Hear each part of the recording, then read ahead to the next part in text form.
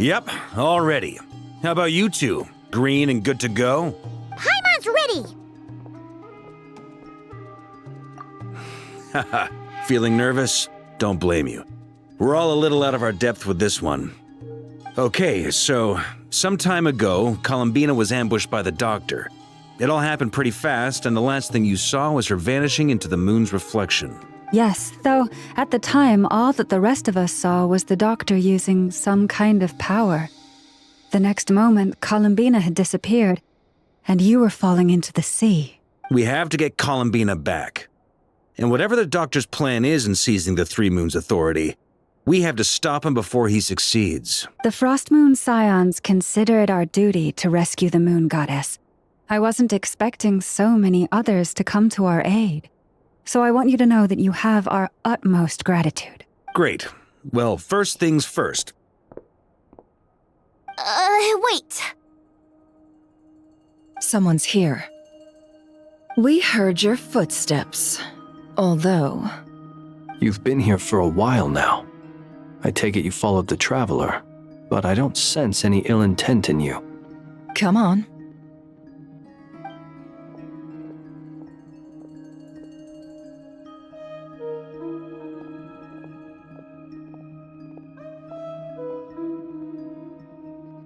I figured it wouldn't take you long to notice me.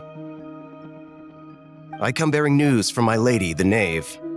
Dottore went through the motions of returning to Snezhnaya, but it was obviously a facade.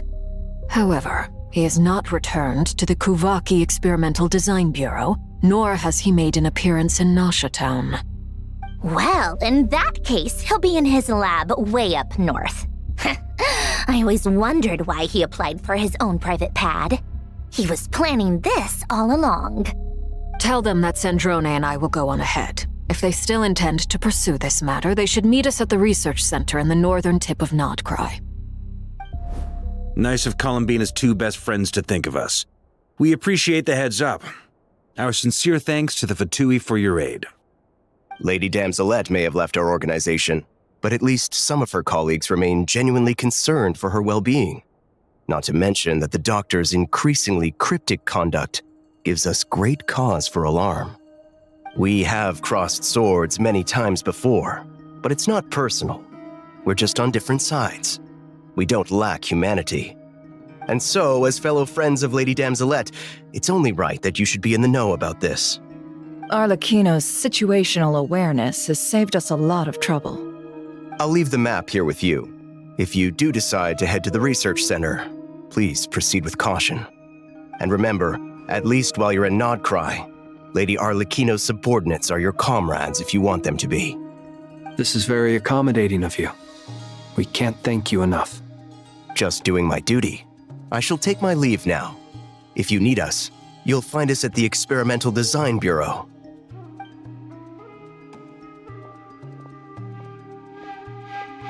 So, the Doctors left the Experimental Design Bureau and headed to some research center up north.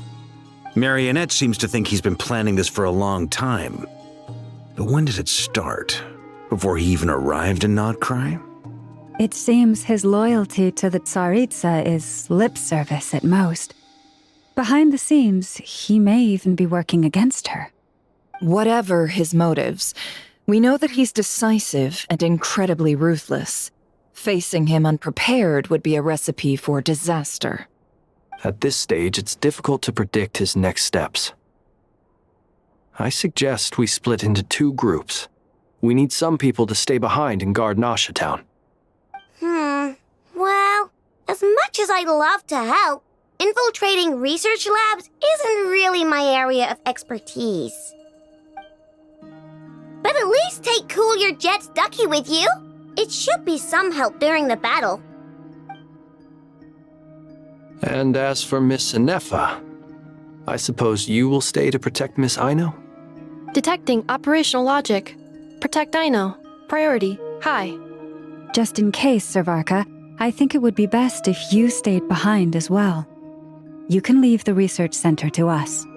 I mean, I would have said the Knight of Berea should probably be out on the front line, but okay, fine. Leave Nasha Town to me. Be careful out there, okay? If things get out of hand, fall back right away. Yehoda will be on hand to assist you. In my absence, she can handle any intel gathering work. You got it, boss. You guys make sure to get back here in one piece, all right? We will. Things are moving fast. We'd better head off soon if we hope to keep pace.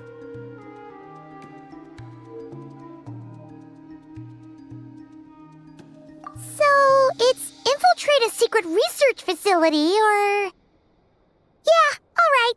Paimon will help out here instead. Sounds like it's gonna be a pretty intense fight. We all have to bring our A game here. So, anything you need to wrap up before we leave?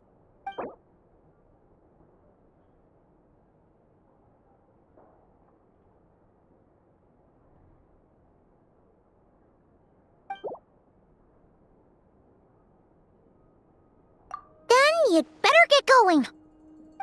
Very well.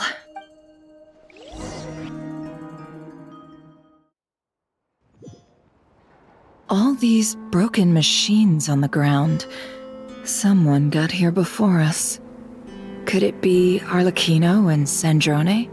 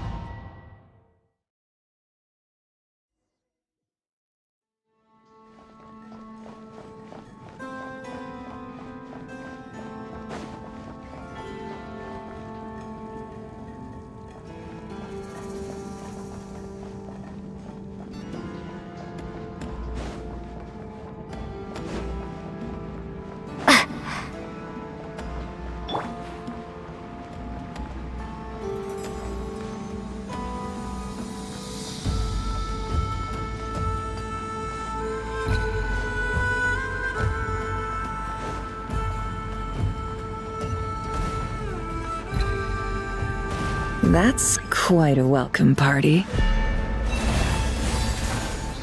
Be silent. Huh. Do you fear the dark?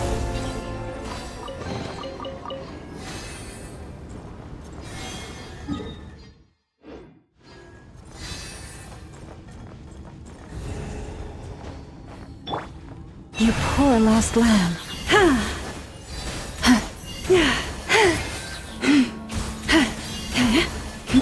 No more lies. Observe.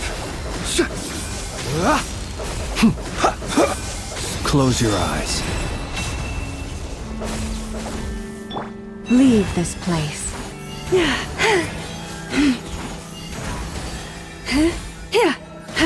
By the frost moon of old.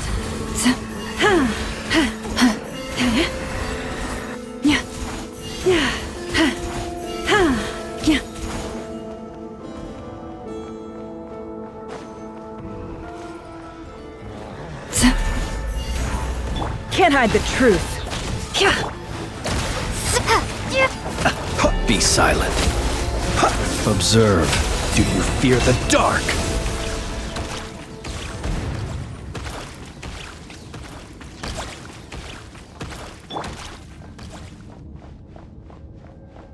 Get back! I said get back! Do you hear me?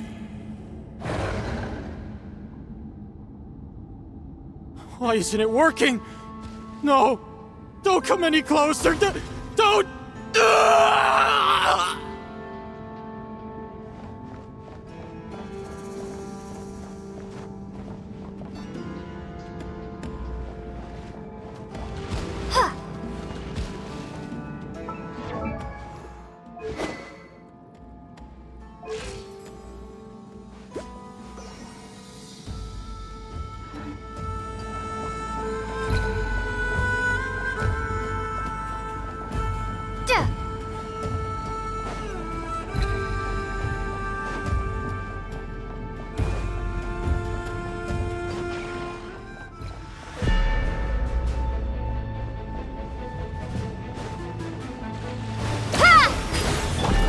Forest, protect us. Stay your hand. Be silent. Night falls. Observe. To dust. You poor souls. May your spirits find peace. Grab that key on the ground. We'll probably need it at some point.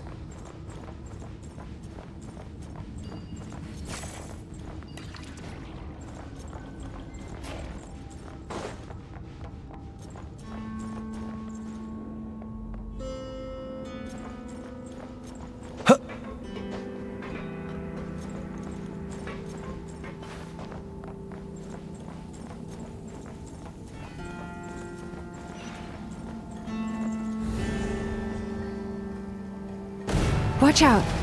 Ugh, there's no way through. Let's go around.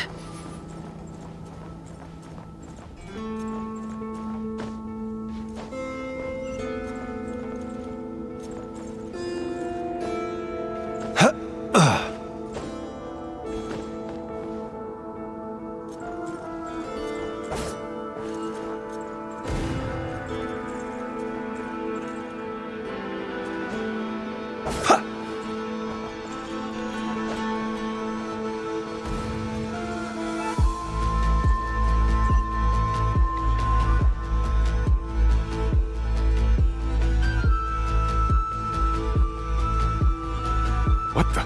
Trespassers? Here? What's wrong with you people? We're looking for the doctor, and we understand he might be here. I see you're fleeing the facility. You looking to settle a score with the doctor? Good luck with that. I don't think you have many chances left. Perhaps. But you might have a chance to live if you start talking. 2 other Harbingers had the same idea as you. They're already inside. But what good is it gonna do? The doctor wouldn't do something like this unprepared. Seems to me that you're not too thrilled about being his subordinate. Also, is it just me, or do I sense monsters nearby?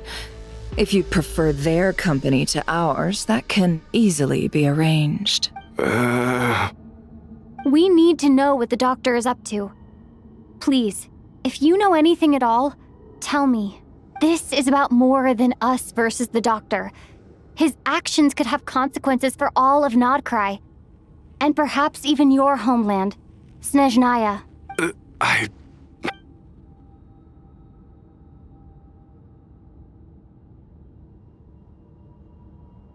He's building something. Ambitious doesn't even begin to describe it.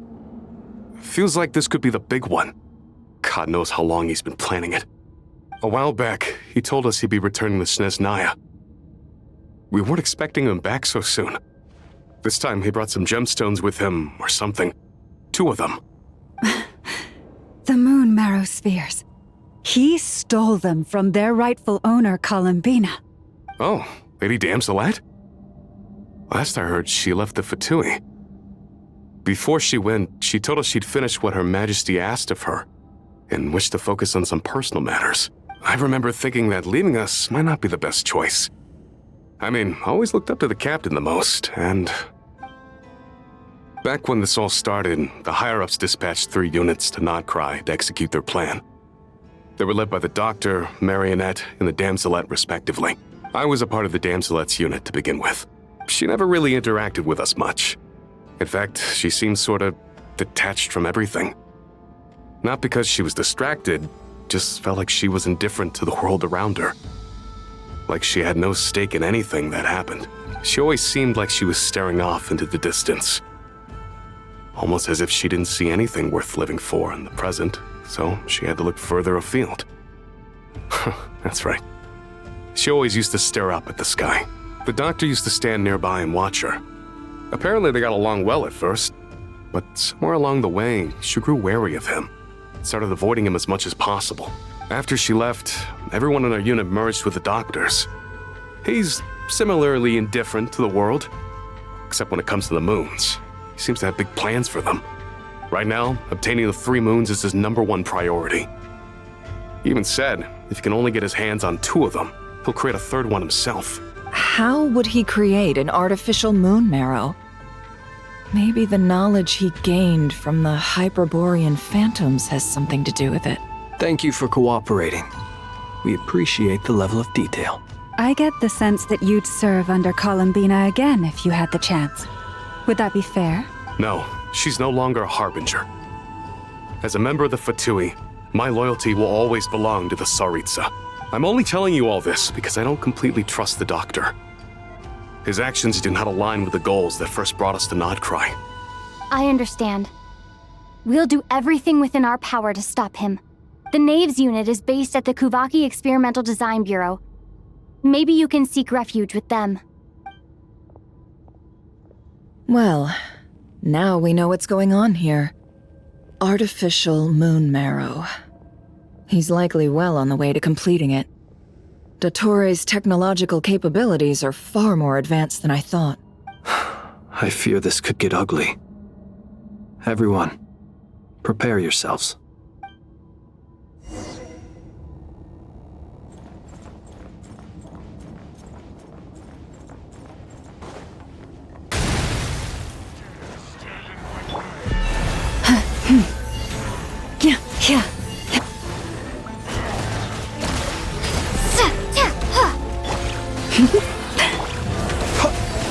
Be silent.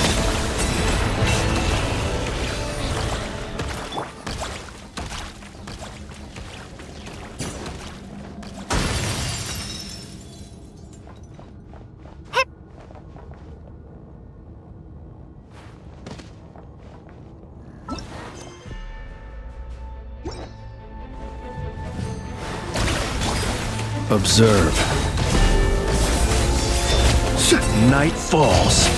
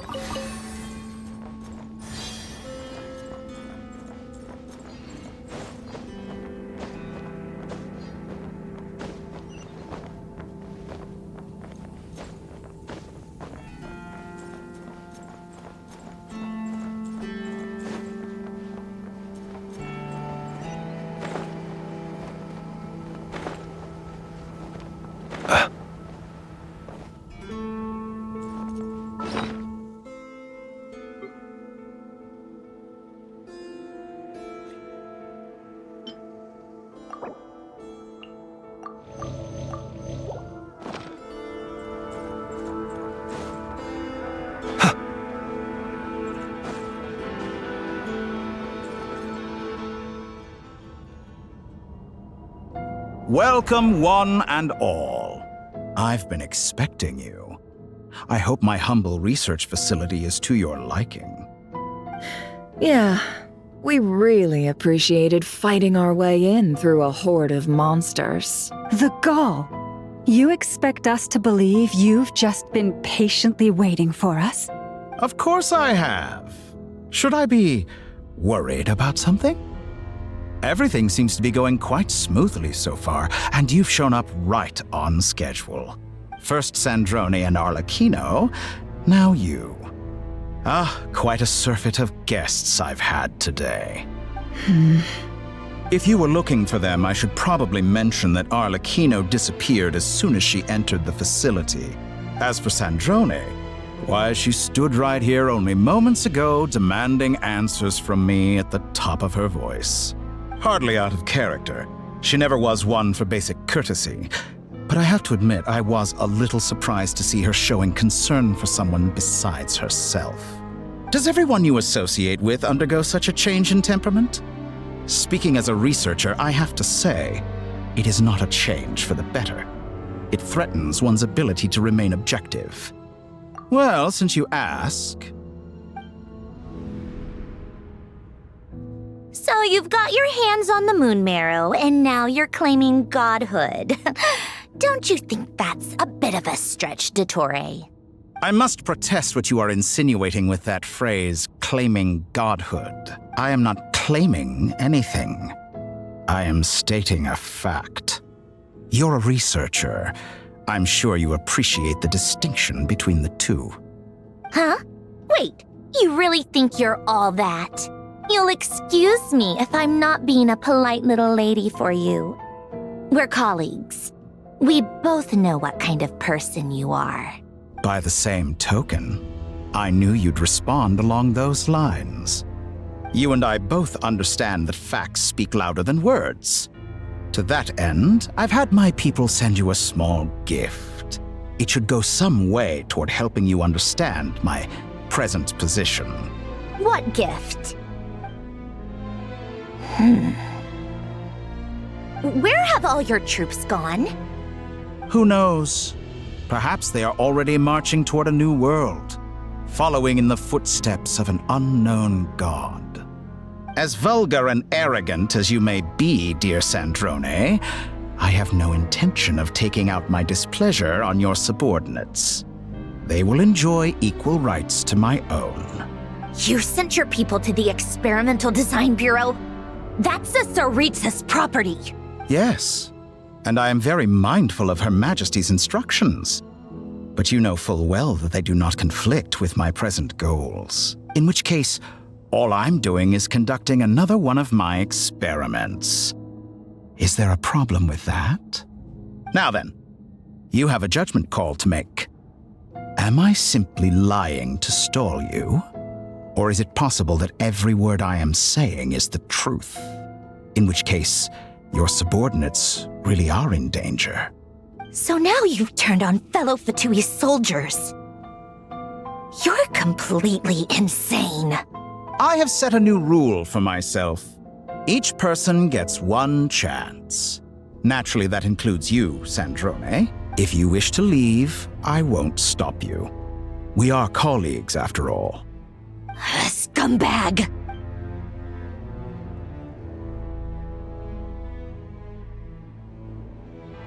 Still, I hadn't counted on Sandrone sparing any thought for the people of this world. Shame. I always found her self-centeredness to be one of her few better qualities. How can she ever hope to achieve greatness when she's so obsessed with protecting her little design bureau? It's more than a little disingenuous to speak of achieving greatness while taking hostages. Or does honor no longer mean anything to you? Honor? I have the marrow of 2 moons in my possession and will soon complete the construction of a 3rd. I will be the god of a new world. And you speak to me of honor? How charmingly naive. Those are sacred relics. You do not deserve them. In my view, many in this world do not deserve to be alive. And yet I mercifully permit them to go on living, do I not? You'll come to regret your actions. Will I now? Let's see if you can make me.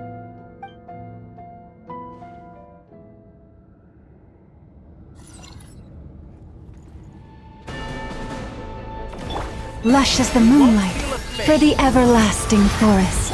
No more lies. Wipe out!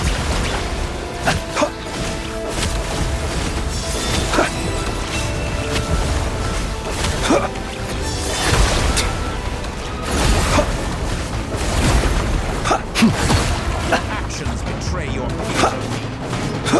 Close your eyes. Observe to dust. Leave this place. Water jet! The deception ends here. Can't hide the truth. Arlecchino! Thanks for the assistance. Arlecchino? They see you as an ally. What a farce. You're clearly here to destroy my research, not me. I'd say your research is more valuable than your life. Am I wrong?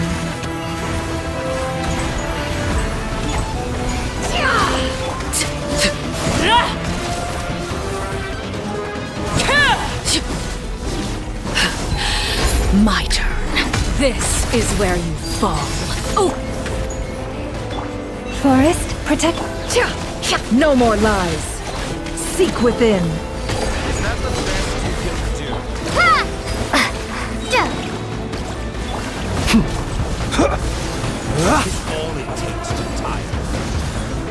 Close your eyes. To dust. Observe. Night falls.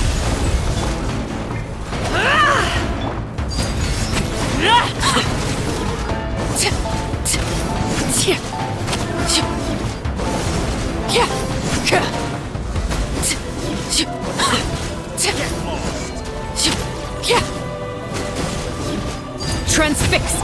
You poor lost lamb, for the everlasting forest.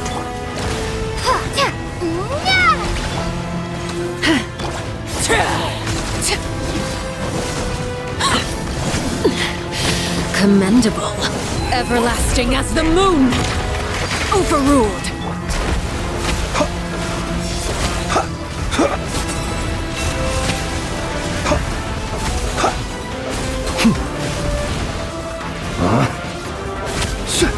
Night falls.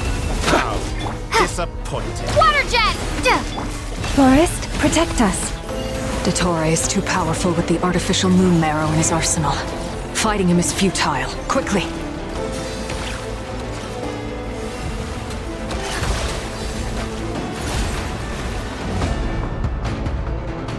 Let's go. I've always thought it is wiser to flee than surrender.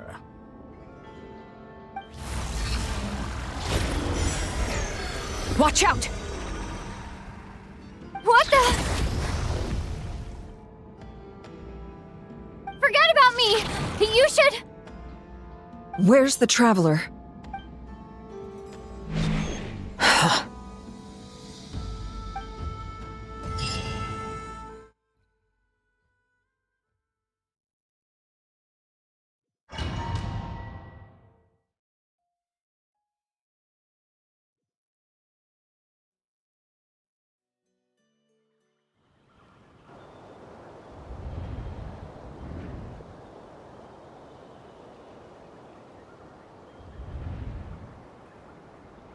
What just happened? Nasha Town? How did I get here? Strange. I remember being trapped by Dottore during the battle, and now, all of a sudden, I'm here. Something weird is going on. I guess I'll start by exploring the area. Huh? Traveler? What brings you here at this hour? Huh? What are you in the mood for today? A hot dog? Or something else? We've got some special discounts at the moment. Want to see the menu? Sorry, I'm not hungry right now. Ah. Well, feel free to take a seat for now. Let me know if you change your mind. Everyone seems to be acting normal. Am I just overthinking?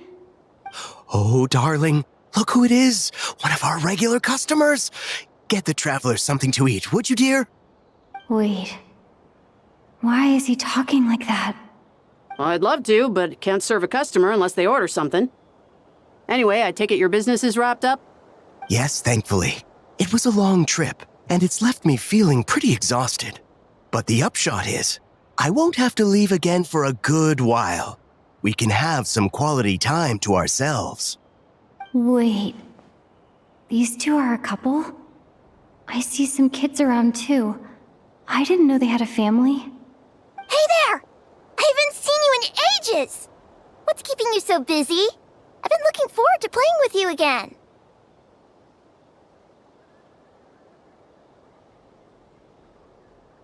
You forgot already? You're silly. Daddy brought you over to our house recently.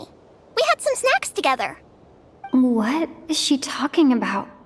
We've had a lot of customers over the last few days, so we've been real busy. And like my mom always says, some people are more than just customers. They're friends. Oh, another customer's arrived. I better go see what they want. This is all wrong. I never once heard the owner of this restaurant talk about their family. It certainly isn't a family-run business. And that child, I don't recognize her at all. Could this be a false memory? Very good. I knew you had it in you. Aren't you going to try the house special? When did he show up? No, none of this is real. You don't seem to like it here. That's fine. We can change venues.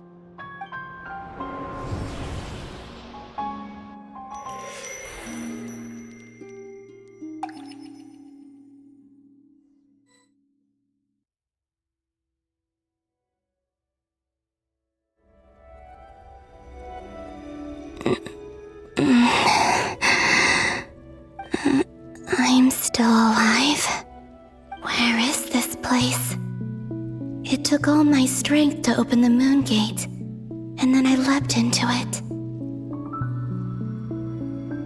So this is the moon's reflection? The mysterious realm beyond the gate?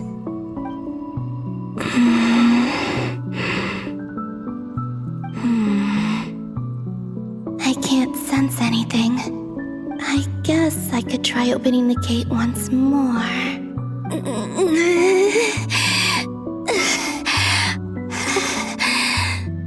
No response. Maybe this space can't be opened from inside. If this was the space that killed both Revier and his lover, then why am I unscathed? Or... no, I'm not unscathed. Even the air here feels frozen in place. There is nothing here with which I can restore my power. I should conserve my strength and proceed with caution.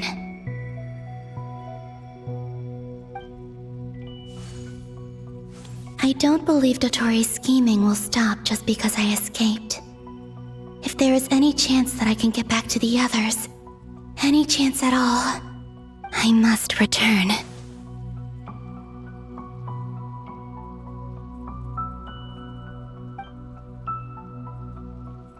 Emptiness, silence. What is this place? Or maybe the real question is, what is it for? What's this? Looks like it responds to my power. Golden. Like Kuvaki.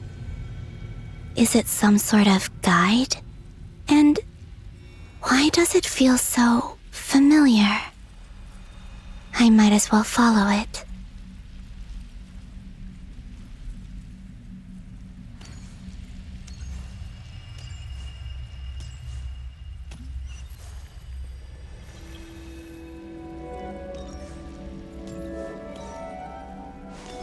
Where does this lead?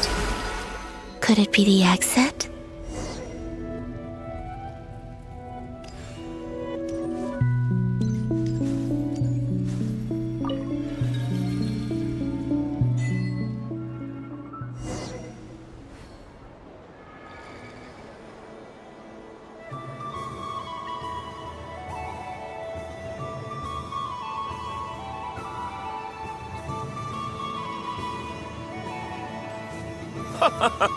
Welcome home, Moon Goddess! Is this... Nasha Town? But isn't Moon Prayer Night over already?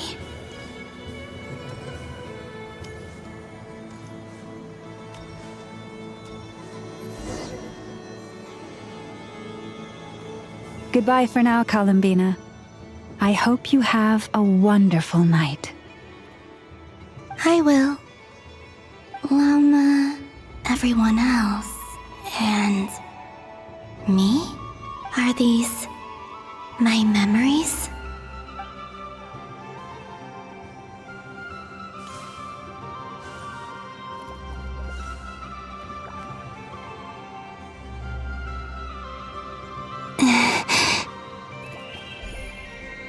I can't touch them.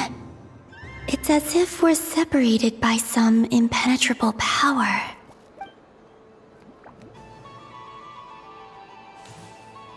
Over here! Over here!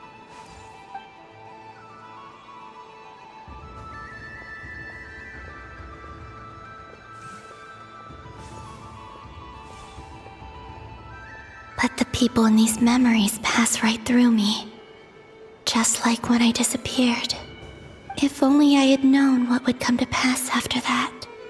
Even so, I should still take a look around. Just being back here, it gives me the strength to keep going.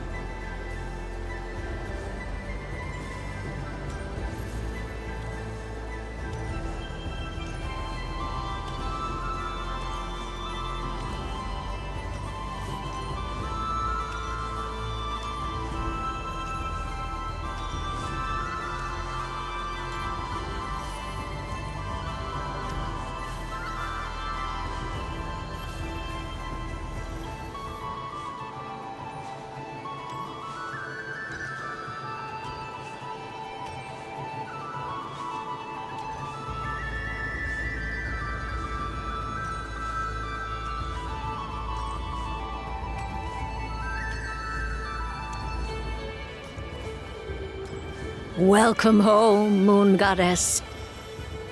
Oh, you're the genuine article. Alice was right. This Moon Prayer Night was worth watching after all. Oh, yes. That was the fortune-telling stall run by Barbeloth from the Hexen Circle.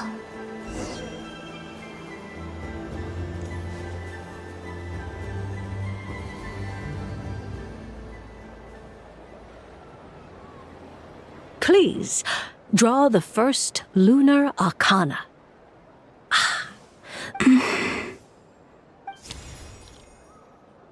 My destiny. I believe the card I drew was the moon. Now that I think about it, Barbeloth's divination was absolutely right. It's almost time to draw the last card. The one that represents the future.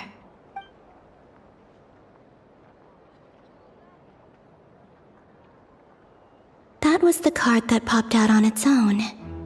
From here, I think.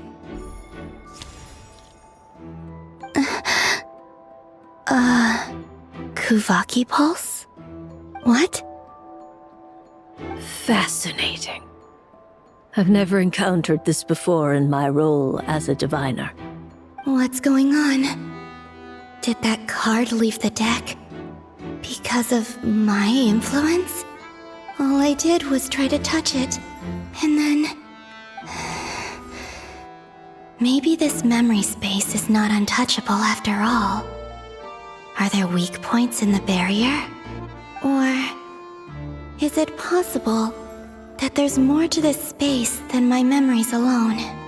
This card is death. I need to get to the bottom of this. I'll try touching something else. Is this the wind? No, it's gravity. It's pulling me outwards. No, Traveler!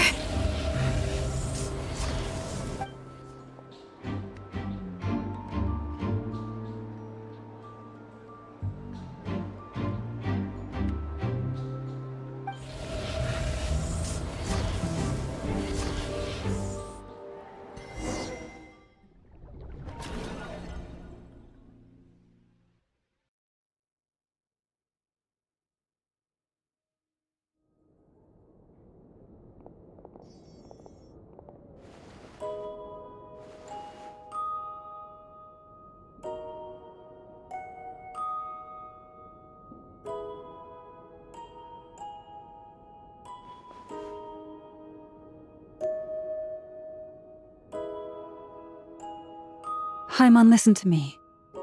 From the bottom of our hearts, we are so sorry. We completely understand how you must feel. The Traveler is trapped, and we all feel responsible for it. Don't say that! Haimon's not a little kid! You didn't leave her behind on purpose! There was nothing you could do!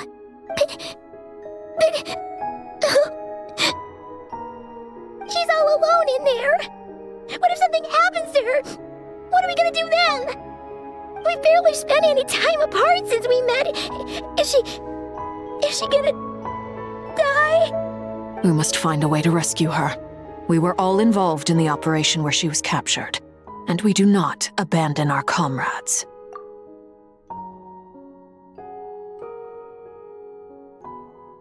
That being said, it won't be easy. Through conversation with the others on our return, we've arrived at a basic idea of what we're up against. Dottore lab has clearly been in operation for a lot longer than we realized. We found many monster samples stored there. In all likelihood, they were materials he used to research his latest technology. We also know that through his contact with the phantoms of Hyperborea, he gained knowledge about the moons and certain Hyperborean technologies. Using this knowledge, he then fashioned an artificial moon marrow to serve as a replacement for the frost moon beyond the sky. Unlike Columbina, Dottore is not being rejected by Tevat. And even with 2 of the 3 moon marrows, his power far exceeds all of ours combined. Once his 3rd moon marrow is complete, Dottore will have completely seized the authority of the 3 moons. Tevat's most primordial powers will then be in his grasp. Does that mean... I'm afraid so. No one could have predicted this level of insanity. Not even from Dottore. And unfortunately, his insanity is coupled with an intellect and ambition that not even his peers in the Fatui can match. This is dire. Sounds like the world is done for. The 3 moons' authority can influence the very fabric of time and space. I dare not imagine what a monster like him would do with that kind of power. The trouble's already begun, I'm afraid. On our way back, we discovered that part of Nodcry is being enveloped by an unknown energy. We cannot ascertain what is happening inside. I'm convinced this is Dottore's doing. Not that there's any way to prove it. The issue is, we have no idea what his intentions are. The only thing more frustrating than facing down evil is knowing that it will surely come, but not knowing when. The doctor is guilty of numerous crimes in Mondstadt as well. One of our knights, well, former knights, his father was murdered by Dottore. His ideology and methodology are a danger to everything in his path, from individuals to entire nations. He does not feel guilt, even when he acts against his own people. He doesn't see them as his own people, that's why. People like him see everyone else as beneath them. Right. He views other people only in terms of how they can benefit him. That's the basis of all his social connections. Granted, he's hardly the only harbinger to pursue their own interests. We all do. And Her Majesty is gracious enough to permit it. Still, her mercy has its limits. Dottore's actions have gone beyond even what the Fatui could have imagined. Usurping divine authority to become a god. For a servant of the Tsaritsa, that goes beyond being disloyal. It's treason of the highest order. We can't expect him to heed the Tsaritsa's will once he gains the 3 moons' authority. Even we harbingers consider him the most self-interested among us. Poor Traveler. Of all the people to get caught by... We have to go save her! Right now! Please! We gotta find a way! Paimon, I promise you, we are with you all the way. I get how you feel. I do. But it's gonna take more than strong emotions to take down an enemy like Dottore. What we need now is more information. Right. We can't even guarantee he's still at his research center. Before we can think about mounting a rescue operation, we need to confirm the Traveler's location. I'll find a way. Paimon knows, but... She's so scared. If anything happens to the Traveler... She might be the strongest person Paimon knows, but she's still human. She feels pain and bleeds just like anyone else. Then think things through before you stick your neck out. Unless you want to lose your head. Sandrone. Miss Sandrone, you're okay? Put the stuff over there. and be gentle with it. Am I okay? As you can see, I've had to move my whole livelihood out of the Experimental Design Bureau. It's been swallowed up by Dottore energy field. If I'd left it any longer, I probably would have gotten stuck there. Ugh, Dottore always goes a little loco when he finds a shiny new toy. Not that he'd ever admit that. But this time, he's gone full psycho.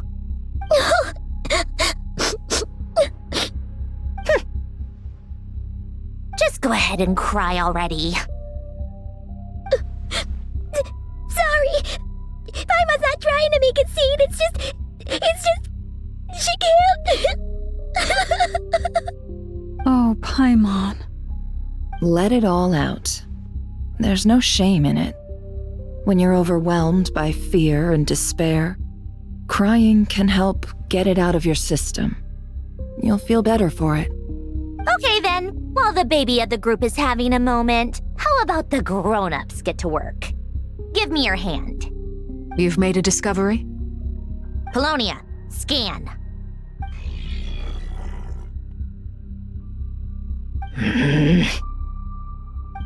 You, hand, now. Oh, I thought you'd never ask, my lady.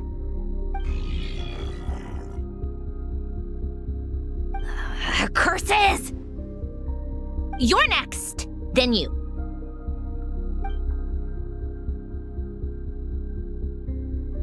Dottore, you son of a... He's done something to us! Everyone who entered his research center has been implanted with some sort of curse. I don't feel anything unusual at the moment. Does that mean it hasn't activated yet?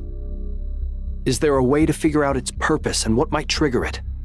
My best guess is Dottore created it using the Moon Goddess's powers. 1 second, analyzing. Ugh! That friggin' maniac! So, what twisted game is he playing this time? The moment I analyzed the energy composition, some encrypted text appeared in my mind's eye. And when I deciphered it according to the Fatui standard encryption protocol, I got the following message. Feel free to run, or you will perish in nod cry. He's mocking us. Yep, he loves to toy with people. Only in this case, there might be more to it. But I didn't detect any murderous intent or malice either in the message or the curse's energy. As if this is him at his least malicious. Or perhaps all people are cowards in his eyes. Maybe he thinks the threat alone will be effective. What a despicable person. And he has the Traveler in his grasp. If I may, as unhinged as Dottore may be, he has always exercised great patience with the objects of his interest. I remember a comment he made when we first arrived in Nodcry. He said, "This world is, on the whole, an exceedingly dull place. But at least there are a few intriguing features, such as the gods, or the Traveler.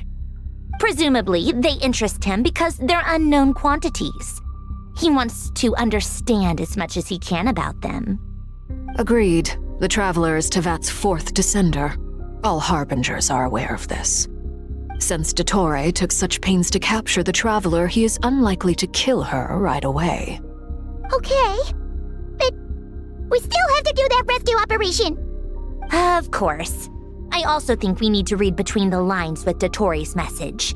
If he's encouraging us to run, that means we mustn't leave Nodcry under any circumstances. My guess is, his curse will only trigger if we leave.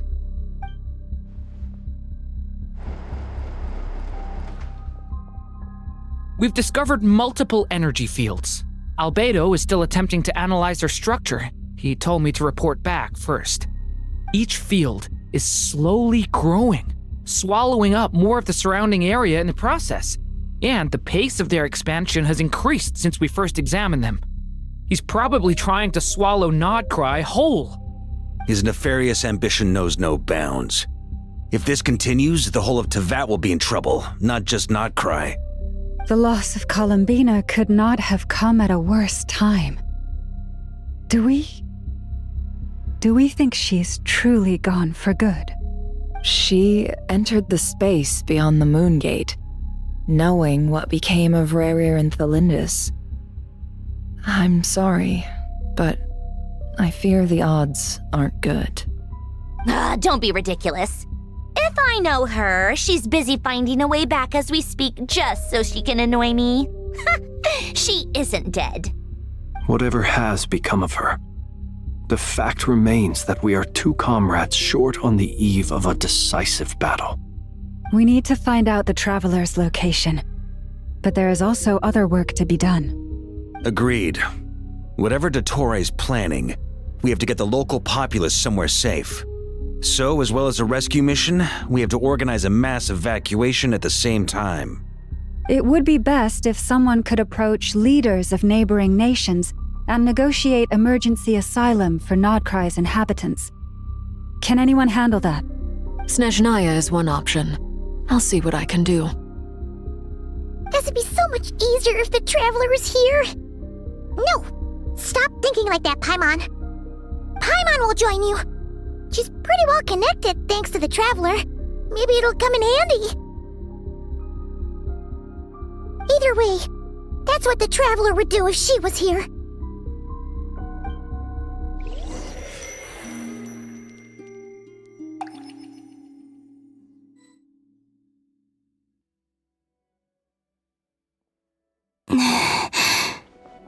Back here again. That gravitational force that pulled me back. Is this where it came from? When I saw that memory of Moon Prayer Night, I think I influenced reality. Was it just a coincidence? Or, if only I could have sent the others some kind of warning on Moon Prayer Night, maybe we could have stopped Dottore. I feel so heavy. Does entering that space consume a lot of energy? Well, even so, I have to keep moving forward. Back to emptiness and silence again. I should try and find my way back inside that memory.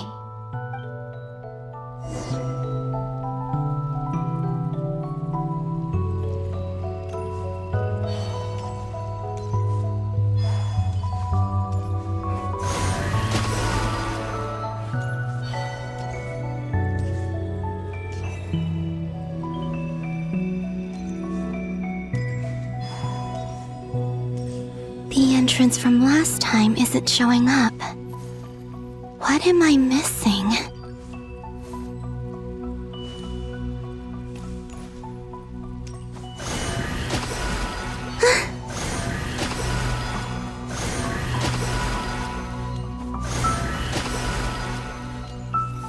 Looks like I need to gather these scattered fragments.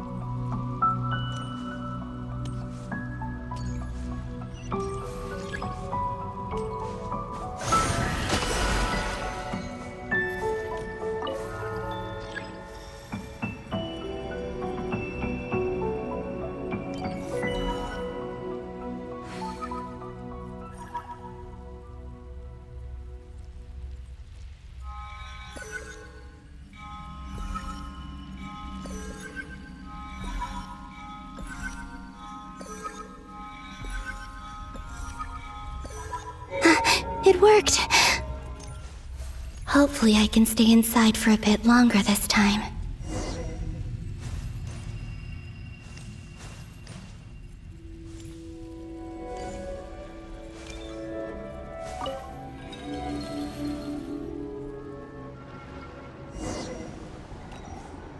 Ad Astra Abyssosk. Welcome to the Adventurers Guild.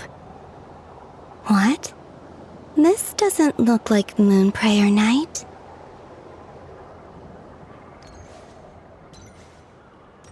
Extra, extra! Latest issue of the Nasha Express! I don't think I've ever been here. Maybe this space isn't comprised of my memories after all.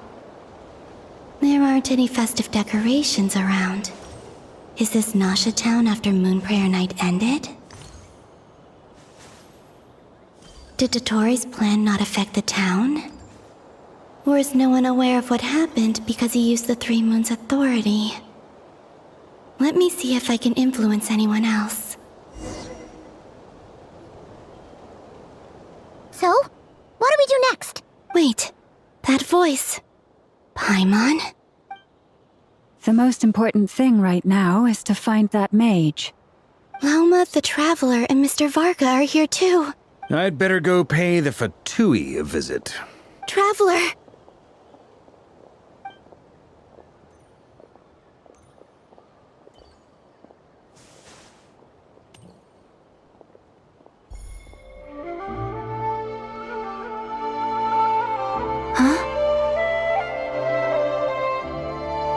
Columbina? I made contact. It's me, Columbina. Huh?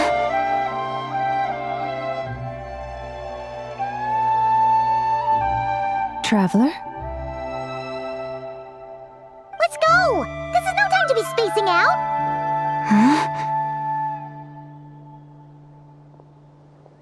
Huh? Wait a moment. This has happened before. This is what happened when I disappeared. I stood right over there, thinking that no one would ever find me again. It was only when she called my name that I decided to follow them. But did she turn around because she sensed my touch just now? Is it really possible that from in here, I can change the past? If I keep following them, maybe... Huh? It's that gravity again.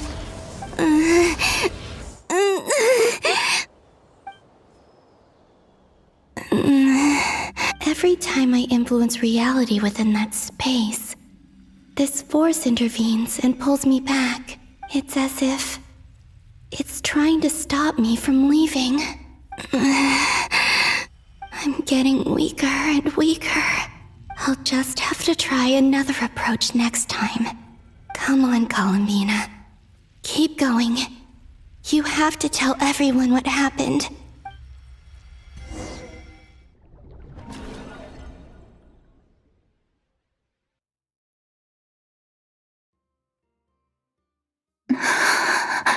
Suddenly, I've been plunged into darkness, alone.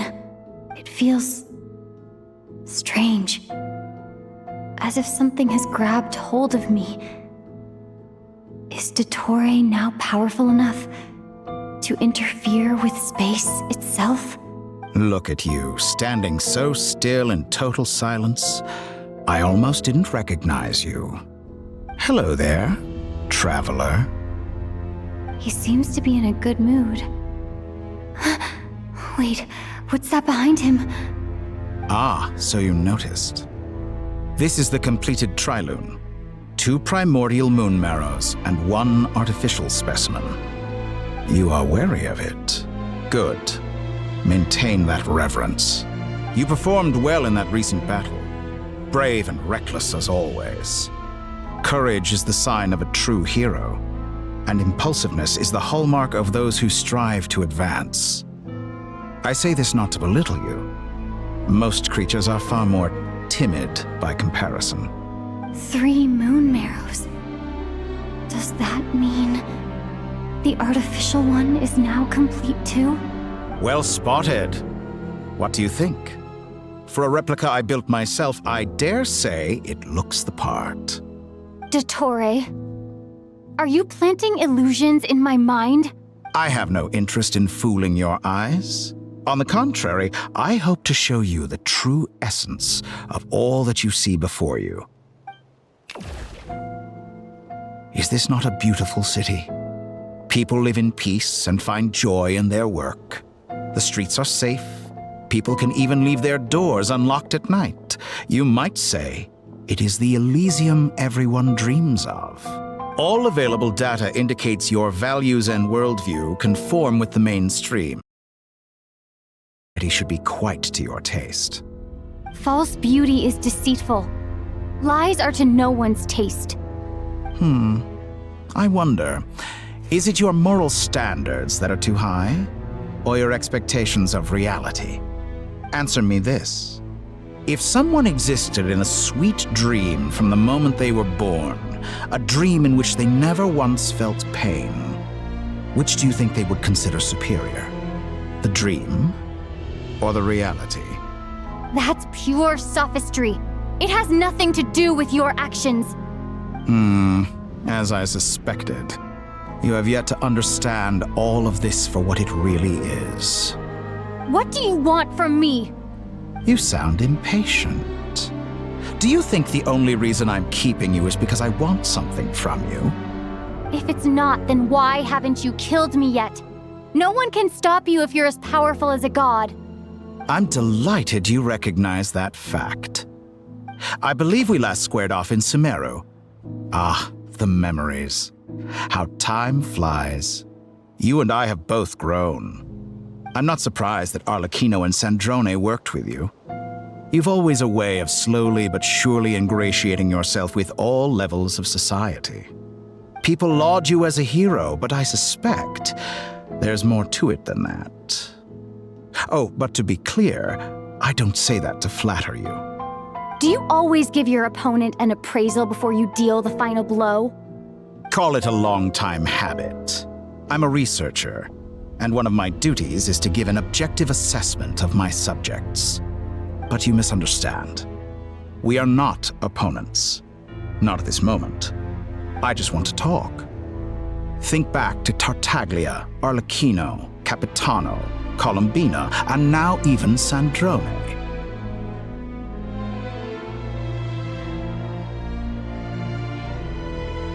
You've worked with each of them in the past.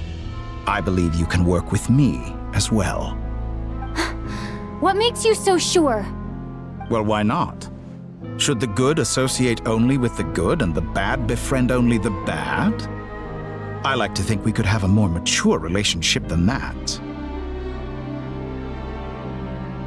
Surely you don't think all your relationships are grounded in friendship or shared ideals. People come together because it benefits them to do so. If you think of the people you admire, you must surely admit that they have provided some benefit to you. Morality, ambition, dreams. People have plenty of words to embellish the nature of their relationships. But once you break free from those ethical frameworks, you will see that the only thing connecting the two of you is mutual benefit. And that is what I'd like to talk to you about. We're finally getting into it. He's probably been planning to kidnap me for a long time now. But for what exactly? He has the authority of all three moons. I won't be able to gain the upper hand in a fight. Best if I pretend that I'm willing to negotiate for now. You say you're a god, but you also speak of mutual benefit. What could a god want that the three moons cannot provide? Excellent question. But before I answer, I would ask you the same thing. Gaining Colombina's allegiance was a rare and extraordinary feat. But the Moon Marrows are now in my hands, and I have the edge over her. For this artificial moon is not being rejected by Tevat. Her identity and lineage may have been a thing of glory in the old world. But they were also shackles that prevented her from ever integrating into Tevat. I, on the other hand, you may view me as a thief, but I have overcome that limitation. So what is it that the three moons cannot grant you? What stops you from negotiating with me to get what you want? I don't make deals with lying psychopaths. That's quite an accusation. Are you expecting me to get angry with you? Well, this is one aspect in which my personal growth has served me well. In the past, my less mature self might have been disappointed, perhaps even angry, over a small setback like this. Like when you and Lesser Lord Kusanali joined forces to oppose me, for example. But things are different now. Just as the rich do not quibble with the poor, I no longer find myself perturbed by these trivial affairs. Human relationships end with conflicts of emotions and interests. But relations between humans and gods are different. And ours is even more unique. I have ascended to the highest heights and laid claim to unprecedented horizons. And you were no ordinary person to begin with.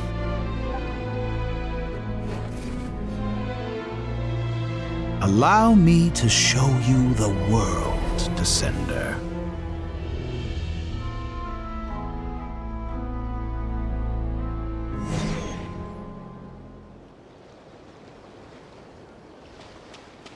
To stand, walk, jump, sit, and lie down. These are the most common of behaviors.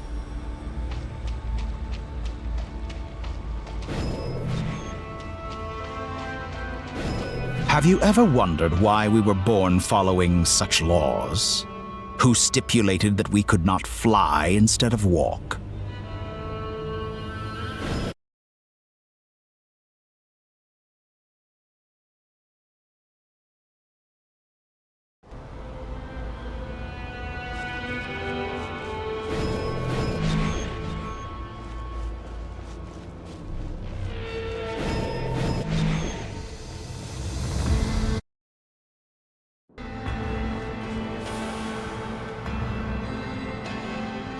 Someone of your talent and experience must surely know of the 4 great rulers who serve the heavenly principles. They govern life, death, time, and space. One wounded by a blade will die from blood loss or infection, and one who falls into a lake will drown in agony. The elderly wallow in solitude, and the solitary age faster. Eventually, new life is born, only to embark on the same path of suffering. These 4 divisions anchor the world and shackle those who live in it. But they themselves transcend its boundaries, squandering the power bestowed by the heavens. All who live yearn for equality, but unless the gods prostrate themselves and profess that they are mere servants of the living, equality can never exist. Who makes the rules we must live by? Who has the right to restrict us? The limits of the body can be rejected.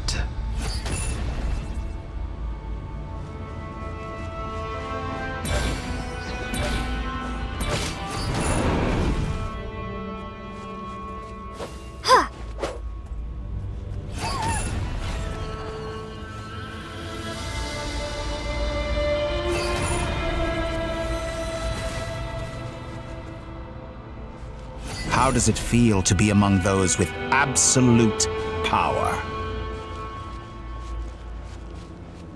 You cannot conceive the extent to which your flesh hinders your mind and spirit.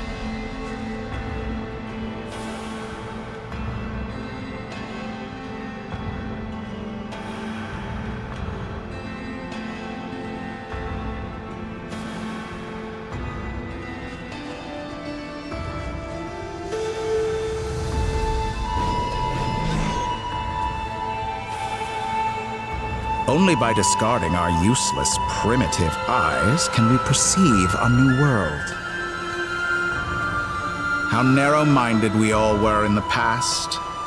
Why should the final answer of the world not be the power that predates those of life, death, time, and space? The power of the Trilune. Through it, I have glimpsed new experimental possibilities. Nature suppressed, authority exiled, souls controlled.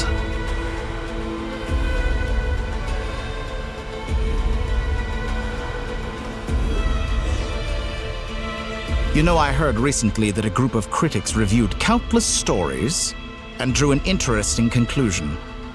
They found that it is more often than not the villains who strive tirelessly to push the boundaries of progress. In fact, long before this, someone voiced a similar idea in an academia editorial. I felt a great affinity with this perspective. I have never been afraid to step up and play the role of the villain.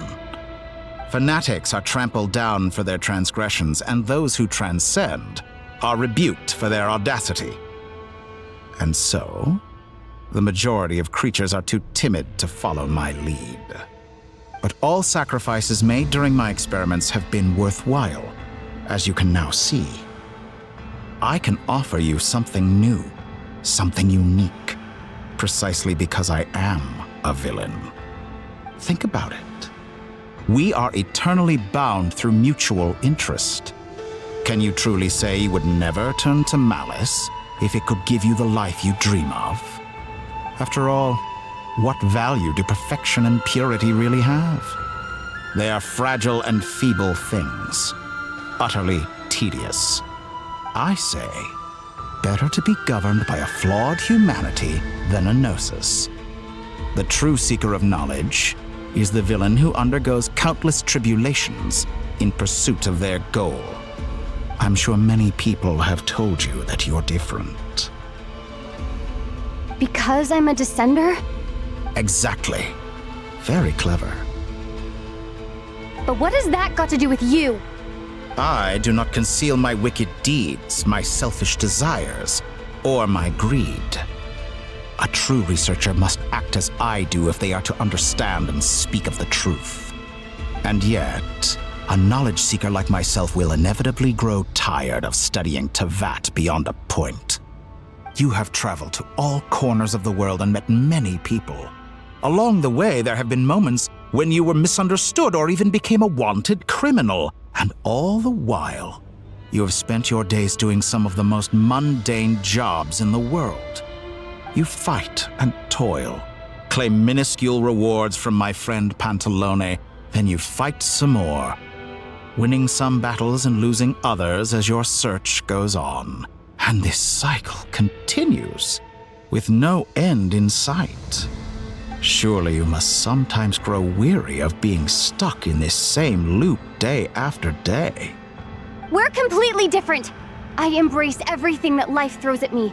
I am engaged in every step of my journey. How does that make us different? I too embrace what life brings, researching everything that interests me. Think of all the novel things I've managed to create, like the artificial moon marrow. Don't you see? As unique a specimen as she was, even Columbina is not irreplaceable. Take that back! She's gone because of your actions! I didn't say that to anger you. Though admittedly, I don't see what there is to be angry about. Anything Columbina could do for you, I can do better. I know what your ultimate goal is. You wish to walk the path your brother walked and seek answers from him at the end of that journey, don't you? Someone like you could never understand what it feels like to care about another person the way I care about him. Perhaps not. But that doesn't mean I can't help. I could find your brother right now, bring him before you, and make him give you the answers you seek. Don't be so presumptuous. You'll never begin to understand the situation between us. Oh, no. This is no presumption. I'm only offering what I know is possible with the power of the Trilune. But it seems like you would sooner continue with your journey through this world. Why? Do you truly desire this journey? Or is it simply a necessary process from which you cannot escape? Think of all the time and energy you have spent, everything you've had to endure just to make it this far. Is this really what you want? Or has your hand been forced by the promise of that final answer? Yes, you have made many friends. But do they ever spare a thought for the void in your heart and what it yearns for? What you want is not friends. It is family. But do they know this? I, on the other hand, am far more considerate. Join my experiment, and in return, I will bring your meaningless journey and all its struggles to an end. This is a malicious attempt to manipulate me. But at the same time, he's stating some very human truths. Of course, he's right about my predicament. How can I deny it? I have faced ungrateful strangers, never-ending troubles, an endless quest for answers. I want to see him. After everything I've been through, words can't describe how much I miss him, how much I want to be reunited with him. Wherever you are right now, do you miss me too?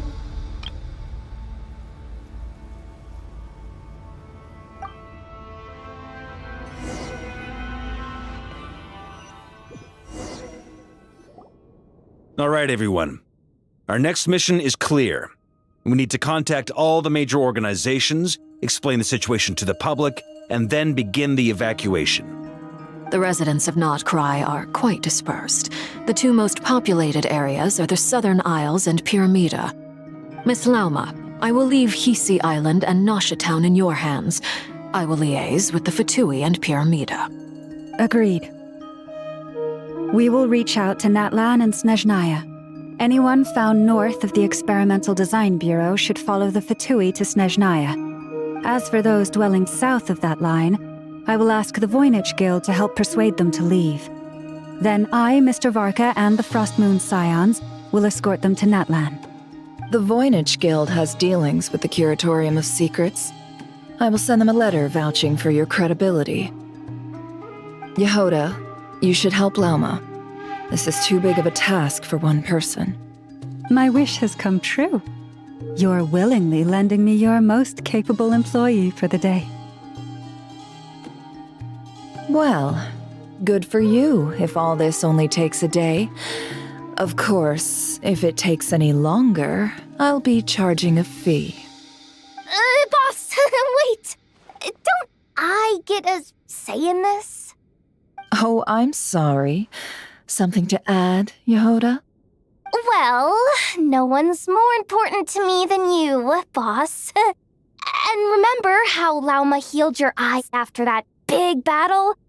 I think that's worth at least 2 or 3 days' work for the Frostmoon Scions.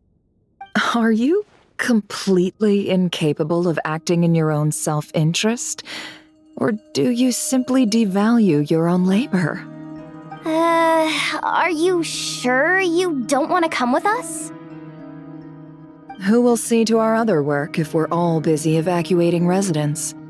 Sandrone insists that Columbina is still alive, and we have a traveler to rescue.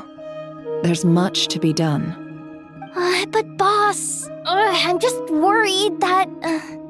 Well, Nefer, I'll link up with you once my tasks are complete. What makes you think I'd need you to do that? I'll need it. And considering the way you approach certain matters, I think you'll be better off with me present. That's quite enough. Just focus on your work first. I bet we're in for an uphill battle here. But we can help out too. Inefa and I are gonna help Nasha Town's residents carry their stuff. Loading schedule. Store essential local research data and technology samples, then escort the people to Natlan. Understood. I will execute this to the best of my abilities. Great stuff. Thank you, ladies. I've contacted the Lightkeepers. A colleague of mine will join us shortly. I will persuade them to conduct a thorough search of the region to ensure that no civilians get left behind. As for me, I guess I'll be making an early return to Sumeru. I think it's important that someone informs the Dendro Archon of what's going on in Notcry. Roger that. Someone should inform Mondstadt, too. Mr. Durin, can I trust you to handle that? I think you fly faster than any of us can run. As an added incentive, get there fast enough and I'll see about getting your gliding exam waived. Really? Ha! Mission accepted, sir. I intend to stay behind and help Miss Sandrone with her research. She has some alchemy-related questions that she'd like me to explore. She recognizes your expertise, then. I wish you a fruitful collaboration. Thank you. In truth, I was surprised to hear her express an interest in subject matter outside of machines. I believe she has been investigating some Fontanian technology recently. She made a point of bringing the relevant materials with her when she left the Experimental Design Bureau. She's sorting through everything in her room as we speak. I should mention that we have one other friend who isn't present. He hasn't made his position in all of this clear. But if we know anything about him, he's likely investigating on his own. Paimon's been very quiet today. But I know how close she and the Traveler are with the Natlanese. She should come with us to the border. Okay. Paimon will do her best. Make sure to heed Sandrone's warning. Many of us have been cursed by Dottore.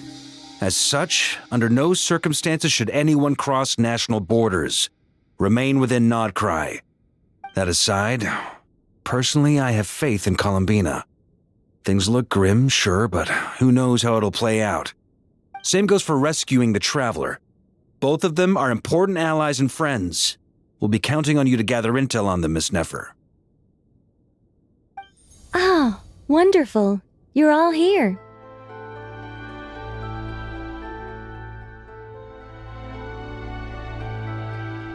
That voice again! Nicole? Whoa, that was loud! And it came out of nowhere. So mysterious. Sorry, this is the only way I can speak to you all right now.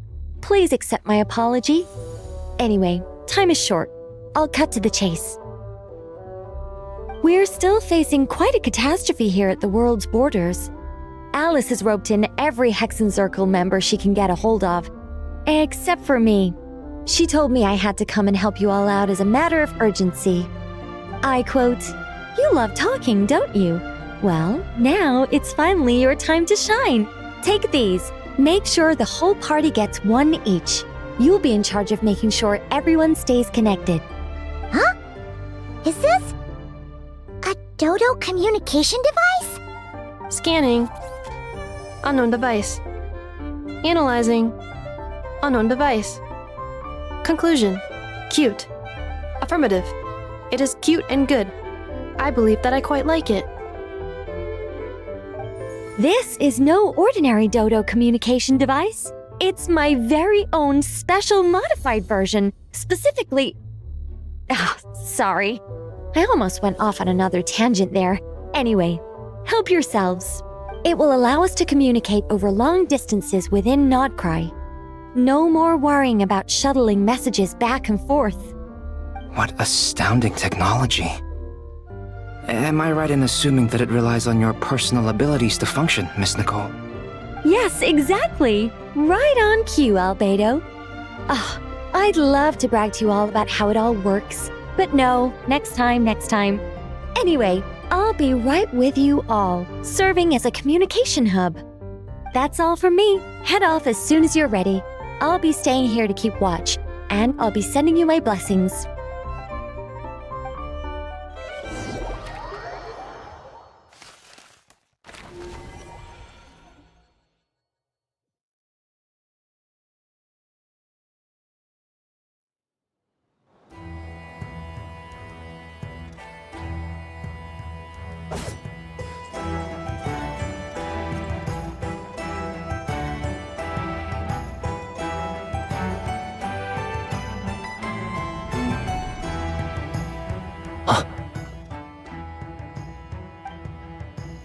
Sir Flint. Perfect timing. I just arrived myself. You are most considerate, Master Ilua. But in fact, I know you have been sitting here for quite some time. If you saw me, why didn't you say something? I was curious to see how long you could sit still for. Also, shouldn't you have managed to sense me approaching? That would be a first. You always seem to appear out of thin air without making a peep. Also, how many times do I have to tell you not to address me as master? I don't qualify. I beg to differ.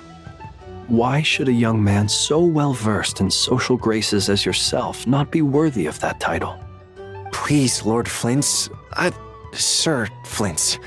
I'm begging you, don't flatter me into complacency like you do with everyone else. You understand me better than most. My newest acquaintances tell me I love complimenting others. What do you think? I think they don't understand why you do it. You just love puffing people up till they're a big, happy ball of hot air that floats away into the sky. In all sincerity, I can only hope that they bring good tidings when they come back down to Earth. Is the situation that bad? We just held a strategy meeting. Let me fill you in.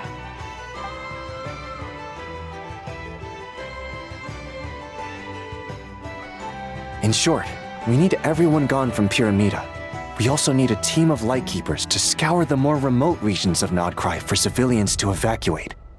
I only hope we have enough personnel. We do. Old Man Nikita will definitely help, and we can recall anyone out on patrol to focus on this instead. Good. I'm sure you and the others will make short work of this. Now, don't forget, once you've completed this task, make sure you and the rest of the team evacuate to either Snezhnaya or Natlan as well. Flint? If you've got something to say, Master Ilua, why not guess what I'm thinking right now? You mentioned that you have something else to deal with later. How difficult is it going to be? I doubt it will be easy. I know you're a Lightkeeper, and it's your duty to protect others in times of crisis. But I have a feeling that you'll be walking into grave danger. However bad things have gotten in the past, Nodcry has never faced a mass evacuation before. But from the sounds of it, you don't intend to come with us. I don't mean to pry, and it's probably none of my business. But whatever it is you're intending, you don't have to go through with it, you know. I've been afflicted with some sort of curse, and I'm told it may well trigger if I set foot outside of Nodcry. As such, I cannot leave. I have to act, if for no other reason than to fight this curse. What? No. Why? Why would anyone want to curse you? There are plenty of people out there willing to trample over others in pursuit of their own goals. Frankly, Sir Flint, I am furious. You're making light of what is an incredibly serious situation. Indeed I am. And? And what? I told you I'm furious about this. Nothing I can do about it, I'm afraid. Things happen, and we just have to deal with them. If you find yourself feeling angry, perhaps start by drinking a big glass of water. Hey, you mean you're completely unmoved by my anger? I'm devastated. Then allow me to express my sincerest regret. Come by the lighthouse sometime. We'll catch ourselves a few fish, have a little barbecue, play some cards, and bask in the sun.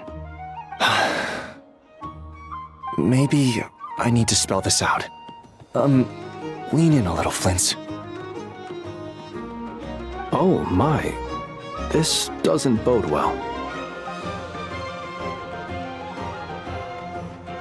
Word is that you were caught up in a real horror show recently. People were amazed that you returned safe and sound. They've been debating whether you're even human. I've returned safe and sound from plenty of crises. When you say people, do you mean other people? Or do you just mean you? Fine. I'll be frank. You're not human, are you? Heavens. Now that's a horrifying thought.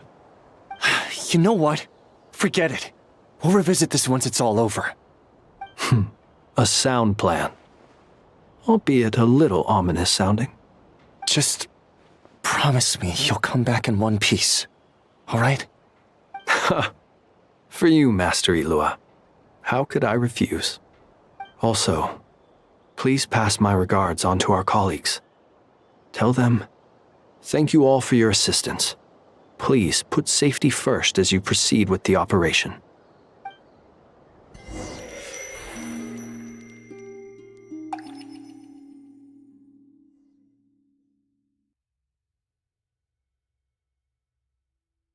I have to keep searching for a path toward reality.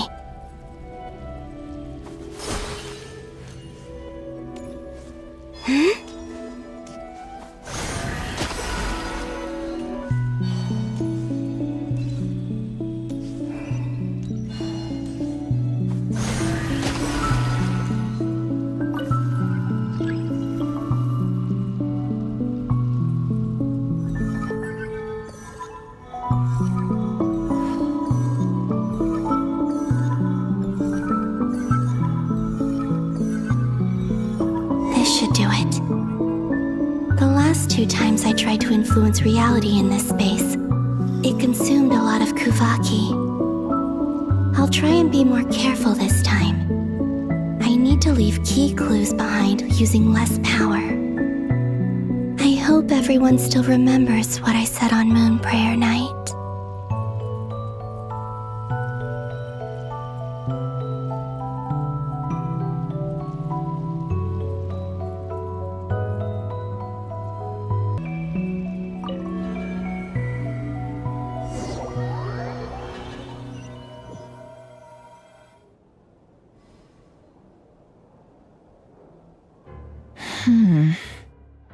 Nothing here either.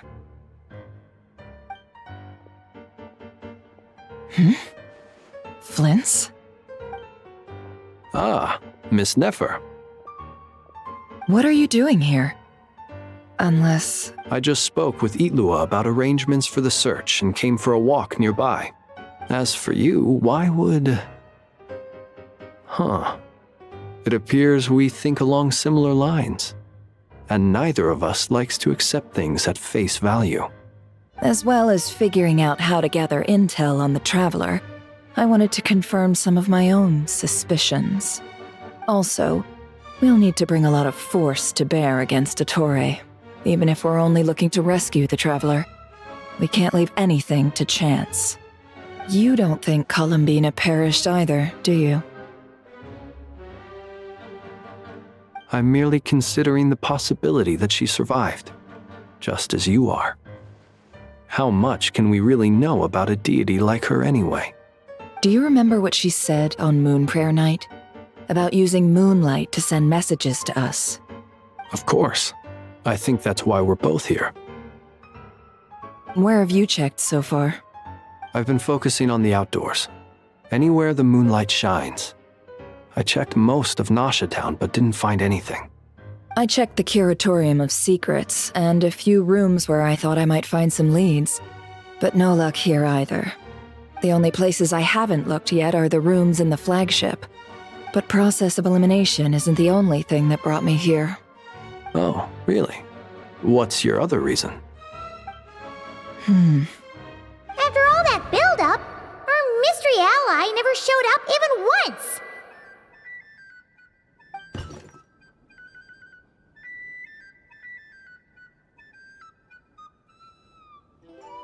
Huh?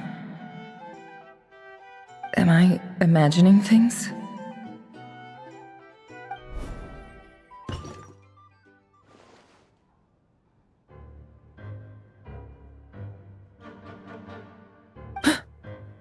Come on, let's see what's going on. Oh no. I knocked over a vase as soon as I came in. It must have been caused by a Kuvaki fluctuation when I entered the space. Although, it seems like I'm not about to be pulled away this time. It looks like as long as I'm careful with my actions, it doesn't count as influencing reality. Anyway, is this the flagship? The Traveler mentioned that's where she was staying. I only went into the lobby last time, so I've never actually been here before. How does this space work? If nothing else, I can now be sure that it is not simply memory. She mentioned where her room was. I think it's... this one.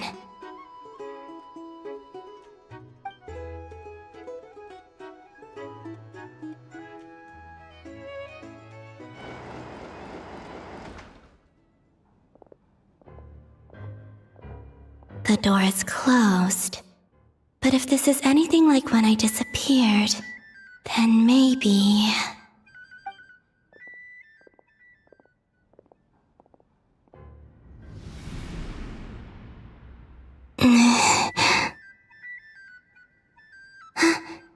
I'm in. She and Paimon aren't here at the moment. I hope she's okay. I wonder what happened to her after that battle with Ettore. Best not to dwell on that for now. I need to try and leave them some clues.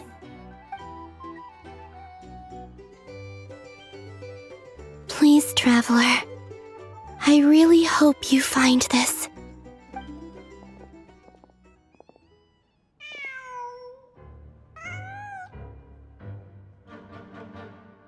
Huh. Just a cat. Nothing else here strikes me as noteworthy. Didn't you stay here for a couple of nights once? Before Rerir showed himself, yes. It's also where the Traveler and I first met. Did you notice anything unusual during your stay? I remember thinking how much noisier the flagship is at night compared to the graveyard. Other than that, no. The Traveler and Paimon were most congenial neighbors. This is where they've been staying, yes? Over here? That's right. I wouldn't usually condone breaking and entering, but we can make it up to them later.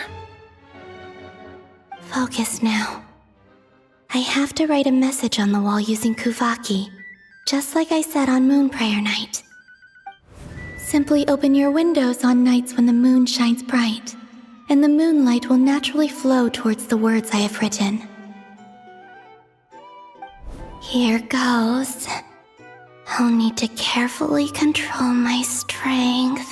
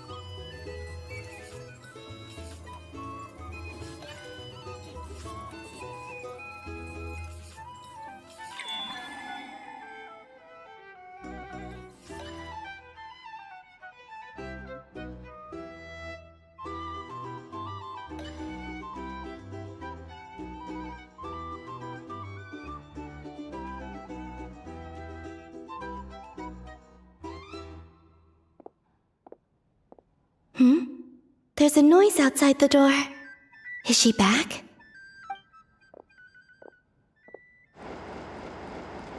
Please, you have to see these words.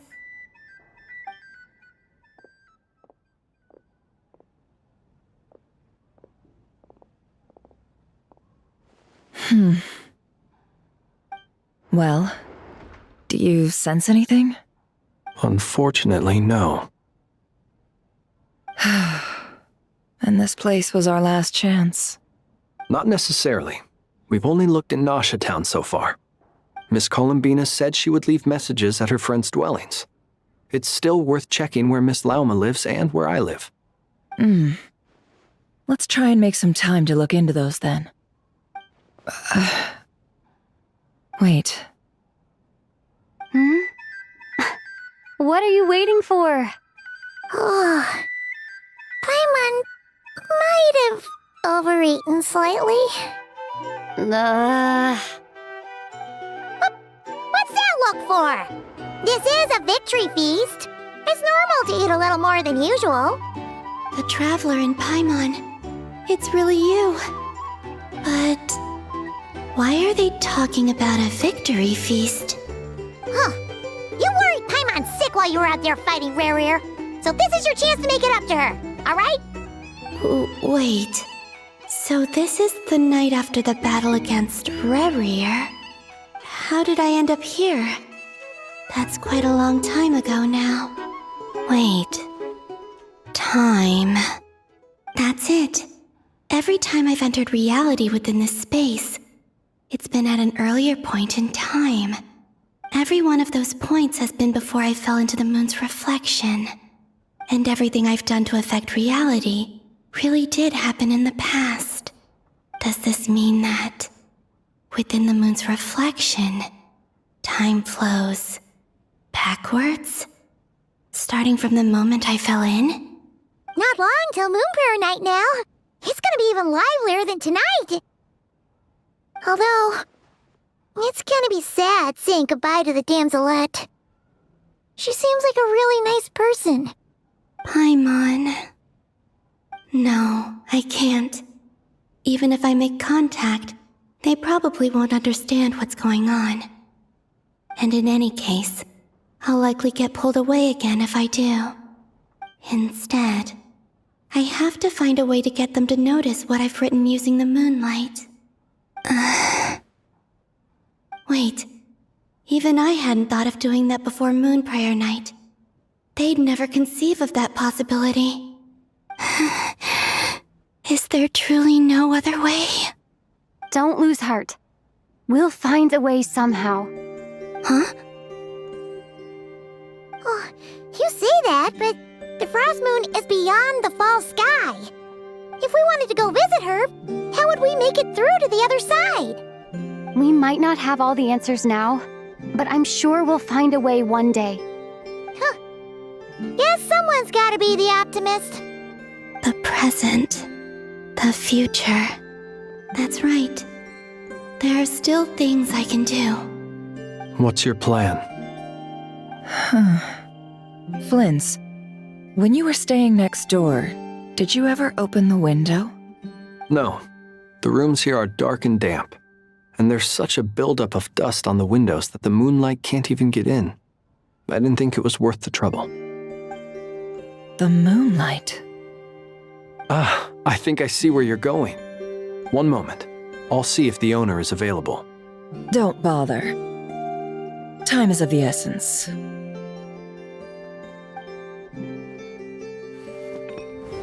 Time.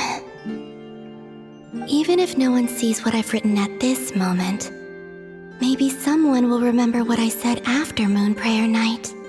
I need to write down as much information as I can. And maybe one day...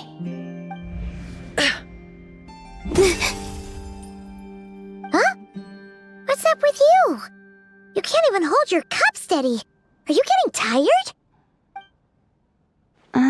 A little. Well, you should probably hit the hay then. You've had a really tough couple of days for you.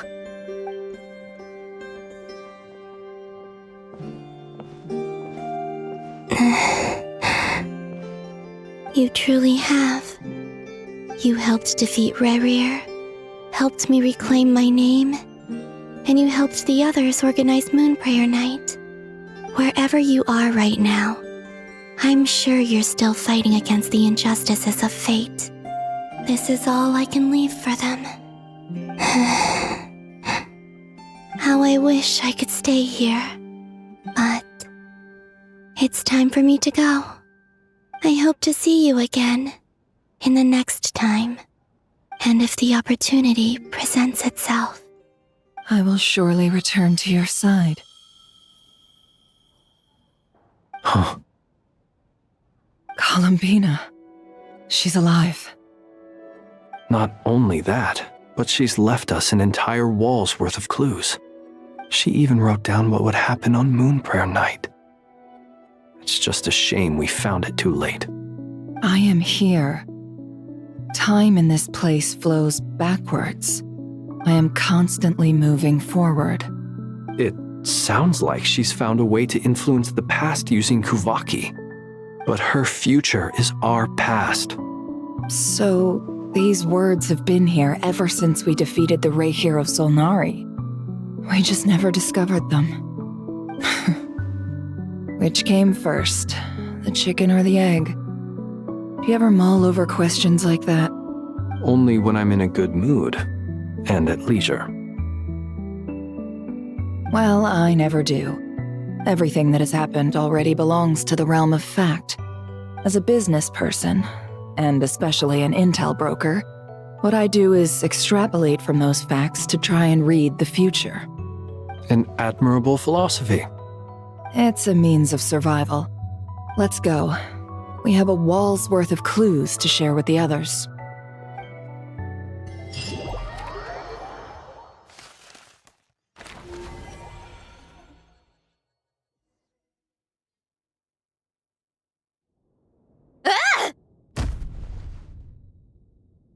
It appears that the doctor's energy signature has changed to something similar to Kuvaki, but not like the Kuvaki we're used to. Nodcry's Kuvaki devices will only have a limited effect on it. I can see why you've chosen to place your hopes in alchemy instead. Also, I must say these books are rather profound. My subordinates just shipped them in from Fontaine. Some of them are from the Narcissenkreuz Ordo. Some are incident reports from Petrichor, and then there's a few test reports for these junk machines. Additionally, after some further scanning, I've discovered something extremely annoying. What's that? Tevat's skies contain multiple moons. A long time ago, when I did my first scan, I detected 3, just as the legends say. But when I checked again just now, I detected 4 moons. So there's one extra? Yeah. Originally, I thought that if I could still find 3 moons, that would at least mean Columbina's still alive. But then it occurred to me that apart from the frost moon, Tevat's moons are just husks. And husks surely shouldn't show up in the scan, since they're not alive. It's weird, isn't it? If we can't even distinguish between a dead and a living moon, how are we supposed to know whether a moon goddess is still alive? Or does this mean that the moon marrows are equivalent to the moons themselves? It's certainly possible. In which case, the 4th moon you detected may be Dottore artificial creation. So he wasn't bluffing. He really built his own moon marrow. Ugh! I'm so mad right now! It's easy to get overwhelmed when you have too much on your plate. Maybe you need to relax. Perhaps try going for a walk. Or simply take a few deep breaths. Nothing can calm me down at a time like this. I need more time, and I need progress.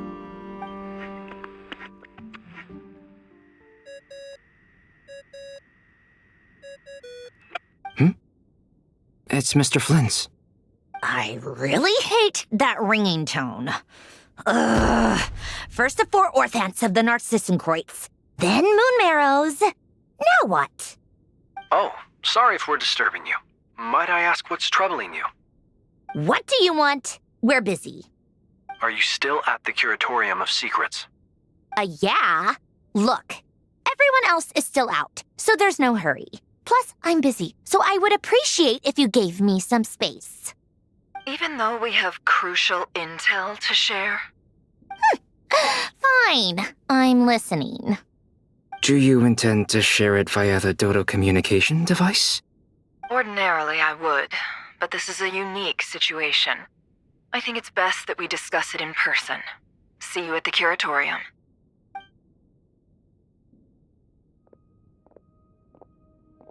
All right then. So, what's the situation? The rest of the team is still out working on their missions and evacuations, but we've decided to fill you in on the most crucial information first. Sandrone, you were right. Columbina is most likely still alive.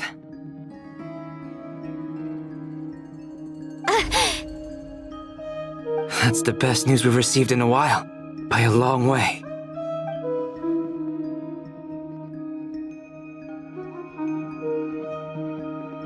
Random locations. Appearing in reverse order? Are you serious? So not dying isn't enough for the moon goddess, huh? She has to show off too. Anyway, does this mean we can deduce her condition from the moon marrows? Miss Sandrone, there's nothing wrong with simply admitting that you're happy to hear the good news. I'm not. And she's the least of our problems. We're facing a huge crisis. If she can't control the flow of time in there, she's just gonna keep moving backwards. Different points in time won't intersect, and she'll never find a way out. Let's say life begins with a drop of water. When did time begin? The moment this planet came into being? No, that's not right. Her final destination would be the moment at which the space she is in was created. But it doesn't seem like we can influence that space from the outside world. So how can we help her? Also, if she's alive, Rerir and Thalindus might be too. But as far as we know, neither of them have come back out. That space may not have an exit at all. I'm afraid I must concur with Miss Nefer in this.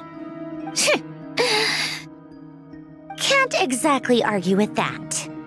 Let's leave it there for now. I've taken notes on everything you said.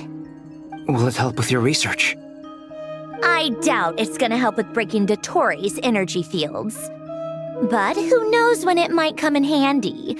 Better to have it all written down than try to remember everything when I need it. All right, I need to get back to my research. Mr. Albedo has made a lot of suggestions that will require my undivided attention. Sure, I'll stay here. I have things to work on.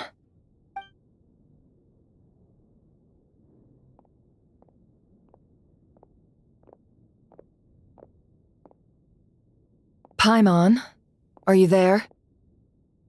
Oh, right. She went with Varka to Natlan, didn't she? Good thing we've moved her and the Traveler's luggage in here. Speaking of the Traveler, where could they be? There's a note from Paimon.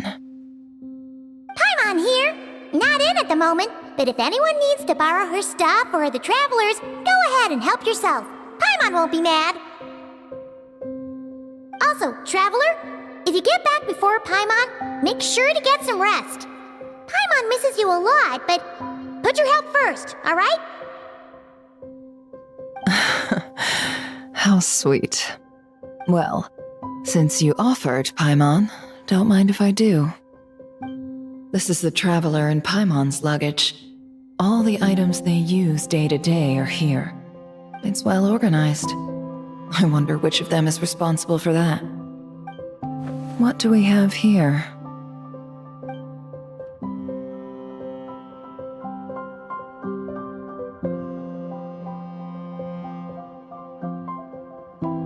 The camera captured a special moment that can only occur between people who are close to one another. You can really sense how the photographer feels about their subject. I wonder why this picture was placed outside. Is it because Paimon recently looked at it?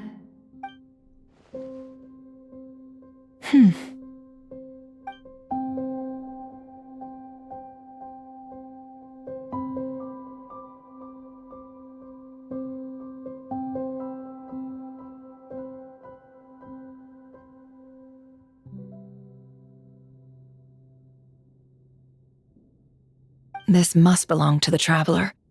Perfect. I'll use this.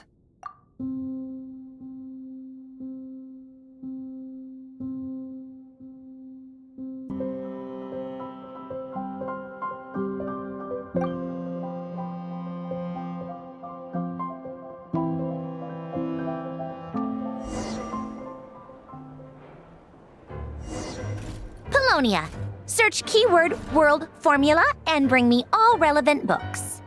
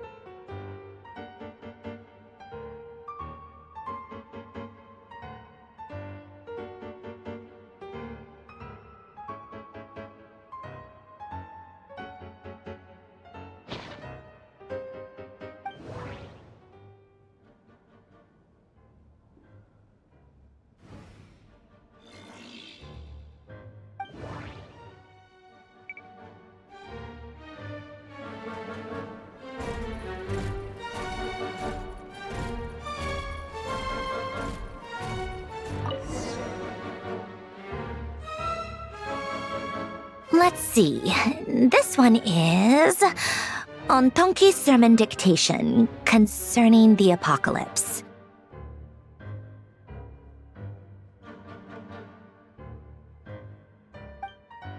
I believe that the correct term for this is Fortuna. This was an ancient Romorian technology, a wisdom unparalleled. I never imagined that Romorian ideas would be so similar to the diagram I have named, the World Formula. This is strong evidence that human civilization should gradually shed possibilities as it continues to explore and evolve. The end of humankind may well be upon us right now. The sparks of civilization shall run out, unless we consider introducing variables from outside the system. Variables. Surely that can only mean one thing. Descenders? Dottore likely captured the Traveler because of her descender status. But the Three Moons' authority comes from the world itself. Why would Dottore need anything beyond that?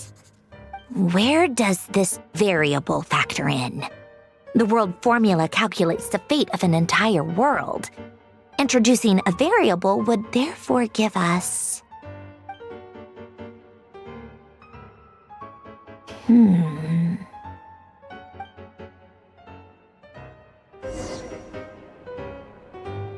Polonia, search keyword pathway and bring me all relevant books.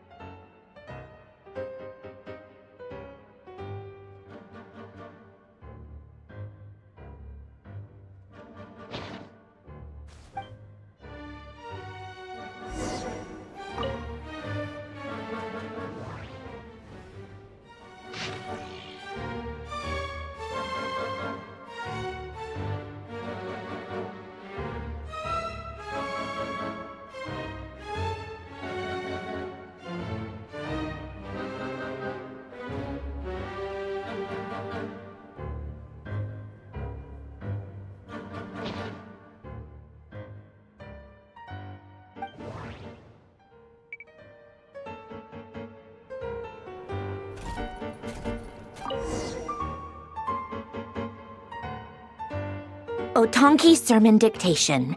Explications on the Chemical Marriage. These titles are pretty esoteric.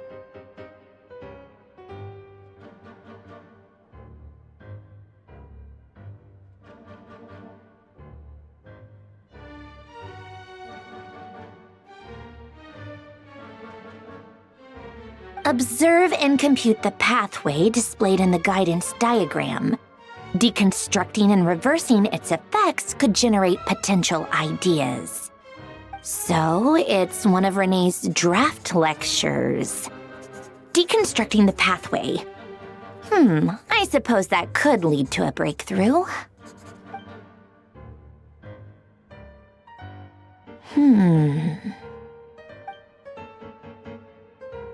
This is so long. This guy sure loves showing off his knowledge.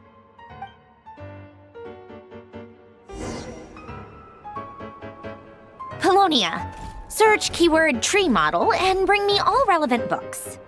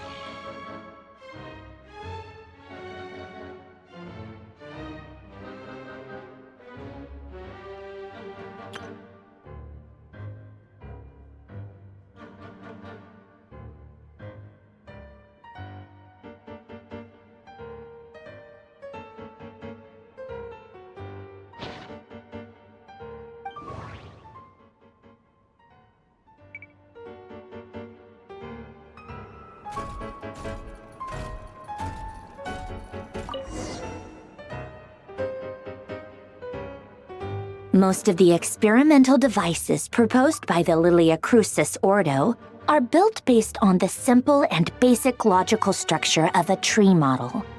Lilia Crucis. Guess they were trying to cover up the name of the Narcissan Quest Ordo? When Duke St. Germanus departed, he said, "It seems that there's no going back." Alas, he is only a genius when it comes to machines.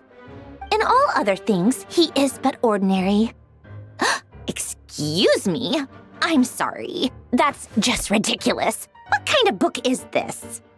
Great Detective Herlock, the Alchemist and the Clockwork Saint? Isn't this a novel? Come on. Still, the author swears that they knew Renee well. Whatever. I guess it's not beyond the realms of possibility that Renee would say nonsense like that on occasion. Memory, wishes, souls, and persona.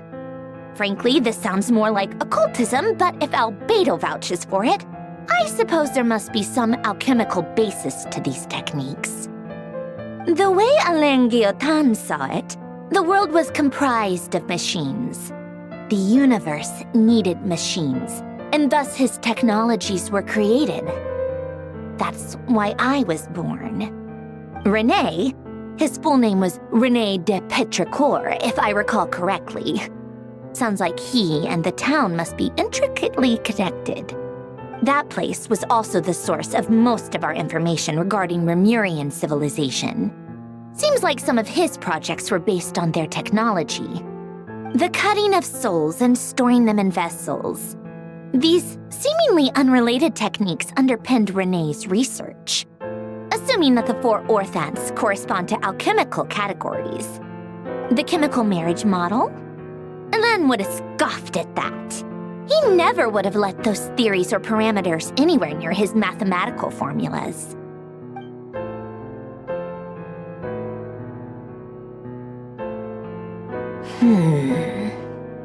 What was Alain's view on René? I know he mentioned the name, albeit very rarely. Oh, now I remember. Alain's old notes are here too. They mentioned René once. René seemed most out of sorts when he spoke to me. A lack of sweet foods has dulled his mind, I should think. Either way, his words are not to be believed. Yep, that sounds like Alain. My subordinates actually did a half-decent job digging out all these materials. Makes a change. Good for them. Some of Alain's old files are completely consistent with these records. He must have gotten them from the Tower of Gestalt. I never knew he got his hands on René's records that early. He may have kept them, but he never even attempted to use them. Didn't believe a word they said. Come to think of it, René's world formula was filled with calculations of constants. That shows he believed that the fate of the world to be predetermined. As for Alain... it's been too long. I forget what he said. What would he have said? A guy like him, fervent believer in machines, but not headstrong enough. The world can be changed. It is worth persevering. Yes, that's how he used to think at least. He created that procedure to save this world. Yet the scale of the world's fate proved too enormous. The result was beyond his ability to calculate. He died having never seen the outcome. And there I was, left behind in the ashes of his dreams. Did you really never take a close look at Renee's research? Or did you read it but deem his philosophy incompatible with your model? The very thought of trying to incorporate his ideas probably made you feel sick to the stomach. Well, don't worry, because there's a whole new category of lunatic in town. Next to Dottore, every other madman looks sane. You once asked me what I wished for. Should have asked him instead. He's the one pining for things you'd sooner die than witness.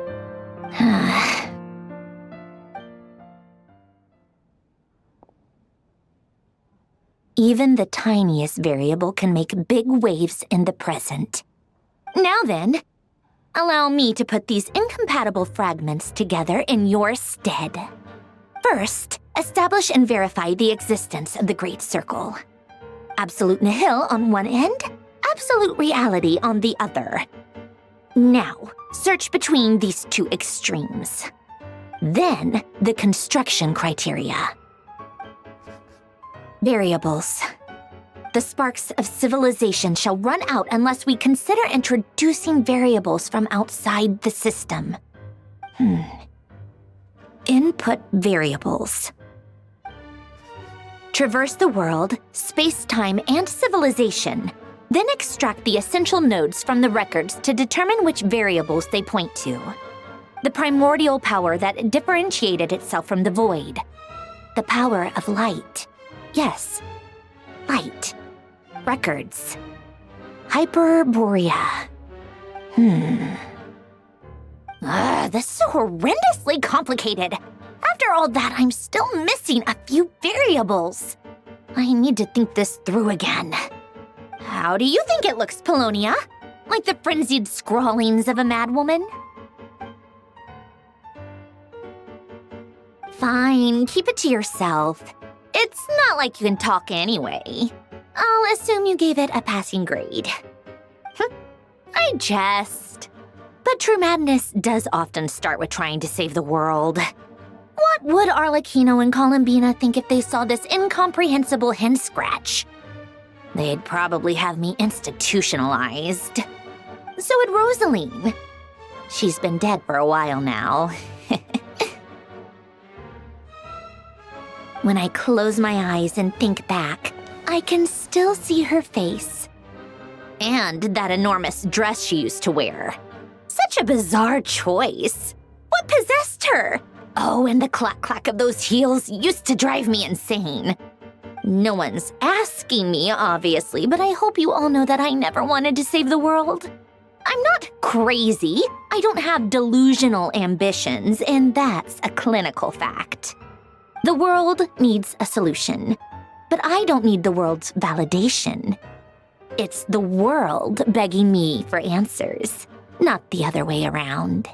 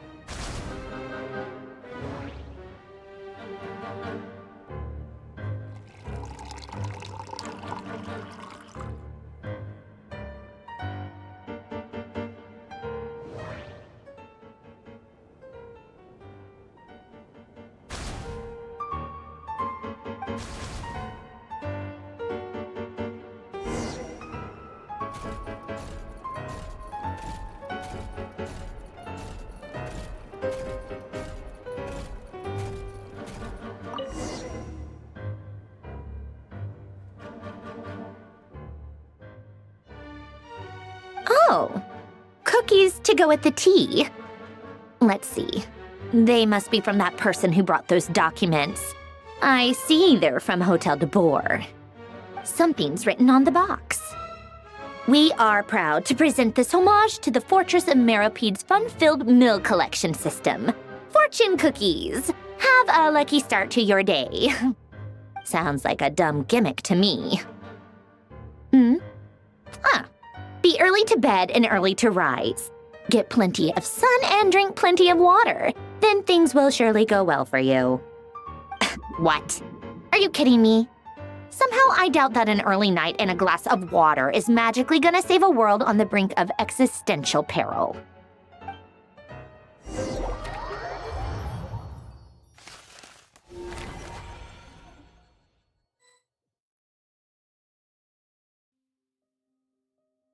Lady Arlecchino, word has reached us that Lady Marionette's troops are all in position. They are ready to act as soon as the order is given.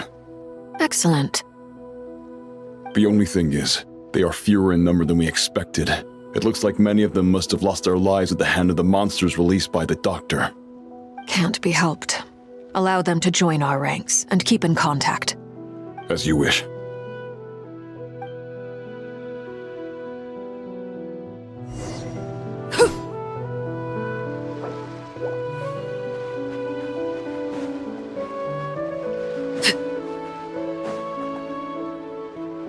It's been a while, Arlecchino. You look well. Did Dottore really have to build his lab right on the sole path between Snezhnaya and Nodcry? Had to go on a huge detour to stay out of its line of sight. Sounds like an arduous journey. I assume you've brought word from Her Majesty? Of course, all part of the job. Firstly, the Tsaritsa has authorized Fatui Internal Affairs to review Dottore's case. They will reach a formal verdict on whether he has turned traitor and whether he poses a threat to Snezhnaya. While they're working on that, I've been ordered to come and receive the refugees from Nodcry. They are nearby. My team will escort you to them shortly. Great. Aside from that, Her Majesty has a message for you and Sandrone personally. Huh? Where is Sandrone? She stayed behind to work since I was making the trip anyway. It seemed sensible to have one person on standby at base while the other came out to meet you. All right, guess that's just how she rolls. In that case, tell her that the Tsaritsa's decree this time is pretty awesome sounding. I think she'll like this one. Still, I wonder what... Wait, what's that? Did one of our troops turn into a monster? Take him out.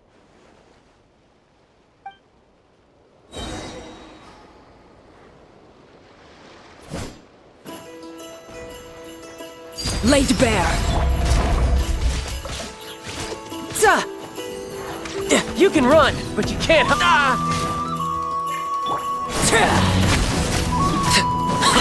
You've gotten stronger, Arlecchino. Nice. Stop that right now. I appreciate the praise, but I am not fighting you today. I knew it.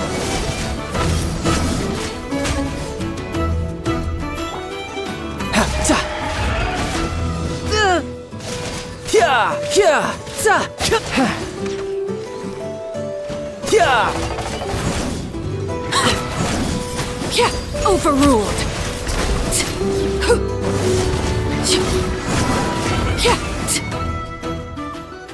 I can't believe it. He was a living, breathing human one moment, and the next? Another fine piece of work by our dear colleague, I'm afraid. What in the world has been going on in Nodcry? A lot. But long story short, Dottore stole 2 moon marrows that should have belonged to Columbina, then built a 3rd moon marrow of his own to concentrate the Trilunar Authority in his hands. What? What do you mean he built a moon marrow? People build roads and houses, not moon marrows. What's his next DIY project? He's gonna build a god? You could stand to be less surprised.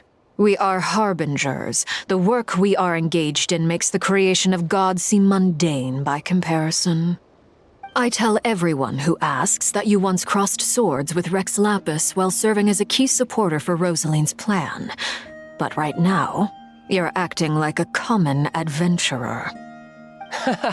Thanks for speaking up for me. Those 2 really took me for a ride back then. Then again, surely no common adventurer would manage to get tangled up with them the way I did. That's gotta count in my favor, right? It almost sounds like you wish to repeat the experience. I might have to lower my opinion of you. No. I'll stop talking. Please, go on. Dottore is currently still experimenting with his newfound power in ways that continue to corrode the outside world. As for the human mutation, I believe this is simply a consequence of his experiments, and not a strategic move. That radiant beast was once a subordinate of Sandrone's. I suspect he was only allowed to live so that he could become an experimental subject. Also, those of us who fought Dottore have been afflicted with a curse. As such, I cannot leave Nodcry. This is so much worse than I thought. No wonder Her Majesty's decree is so extreme. While these exceptional circumstances persist, the Harbingers are hereby authorized to use unilateral executive powers. Should Dottore pose a threat, Arlecchino and Sandrone are permitted to eliminate him. My thanks to Her Majesty. I will pass these good tidings on to Sandrone. Her Majesty has also declared that she will refrain from launching an attack on the now evacuated Nodcry due to the presence of unretrieved research material. A wise decision. By the way, how's my old partner doing? I'm assuming they're with you? Partner? You mean the Traveler? I'm afraid I have bad news. She was captured after our failed assault on Dottore's lab. Her whereabouts are currently unknown. What? Why? Since when does Dottore have a bone to pick with her? That is indeed the question. I'm not sure he does. He must have some other goal in mind. This won't do. I have to rescue her. You can't. We have no idea where the Traveler is. What am I supposed to do then? Stand here twiddling my thumbs? Sandrone is working on it. The best thing you can do right now is complete your mission. Fine. I guess I'll leave this to you then. One last thing. Tell the Rooster to get the message out to the gods and citizens of every nation in Teyvat. Beware. An uncontrollable pollution is spreading forth from Nodcry. The source of that pollution is a madman drunk on the success of his experiments. The Fatui and our allies will endeavor to contain the threat. However, if Nodcry falls, things are likely to escalate. Considering Dottore is one of our own, all Fatui stationed in Nodcry consider it our duty to stay and fight him to the bitter end. Whatever the cost. Hey, don't be too pessimistic. If it comes to it, I'm sure Her Majesty won't stand by and do nothing. I hope you're right.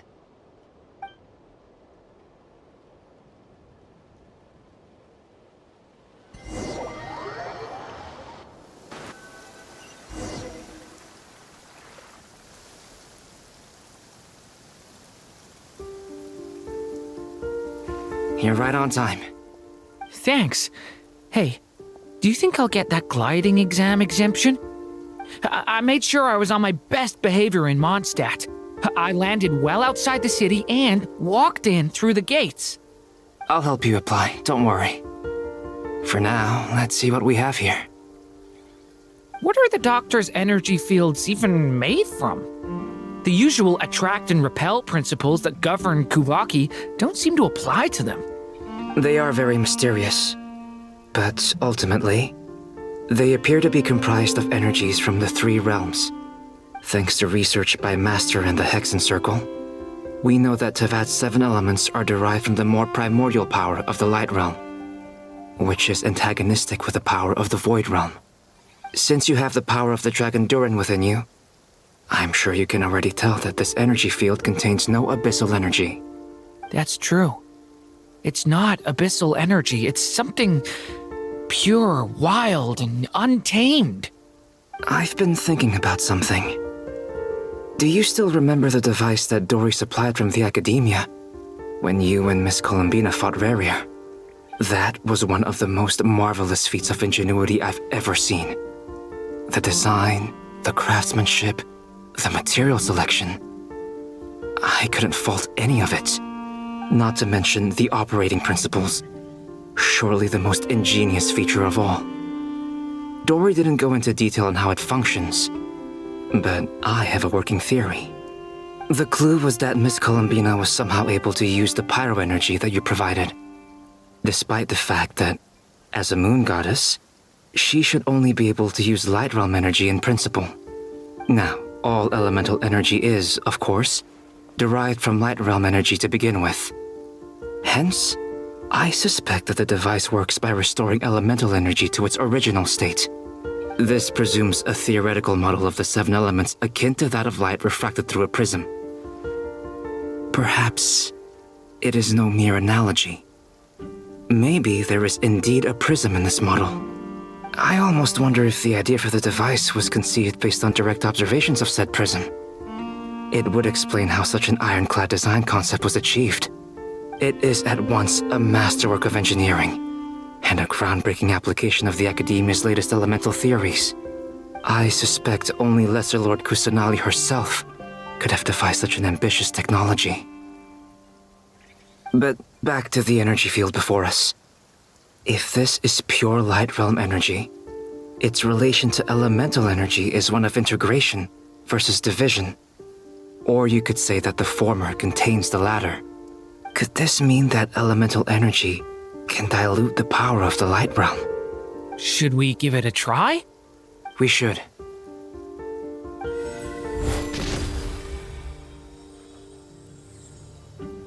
Ha! It works! Clear signs of disruption were detected at the periphery of the energy field. This indicates that elemental energy can disturb or even negate the field. Now you try. All right, here goes. It's working! Switch to abyssal energy and attack again. No surprises there. Abyssal power drains the energy field to a significantly greater extent. I now feel confident in asserting that the energy field is indeed pure light realm energy, and that elemental energy can dilute it. But the energy field is huge! How much elemental energy will it take to neutralize it? We don't have to neutralize it completely. We can try other approaches. That's all for theory. Would you like to continue watching? So you knew I was here? Huh? When did you get here? A while ago. But Albedo sounded like he was working on his thesis defense back there. Back in Sumeru. You can end a person's whole career by interrupting them mid-speech. Very thoughtful of you. I'm truly touched. Could I ask you to lend me a hand? With what? A little test. Try using Animo to unleash a concentrated assault with circular blades, with the goal of breaking through at a singular point. Nice! This time it tore through the field. Tremendous. This is a major breakthrough. Should we go through? We probably shouldn't risk having mutually antagonistic energies in such close proximity. Durin, you stay here and watch the entrance. Hat Guy and I will go in to investigate. Sounds sensible to me. Keep your eyes peeled, Durin. Don't worry, I got this. You two be careful in there. Just give me the signal if you need help and I'll dive right in. What do you mean, signal? It's based on a new alchemical concoction I developed last month. When 2 bottles of it are smashed on the ground together, they emit a blinding burst of light. If it comes to that, remember to shield your eyes with your hat. Glad I asked. Thanks for the heads up.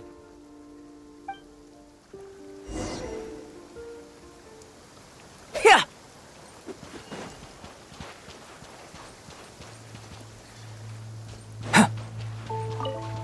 Like I thought. Beyond a certain distance, we can't see the opening where we came in. Maybe that's to prevent people from escaping. Sounds like Dottore style to me. Not much has changed. Things are basically the same here as they were before the energy field appeared.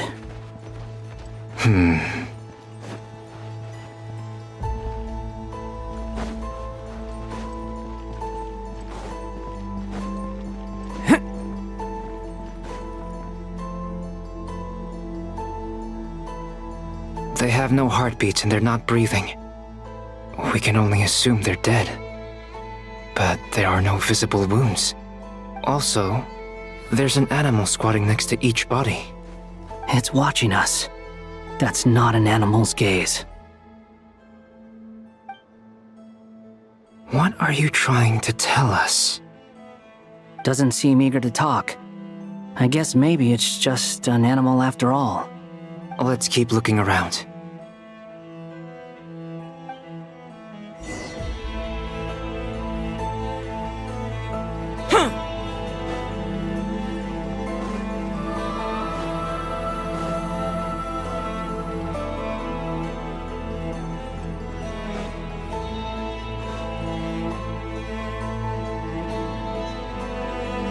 Same situation everywhere. Not a living soul in sight. Just countless bodies with animals standing watch over them. Well, I think we can safely rule out the possibility that they're all pets.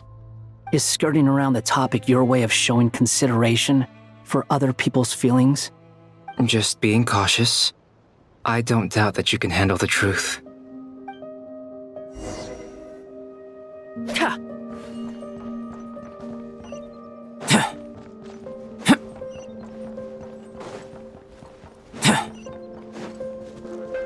Careful. Please, help us. Please. Please, help us. Please. What happened here? I don't know. Suddenly, everyone collapsed. Then my line of sight got lower. I still have some of my senses left. I gotta get out of here.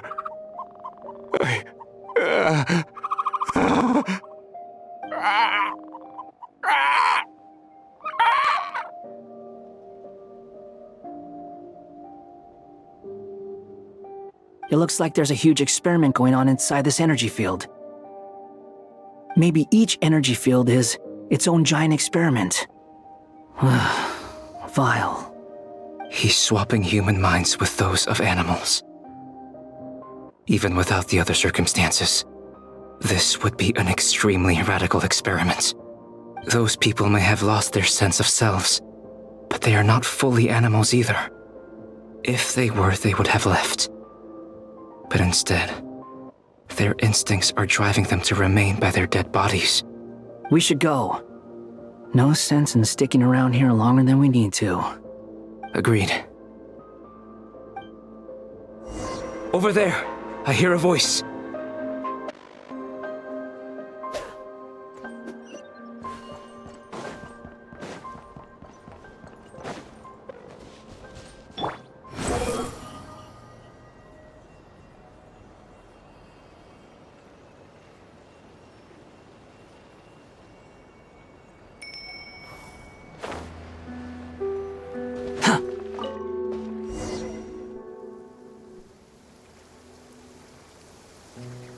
You're back! Everything okay?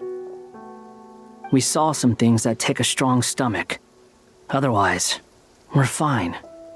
We should share our findings with the others.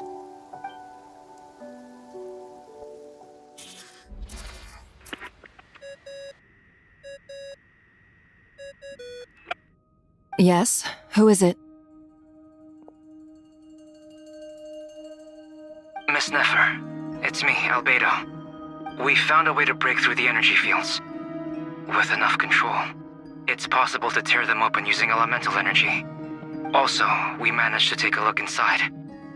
Dottore is carrying out his cruel experiments on an immense scale.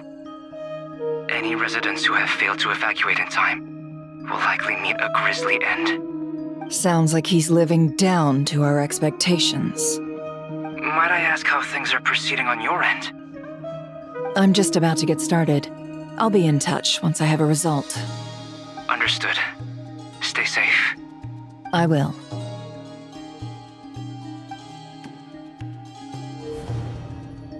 Well, Nefer, I'll link up with you once my tasks are complete. What makes you think I'd need you to do that? I'll need it. And considering the way you approach certain matters, I think you'll be better off with me present.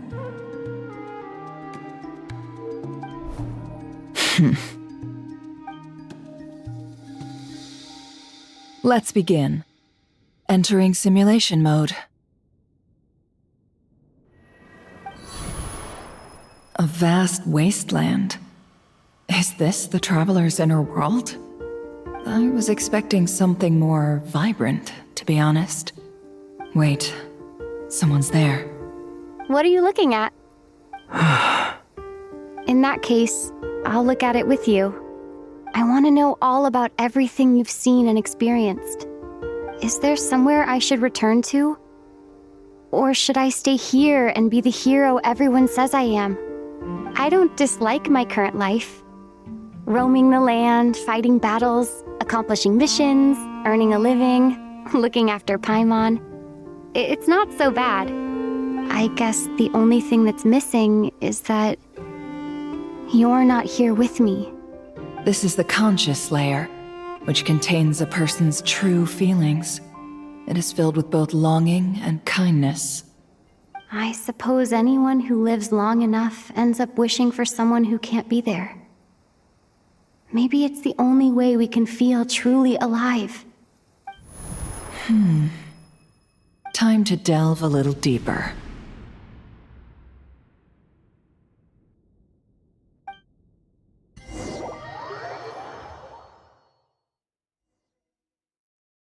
Nasha Town is hardly the optimal choice for a place to live, but it has character and a reasonable population density. What are you trying to say? Oh, don't be nervous. I was just thinking where might make a good starting point for your journey. Perhaps I should send you further afield.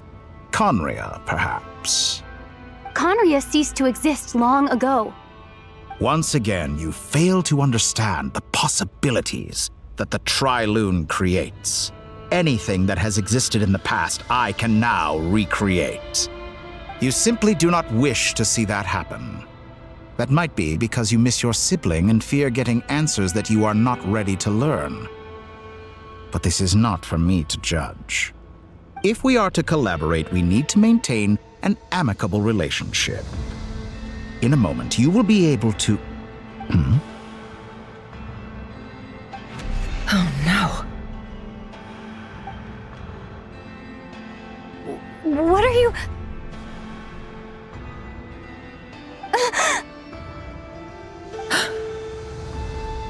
What are you gonna do? Don't move. Something unwanted has crept into... Oh? Gone as quickly as it came.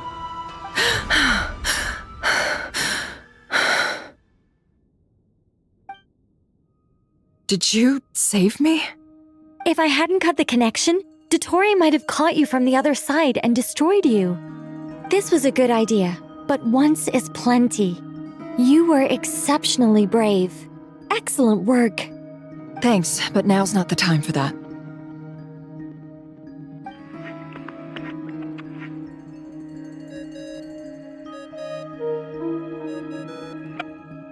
Albedo speaking. I think I know where she is. What is this endless darkness? I can't see anything, even though my eyes are wide open. But why? What happened? Ah, sorry about that.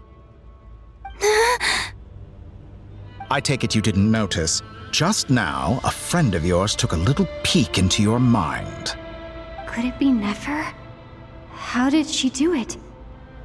Did she use something as a medium to connect to me? Do you think she's aware of your current circumstances?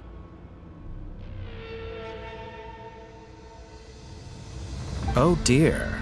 Have I stunned you into silence? I only wanted to slow down your time a little so I could stop your intruder in her tracks. It would have been nice to capture the spy. I must say, I'm finding the ability to adjust the flow of time rather intriguing. The moment you closed your eyes, time seemed to grow impossibly viscous, didn't it? A whole month passed before you opened your eyes again, but only for you. No one else was affected. I dare say this is something only a god can achieve. Point taken. You've proven once again that you have god-tier powers. Oh, you misunderstand. This wasn't about proving a point. I was testing things out. I find I learn best by doing, and I have to admit, time is not the easiest dimension to control. I only wanted to make you sleep for a short while, but it ended up lasting a whole month. Clearly some finesse is required to wield the authority over time as I wish. I hope you're not angry with me. It was only a month's discrepancy, nothing too serious. Had I been off by a year, a decade, or even a century, that would have been quite a different story. You could have frozen me for millions of years. So much for collaboration. You aren't showing much sincerity. Millions of years? To what end? I wonder if you don't understand humans all that well. They are very pragmatic creatures who understand only that which they can perceive with their senses. If I had you sit here for a week, I imagine people might sympathize. But if I left you here for 100, 1,000, or 10,000 years, the sheer size of that number would cause it to lose all meaning to them.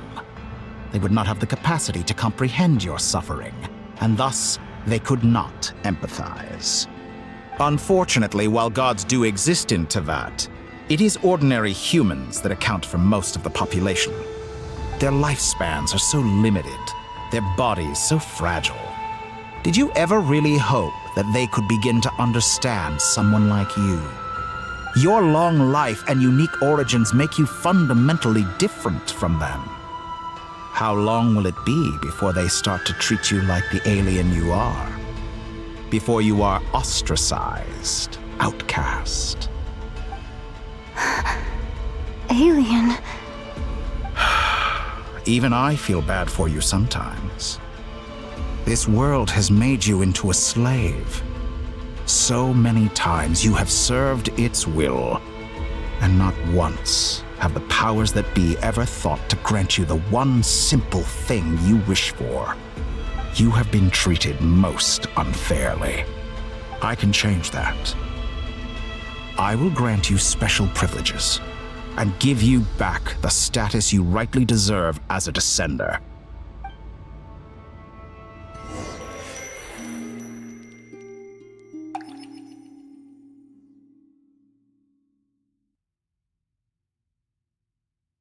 I've entered the past 3 times at this point, but I still have so many questions. For instance, beyond each point being further back in time than the last, what determines the specific locations at which I can make entry? So far, the common thread linking all 3 scenarios is that the Traveler has been present. But it's more than that. I know I sensed something familiar around her. What was it? I'll keep this question in mind as I carry on.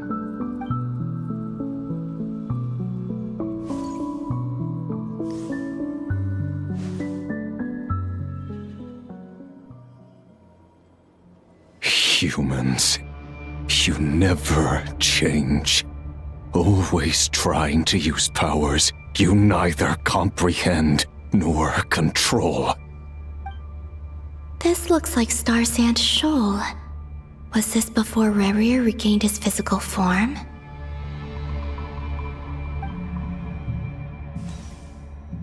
You've messed with the cannon again, huh? Sorry, but this round's not gonna go your way. The cannon. That's right. I was at Silvermoon Hall and I sensed an abnormal Kuvaki fluctuation coming from Nasha Town. And right after that, came an ominous power emanating from Star Sand Shoal. My body was once torn into countless pieces and hurled into the swirling chaos of time itself. But even so, my life and will were not extinguished. I wonder if I could try to prevent his resurrection. But how would I do it? What can I do, here and now? Traveler! Behind you! Look at that light!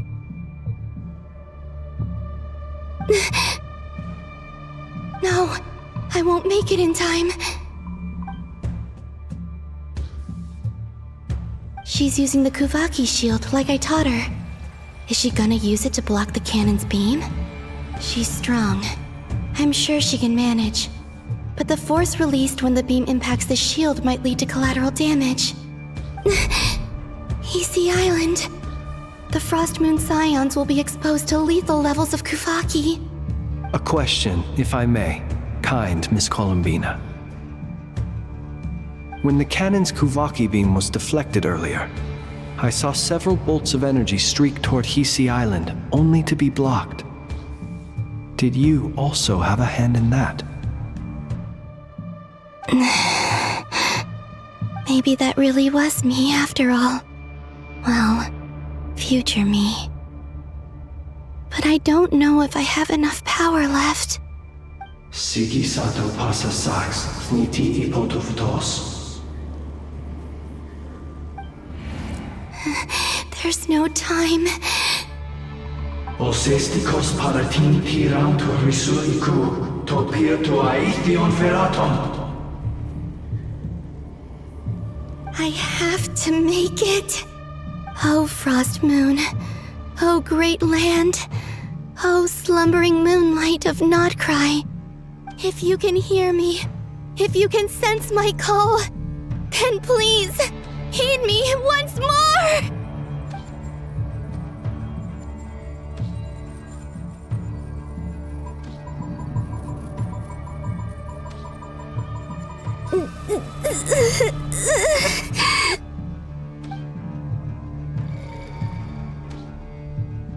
Did it work?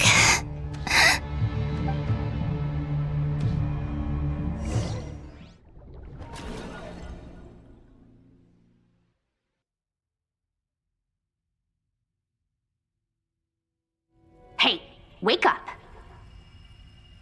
Hey, did you hear me? Columbina, I said wake up now! Oh, good morning, Sandrone. It's 3 in the afternoon, actually. And could you kindly not use my quarters as your personal nap room next time? But I feel so safe here. And your coffee, right? It's so bitter, but it smells lovely. It's like you were raised by wolves in a forest or something. What did you drink growing up? Grass tea? The Frost Moon Scions certainly led a more frugal existence than the Fatui. Then I'll bet you've never eaten one of these before. It smells delicious. That's because it's a Fontanian recipe. I had a little free time today, so I made a batch. Rosaline will be here shortly, but if you really can't wait, I guess you can go ahead and... Hey, at least let me finish before you start eating! Did the Frost Moon Scions not teach you basic table manners? Or did the rules not apply to you because you're the high and mighty moon goddess? These are so tasty. Of course they are. I made them. I was worried they might contain traces of machine oil. What?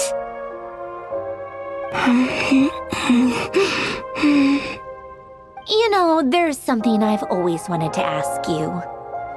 Why did you leave your old home and join the Fatui? I mean, I'm sure their food was awful. But there's gotta be more to it than that. Well, life there didn't go quite how I imagined. What were you expecting? You're a god. Your followers are gonna make some demands of you, right? Surely you can just answer a few prayers here and there in return for the free food and drink. How bad can it be? Well, would you help other people just for free food and drink? The doctor told me that you were created by a great mechanic, Lord something Fisher. The Lord Artificer. Ugh, some people can't keep their mouths shut. Oh, Lord Artificer. And didn't he have something to do with the, narcissist? Narcissenkreuz Ordo. Yes, that was it. Narcissenkreuz Ordo. So, would you try to fulfill their wishes? You must be joking. I wouldn't go even if they paid me. I don't even know them. Exactly. Well, I felt the same way. I did not know the people who made demands of me. What do you know? We're on the same page for once. In his later years, Alen did ask me if there was anything I wanted to do. If I had any wishes of my own. Well, I don't. And I'm not in any mood to fulfill someone else's either. Who's Alen? He was the... You know what? Never mind. You're not gonna remember. Anyway, the point I'm trying to make is, neither of us is the self-sacrificing type. Let me ask you this. What sort of place would you like to live in, if you could choose? A place where people don't ask me for things I cannot give them.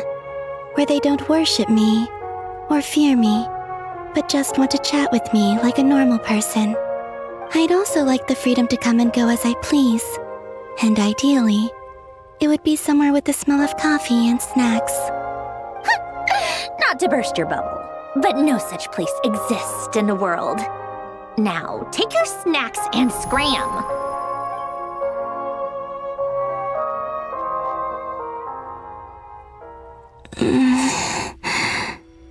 Did I pass out? Of course. I'm back here again. I dreamed of events from my past. Sandrone. Traveler. I miss you all so much. Back there. I guess I managed to harness all the Kuvaki energy on Hisi Island. But how did I do it? Time is flowing backwards here, and I can use that familiar power to enter the world of the past. That mystery ally everyone talked about. It was me all along. I can sense that there isn't much more power remaining up ahead. What lies at the end of all of this? Will time keep flowing into the past? And will I ever find my way back?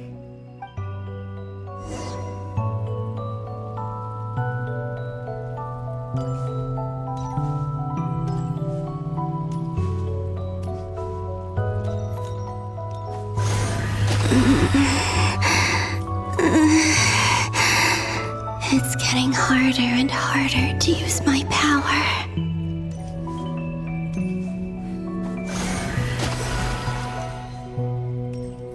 I'm no match for the Abyss in this state. I need to avoid the contaminated fragments.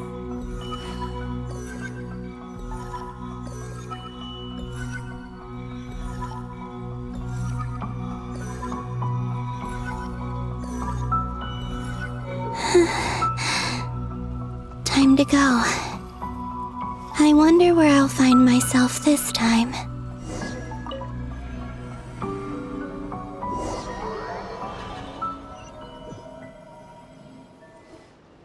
The Final Night Cemetery.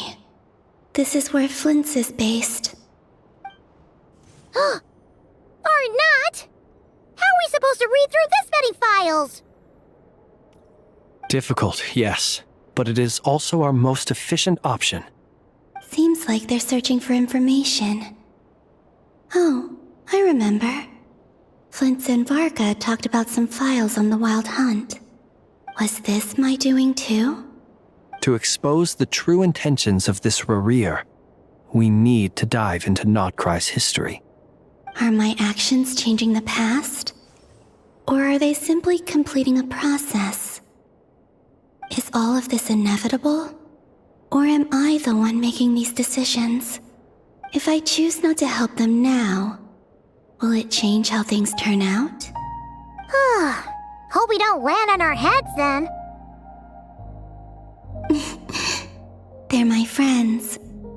can't not help them.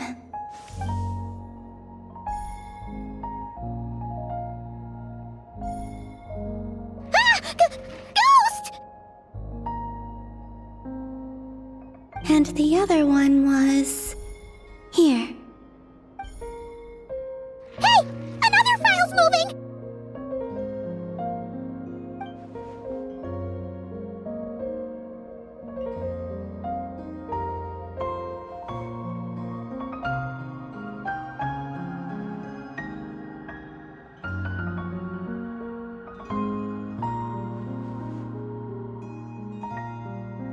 That should do it.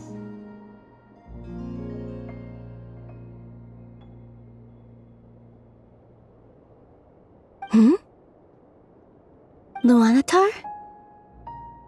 You can sense my presence? Wait!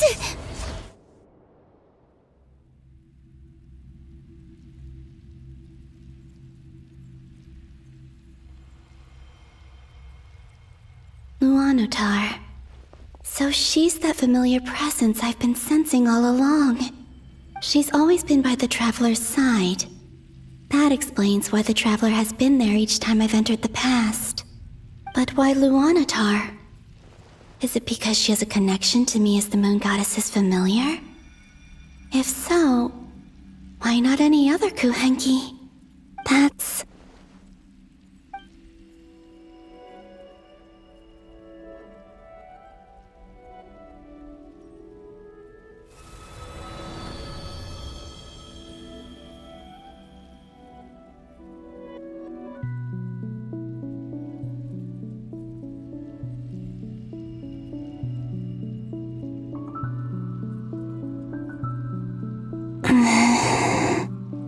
I cannot sense any power up ahead. Just a void, stretching out into infinity. This is likely my final chance to enter the past. It's now or never. I have to find a way back.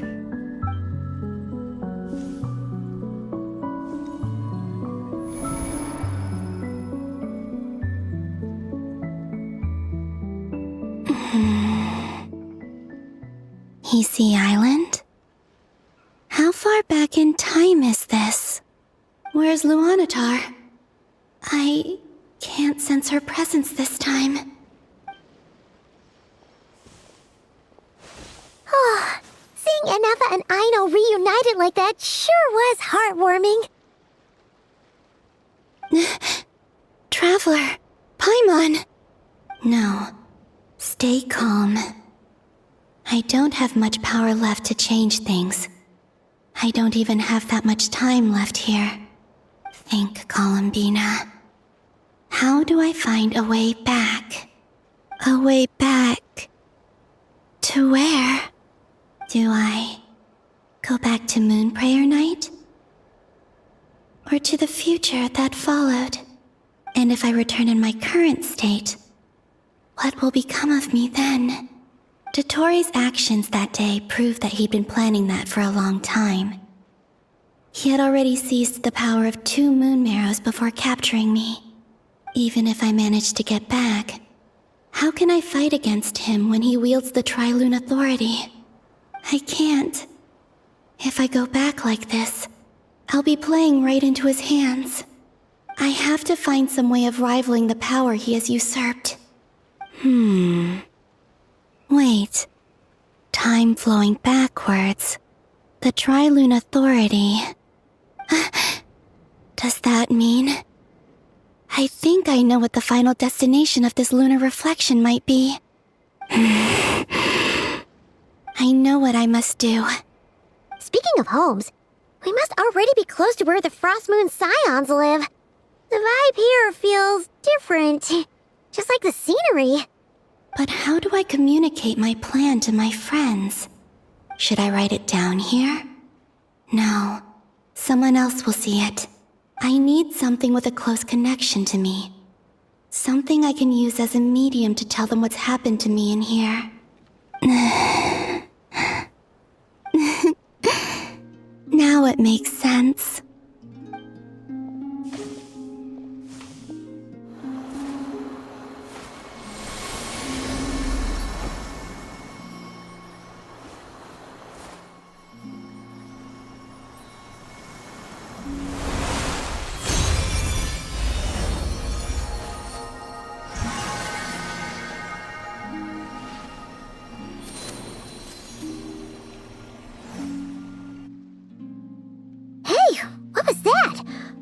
like some sort of breeze blew by, and then the petals suddenly turned into... Huh? It was I who brought Luanatar into being. I gave up a piece of my own soul to create her. That's why I could sense a familiar power from the moment I entered this space. It also explains why she's been present in every past location that I've entered. Because we have a deep connection. Hey there! What's your name? And the reason why there are no more gates to the past after this point is that Luanatar hadn't been born then. No wonder I sensed the trace of a blessing when we first met. But I still didn't recognize the soul hidden within you. Back then, I was just a little lost dove.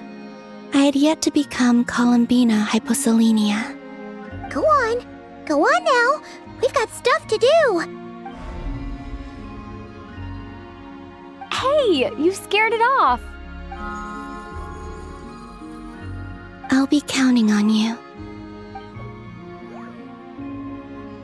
Remember to stay by the traveler's side, guide her, and help her in my stead. Oh, and bring her to the garden where the moon prayer blossoms grow. There's a little lost dove there who will need her help.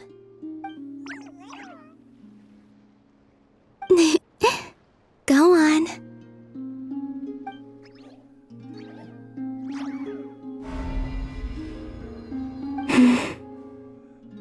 You too. Go and live your story. As for mine must go in a different direction.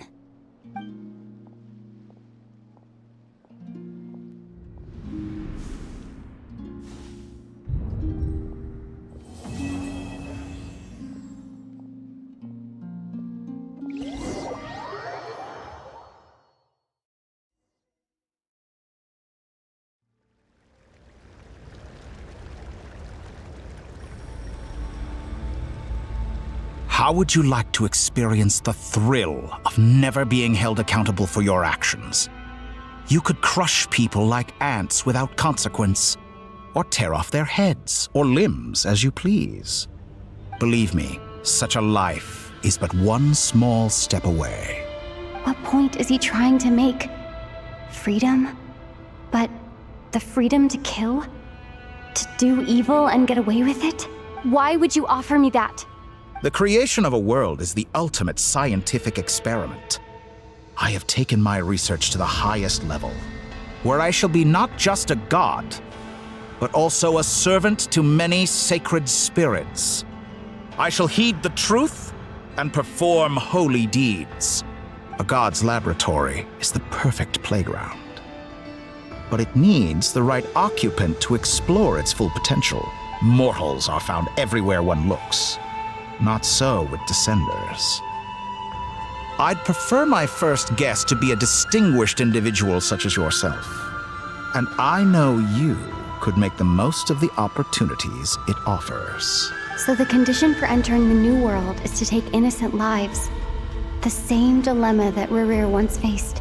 Could I really bring myself to kill others for my own benefit? Rerir did.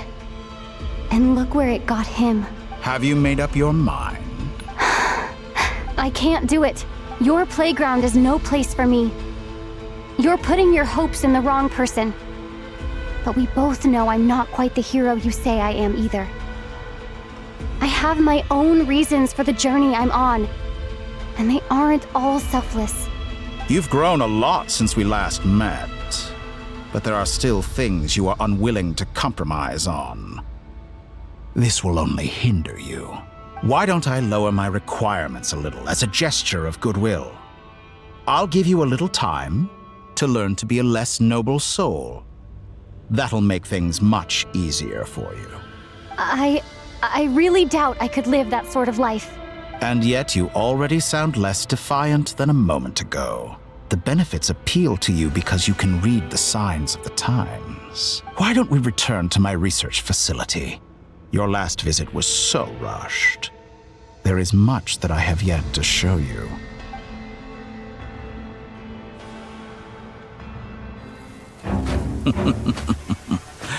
Now to that question, Heroes don't attack from behind. Guess I'm no hero. This is most disappointing.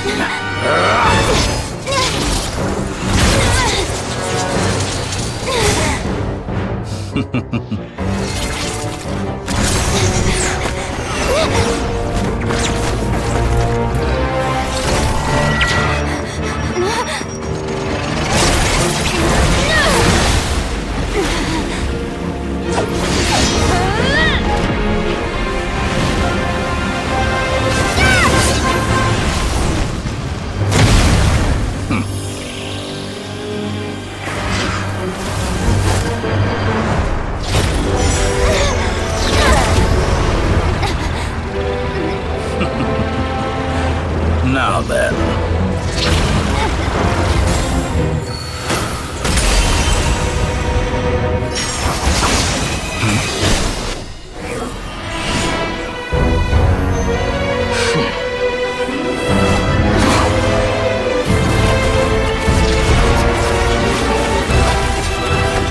A new face. Interesting.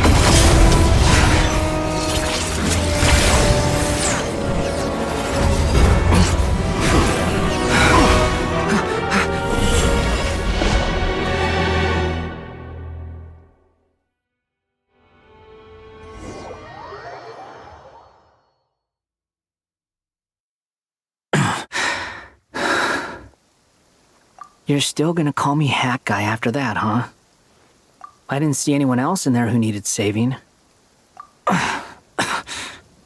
It's nothing. I'll be fine. Why are you looking at me like that? Is it that shocking that I'd come to your rescue? I owed you a favor back in Sumeru. Now we're even.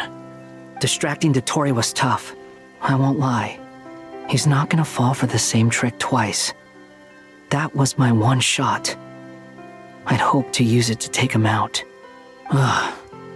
I never wanted to obliterate someone more than I do right now. Dotori doesn't recognize me. But his segments were originally made based on an analysis of my operational principles. I expect it's only a matter of time before he figures out what I am. So Dotori doesn't recognize Wanderer because he deleted himself from Irminsul. Did he really miss his only chance for revenge by saving me?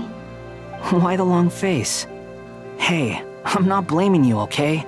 And I'm not complaining either. Rescuing you and killing Dotori are equally important goals. Everyone would be pretty stuck without you. It's best you live to fight another day. How are you holding up? Are you all right? Hat Guy said to put safety first, so we agreed to run as far away as we could after leaving the energy field and only meet up once it was safe. You don't look injured. It seems that Dotori didn't do anything to you. All right. Rescue operation complete. Let's head back. There's a lot more work to be done before this is over.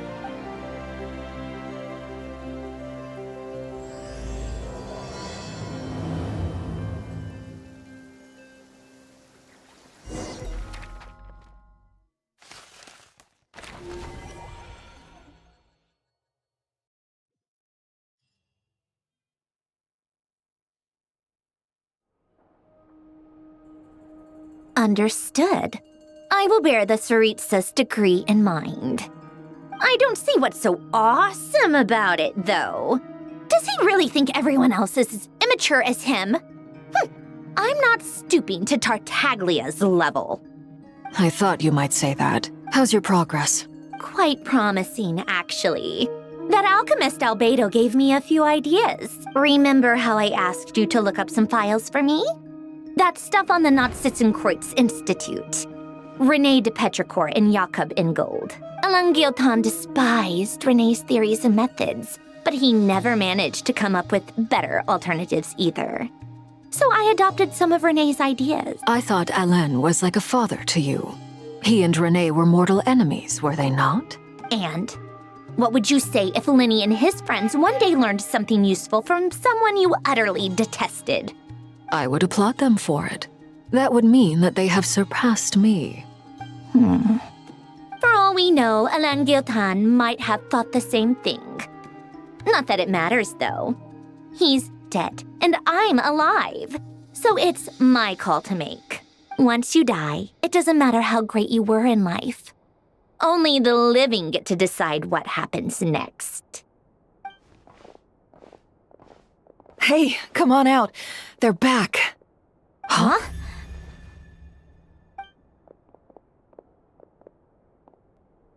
You're back? And your head's still screwed on? And you still have all your limbs? What does it look like? Way to keep your composure, madam. Excuse you. I am perfectly composed. Glad you're okay. Yes, it's a huge relief. Worry? Oh, yeah, right. You think we, the Fatui, were worried about you? We were worried sick. Hey! The Traveler and I were already friends. You are free to join this mission in whatever capacity you please. Much like your tea parties. It's a laugh a minute with you guys. I must say, I was quite surprised when Mr. Albedo told me he would need no additional aid. We discussed this on our way back as well. I am rarely so unequivocal, but in this case, we had full confidence in Hat Guy. He said he knew what he was doing. Albedo and I pretty much had to just wait outside on standby. Meanwhile, Hat Guy broke into the energy field and rescued the Traveler solo. You didn't have to mention that. Well, I'm thoroughly impressed. You are a force to be reckoned with, Hat Guy. Is she back? Is she really back? Traveler! It's really you! Oh, thank goodness! Paimon missed you so much! You can finally breathe easy, Paimon. It's great to have you back in one piece! Oh, Paimon's been having nightmares the whole time you were gone! Look at them. You know, once you reach my age, there's nothing better than watching a misty-eyed reunion between friends. It's nothing. Same goes when you get to my age, too. I bet Ino and Anefa would be tearing up as well if they were here. Varka, I'm not sure Anefa can cry. Oh, yeah, good point. Hey, your eyes are looking a little red and puffy. Come here, let's hug it out. What? Ew, no! No, thank you. You're not my dad, okay? Knock it off! Everyone, I'm sorry for all the trouble I caused you. But the silver lining is, I didn't come away from this ordeal empty-handed. While I was being held captive, I learned a lot about Dottoro's current capabilities and what he plans to do with them. Allow me to explain.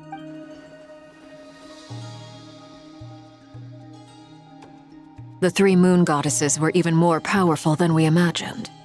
No wonder Dottore believes himself to be equal to the gods, maybe even superior. Utter blasphemy.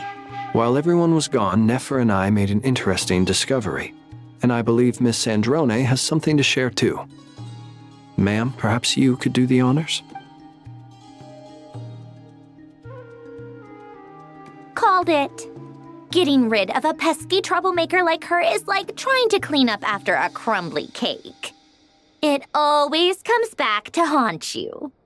Our next step is to find a way to bring her back. A place where time flows backwards, with no destination in sight. Surely it must have been created for a specific purpose. But I fear the answers are buried deep in Tevat's history, held by great powers beyond our reach. It sounds like she's on a specific path through time, just traveling in the opposite direction to us. The question is, where does that path lead? Or will it keep going to infinity? We considered that question as well. Strictly speaking, time is not infinite. Indeed not. Every road has an end. Nicole! You sure loved quietly sneaking in mid-conversation. I do, in fact. It's something I've always done at our mages' tea parties. Quiet, mysterious, and persuasive. You wonder what lies at the end of her road. Well, just as the world has a beginning and an end, so too does time.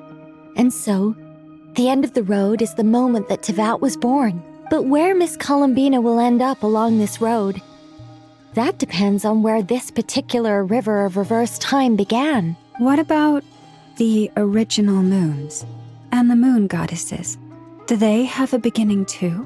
All things do. In the beginning, no moons adorned the sky. It was the Dragon King Nibelung who raised the 3 moons into the heavens, and thus were the moon goddesses born. They were shadows of the planet, born to wield Nibelung's authority and oversee the world on his behalf. They were extensions of his will, manifestations of his majesty. But then one day, they disappeared just as suddenly as they had once been brought into being. Nobody knew where they had gone.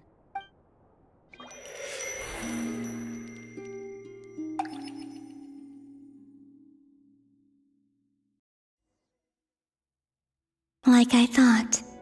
No more paths back to reality have emerged since. But how can I be sure that I'm going the right way without scenes from reality to keep me on track? I can't even be sure of how long I've been walking for. The further I travel, the less stable this space becomes. There are even moments where I can sense something that feels like abyssal energy. They can just materialize out of thin air. I have to keep my wits about me.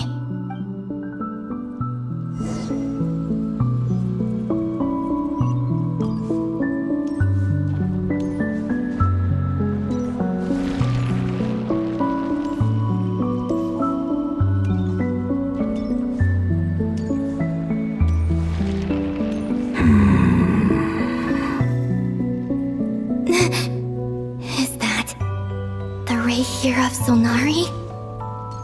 I can't believe he's...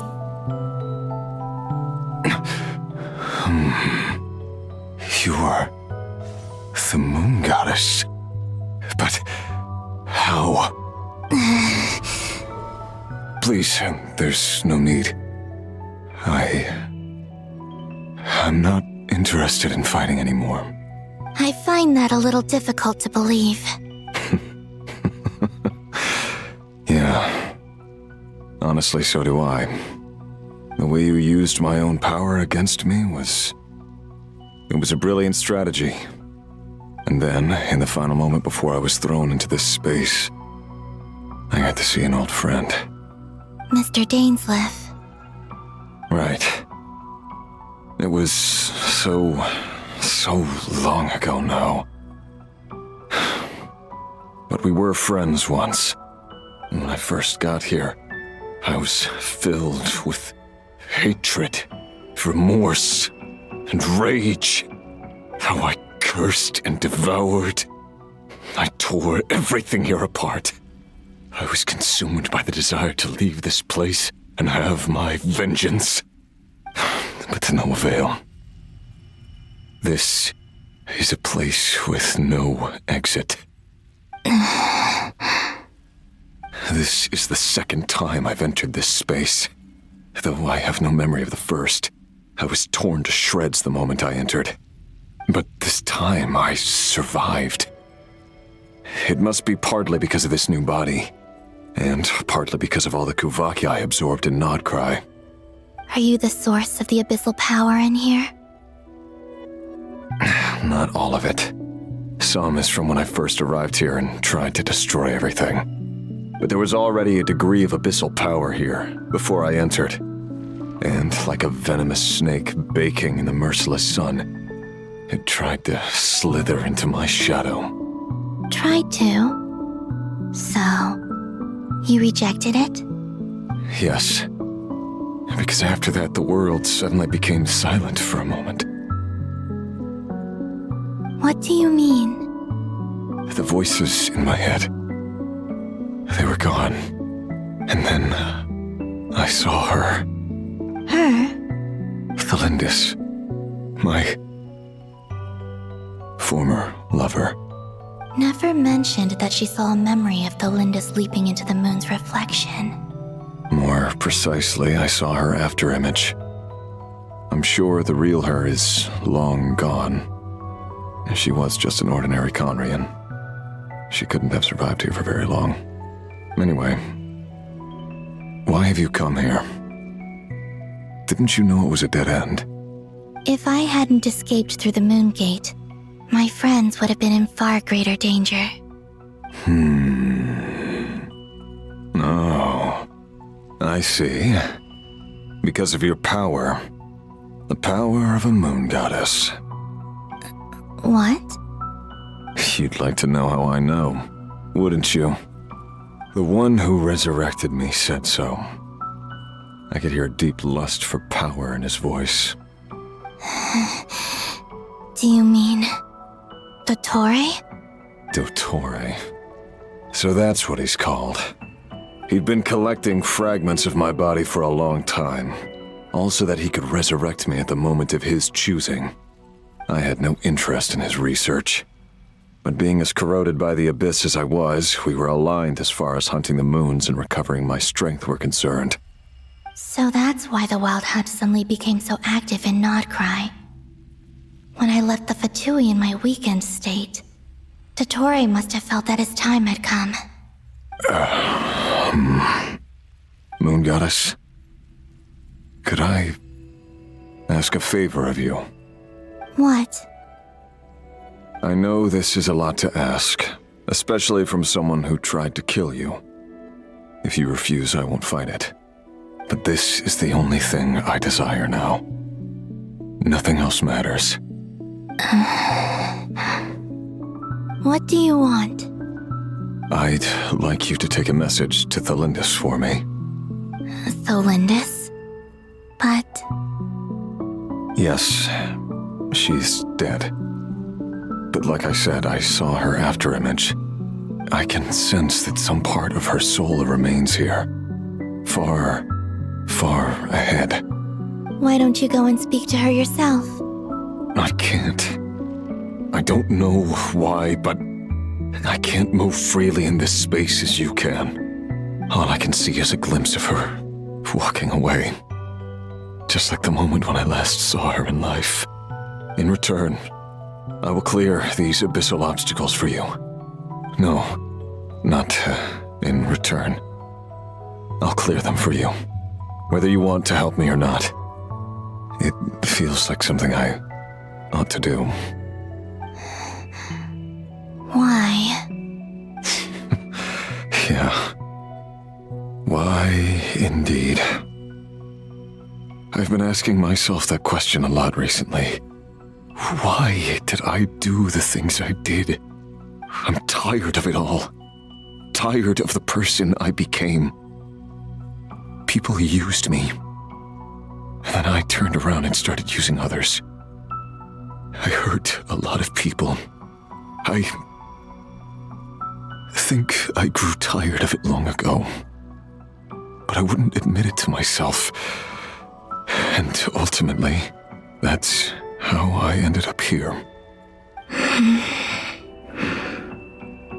What do you wish to tell her? All of it. My past. My mistakes. Everything that happened after we were separated. Is it okay if I give her the abridged version? Yeah, I'm sure there's plenty you can skip over. Just tell her the important parts. Whatever you think that means. Like the part where you relentlessly tried to kill us? It's up to you. Love demands honesty. But my relationship with Thelindis was built on lies. We hid too much from each other. But after living my whole life in the shadows, I don't want to hide anything anymore. I will do my best.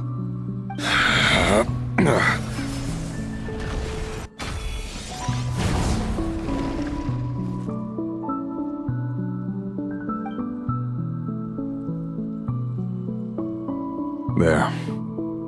The abyss will no longer stand in your way. Even though Mr. Dainsliff felt he had to fight you, I think he still regarded you as a friend. Dane? He said that you betrayed him, but he also felt great remorse at never having understood what you were truly going through. Why tell me this? Because if he'd known that someone could take a message to you, I believe that's what he would have said. Thank you. It means a lot. I know this will sound strange coming from me, but don't die, Moon Goddess. I can tell that you're determined to get out of here.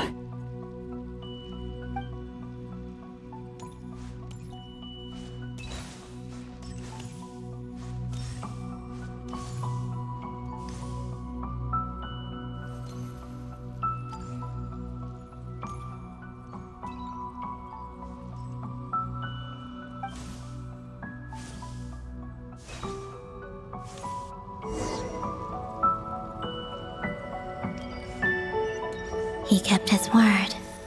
The abyss is no longer obstructing my path.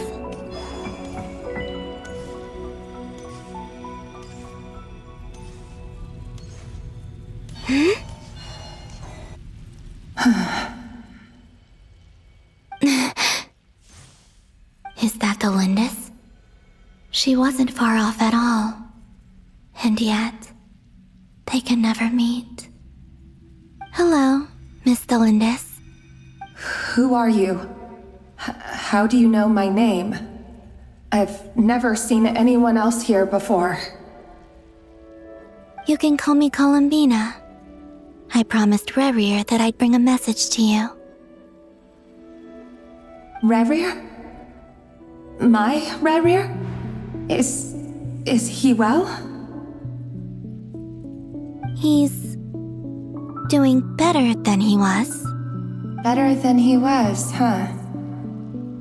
Sounds like he's had a pretty rough time. Others have had a rough time on his account too. In many cases, their time ran out because of him. And I'm not just talking about the children of the Crimson Moon. So, things got worse before they got better. Could you tell me what happened, Miss Columbina? Are you sure you wish to know? Yes. This is my opportunity to learn the truth. No matter how hard it is to hear, I have to know. I admire your courage. However, time is short. I cannot stay here for long.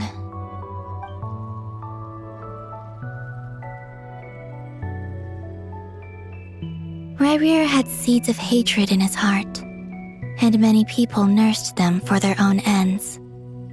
On some level, everything he did was to try and find a way to see you again. But in the end, he came to regret his mistakes. He wanted to apologize for hiding his past from you. Beyond that, he did not say specifically what it was he wished to convey to you, but I'm sure that you've always been on his mind. You are what has kept him going over all these years.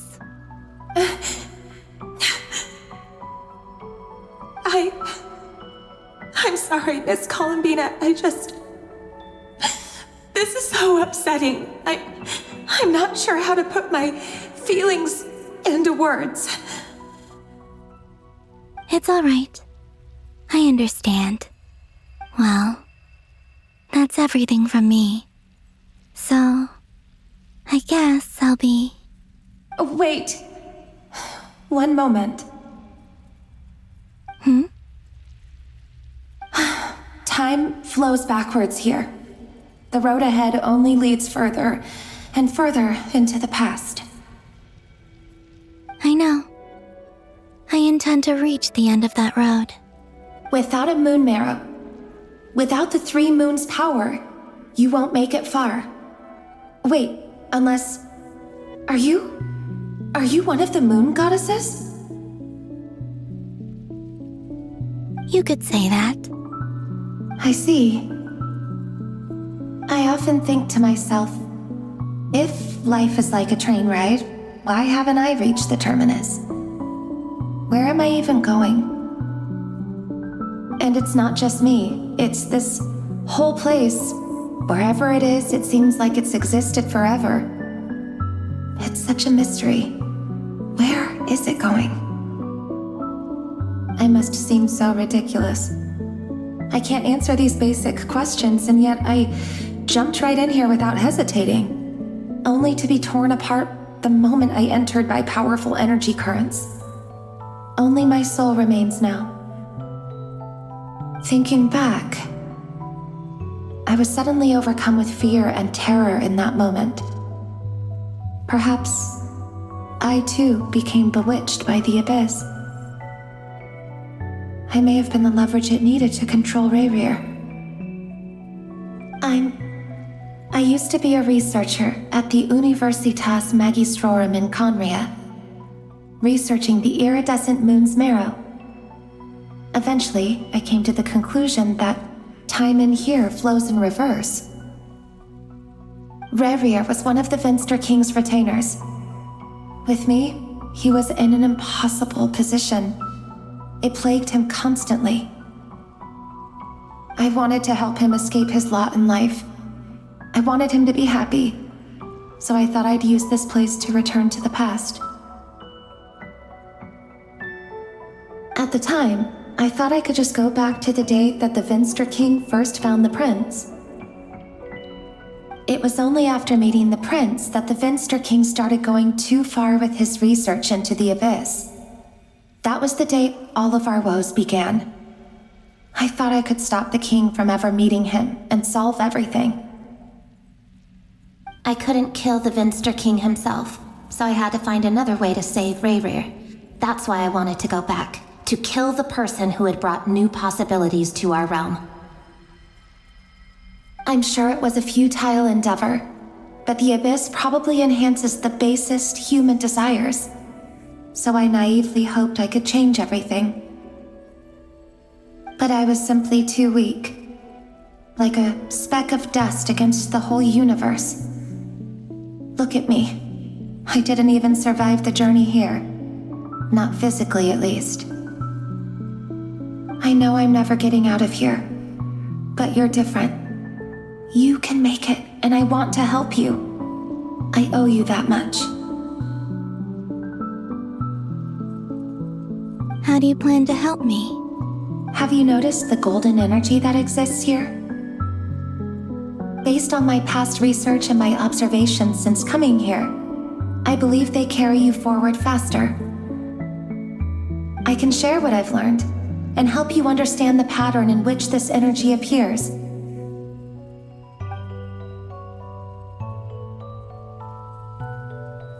I think you just might... Now, I know you will be able to change the past. Also, I've been speculating about where this phase ends. The documentation was scanned, but from what I know of the legends about the moons, the oldest ones seem to begin with Nibelung, king of dragonkind. I have no way of verifying any of it by this point, but if it's true, you might be able to reach that era if you keep walking. Understood. Thank you, Miss Thelindis. I'm the one who should be thanking you. If you hadn't entered this realm of everlasting death, what use would my deductions be? Thanks to you, they have some meaning. About Rayrir, I'm so sorry. For everything. It wasn't your fault. That's not true. Because we both feared bringing trouble upon each other, neither of us ever told the truth. And that dishonesty sealed our fates. But enough about that. I wish you a safe journey, Miss Columbina.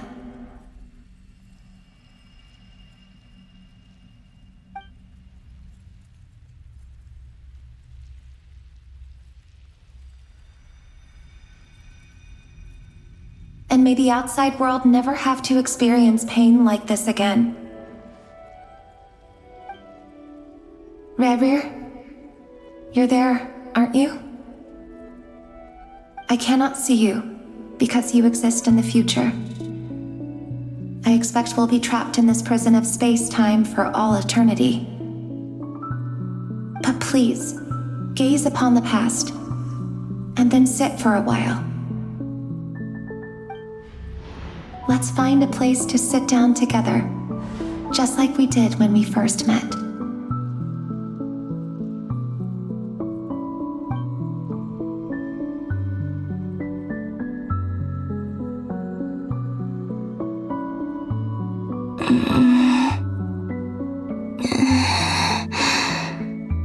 How long have I been walking? How much further till I reach the end?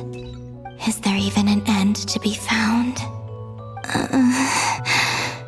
Everything's getting blurry.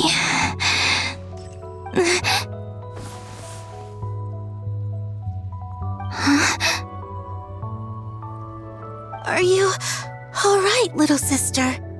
Have you come from the distant future?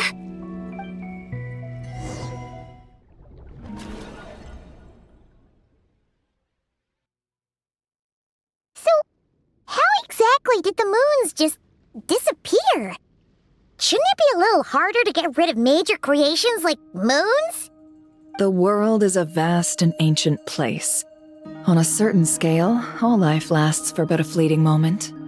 Miss Nicole explained that the moon goddesses likely perished in the War of Funerary Flame. The moons themselves were also destroyed at that time, save for the Frost Moon, from which a new moon goddess was later born. Am I missing something then? 'Cause the stories say that the moon goddesses were born on the moon, but doesn't Columbina say she was born in Nodcry? Huh, you're right! Why do their birthplaces differ? What's the difference between the two generations of moon goddesses? Also, remember what Sandrone said? Her scans detected 4 moons. In other words, 4 moon marrows. Technically, the result of the scan means that 4 moon marrows were detected and positively identified as moons in that moment. In other words, this piece of information alone isn't enough for us to know how Miss Columbina is doing right now. Yep, we have no way of staying up to date on whether she's dead or alive. She's on her own for now. But at least she's trying her best to get back to us. Yeah, she's a tough cookie, and a sore loser too. We have to trust that she'll find a way. Because we really need her power. As much as it pains me to say it, we've got no chance of beating Dottore in a straight-up fight. He's much too powerful. It wouldn't even be close. That maniac is going to devour everything in his path until he reaches us. We need to find someone or something that can stop him before he does anything worse. I'll be frank. Our only hope of defeating this false god is with a real moon goddess on our side. I'm not just saying this because Columbina's a friend and I want her back safe and sound. It's just the truth. And I know that even she was no match for him when he attacked, but I don't have a better solution. We're not giving up on saving her, whether she can defeat Dottore or not. Right. Don't worry, Miss Sandrone. We're all aligned on saving Columbina. No one's trying to argue that we can only justify saving our friend because it will help save the world. This is about multitasking. We want to save both. So, she's more than just a moon goddess to you guys? Absolutely. Duh!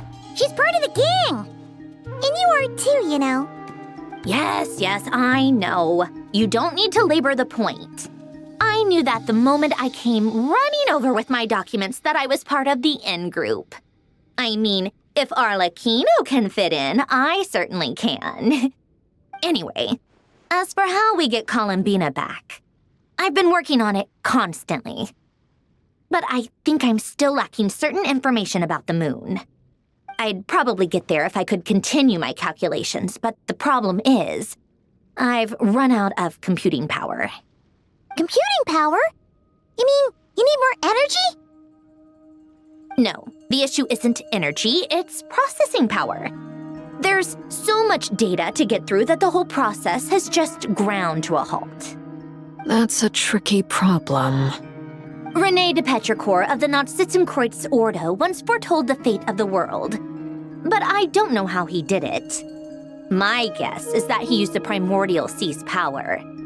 However, that won't work for me. His methodology was vastly different from my own. What's worse, they're incompatible. And, to top it all off, we can't even leave Nodcry. Ugh, this is so annoying. If I'd known we'd run into a bottleneck like this. Well, no, the design bureau's a bust as well. Curse that Dottore! Couldn't have made this harder for me if he tried. Oh, what do we do then? How about we grab a bite to eat and take a break? Maybe something will come to mind after you've cleared your head. You don't get it, do you?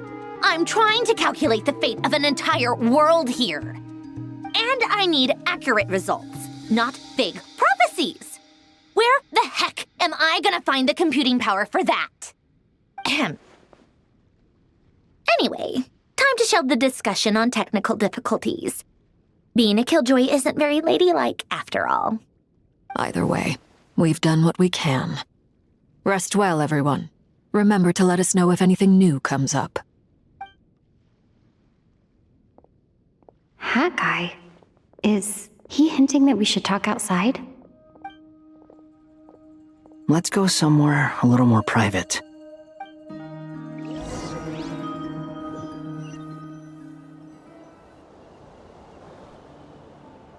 You know that Dory went back to Sumeru, right? Yeah, she mentioned she was planning to head back. Things aren't looking good for Nodcry. She's gone to spread the word so that Sumeru has a chance to prepare for the worst. From what I know of Dottore, there are two possible reasons why he hasn't made a move yet. One is that he's still working through some kinks in his new powers. The other is, he wants to see how we're going to react. He'll easily devour everything eventually, so I guess he's in no rush to make it happen. The first false god he made was me. Now it's his turn. Even though my records were erased from Irminsul, Dottore's ideas haven't changed one bit. He once told me that becoming a god was like turning yourself into a hungry wolf or giant serpent to devour the moon. Clearly, he began studying the moon goddess's powers long before he even tried making a god. He's always wanted to get his greedy hands on divine authority one way or another. And in the end, he devoured the moon where I failed. In the desert of Sumeru, there is a chessboard built by King Deshret, also known as Al-Ahmar. I don't know if it was a real game, or if he was just trying to challenge his servants and citizens in some way. But creating games and setting rules, gods do that as a matter of course. That's the kind of power Dottore craves. Now he has the Trilunar Authority. His power is leagues beyond the common people. I don't think there's any point in other nations rushing to the front line. They're better off focusing on defense and hoping they can fend off any threats that spill out from Nodcry. Either way, Dory will inform Lesser Lord Kusanali, and she will contact the other gods in turn. The Seven will have some recourse available. If nothing else, their protection should keep the rest of the world from descending into chaos as quickly as Nodcry has. So on the bright side, even if Nodcry is doomed, your friends in other nations won't be in any immediate peril. That's good to know. But I'm not ready to give up on Nodcry yet. There's a word for people who refuse to let anything go. It's called being greedy. Maybe it sounds greedy to you, and probably naive too. But whatever you call it, that's what gives me the determination to keep fighting. Battles are fleeting, but the will to fight is a long-term commitment. Give up for even a moment, and your resolve will shatter. Why do you always feel the need to do the right thing? No one is born to be a savior. I mean, who's gonna criticize you if you fail or give up? Don't take this the wrong way, but Dottore said something similar to me. I guess the Fatui attracts people who don't believe in saviors. Not necessarily. It's less about belief for me. I just want to know how determined you really are. After all, I don't owe anything to anyone else here. Only you. You look kinda worried. If your arch-nemesis was about to achieve their ultimate goal, I think you might feel a little worried too. That's true. Dotori is about to become an omniscient, omnipotent deity. That's gotta be a bitter pill to swallow. Still, you're calmer than I expected. Obviously. I have to admit that my past self was a reckless fool who misunderstood not only the point of revenge, but how to achieve it. And as much as I want my vengeance, I know I'm not gonna get it by acting alone. If the world's taught me anything, it's to think before I act. Too bad it never taught me any other virtues, though. So, I am going to destroy Dotori, no matter what it takes. So, what's your plan? I'll get to that. First, tell me, what do you think of Sandrone? Just like Paimon said, she's a friend, part of the gang. How much do you trust her? This is a serious question. Think carefully before you answer. Although she's with the Fatui, she has her own values and she's helped us a lot. If nothing else, she's clearly going the extra mile for Columbina. I see no reason not to trust her. If you say so. In that case, the three of us need to talk. I have some thoughts about her computing problem. It can be solved, but it will come with a cost. How much? If I can afford it, I'll cover it. Sometimes your heroism really backs me into a corner. You know that? Come on, let's go talk to her.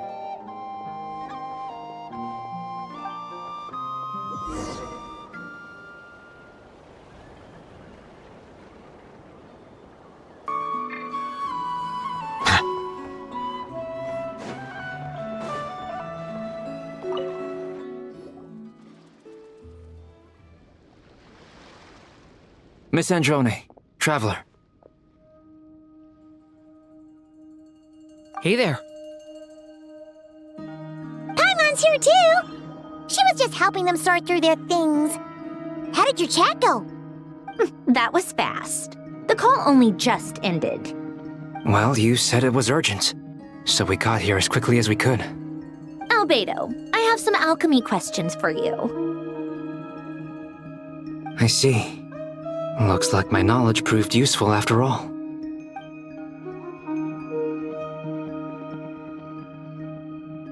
If I might ask, what is the end goal for the modified formula you'll be using? I needed to predict the future of the entire world. But I've run into some teething issues since trying to implement Renee's theory of the 4 Orthants. I see. I'll have a look at it. Still, computing power is the real issue here. How do you plan to solve it? About that, it's been sorted. Oh, with the Traveler's help? Actually, you're not wrong. She found the person with the solution. Was it Hat Guy? Yeah, it was him. Wow! Go Hat Guy! Seems like all that time studying at the academia is paying off big time. But where is he? Wasn't he the one who asked Albedo and I to come here? Come with me.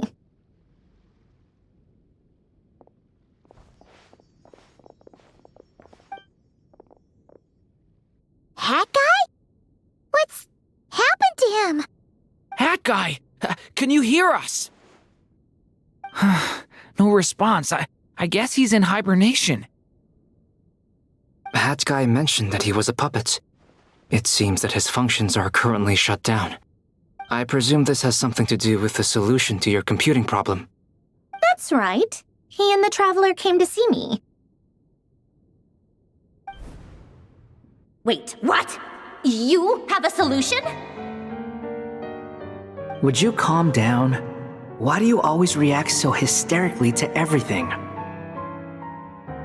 Excuse me? How would you know? You shouldn't be so quick to judge complete strangers. It's very bad manners. Oh, please. It doesn't take that long to figure out that you have a temper. Where does a mere student get that kind of confidence? I've actually published more papers than you. Not that status counts for much. Even Paimon's applied for academia admission. Huh? Are you serious? See? This is why I can't be bothered to explain myself. She recognizes no one's skills but her own. Okay, fine. I'll hear you out. So, tell me, how do you propose to solve my computing power problem? This world itself is constantly processing all kinds of information.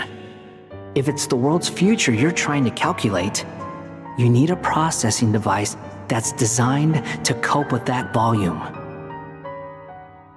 Easier said than done. Only Irminsul can handle that kind of... Wait, is that what you're suggesting?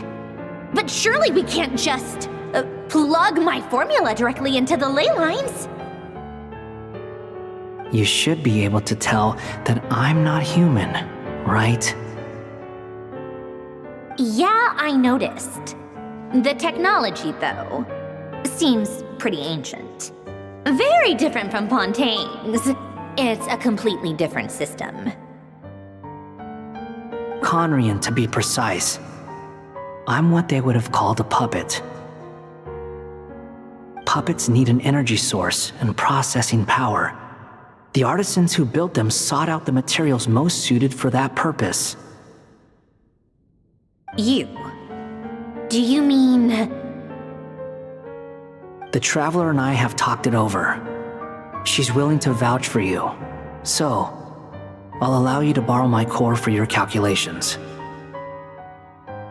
It was built using wood from a silver-white tree, which makes it a small part of Irminsul. Conrian technology and Irminsul wood. Who in the world could have built you? Are you sure about this? A puppet without its core will cease functioning completely. And if it's left in that state for too long, it might not recover. You could die if you do this. You do realize that, don't you? I can put two and two together, yes. No need to rub it in. I won't lie to you. This has never been done before. I cannot guarantee your safety. Doesn't matter. I'm prepared for the worst. Did you two actually talk this through? Is he... Are we really considering this? Yes, we discussed it. The bottom line is, he trusts me and I trust you. Let's give it a shot, shall we? Honestly, I have no clue where this kid even came from. But for whatever reason, he lent me his core to use in my formula. I'm very close to finishing my calculations now, and the core is currently in use. So I'm sorry, but I can only show you a sketch right now. This is what the core looks like. A silver-white branch. It certainly matches the legends told about Irminsul. Is that guy gonna be okay? He's not gonna die, right? Right? In theory, he should be fine. As long as we put his core back in time. Beyond that, all I can say is that I'll try my best to avoid risk and make sure the core doesn't sustain any damage. I think I know why you called us here now. Someone needs to watch over his body and make sure it's protected until the process completes. Correct. He said that the only ones he trusts here are you two, and the Traveler. And the Traveler will have other work to do.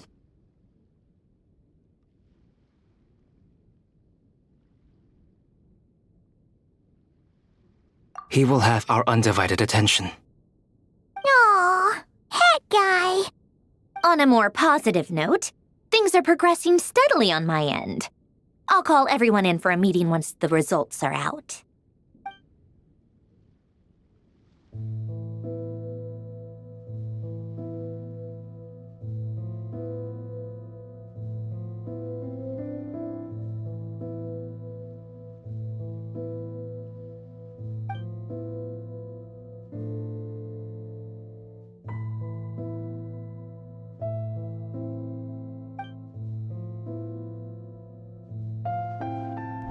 The worst case scenario with the core removal is either a system reset or a total loss of function. But I'm not afraid. A quiet death should have been my fate long ago. A core is completely different from a heart.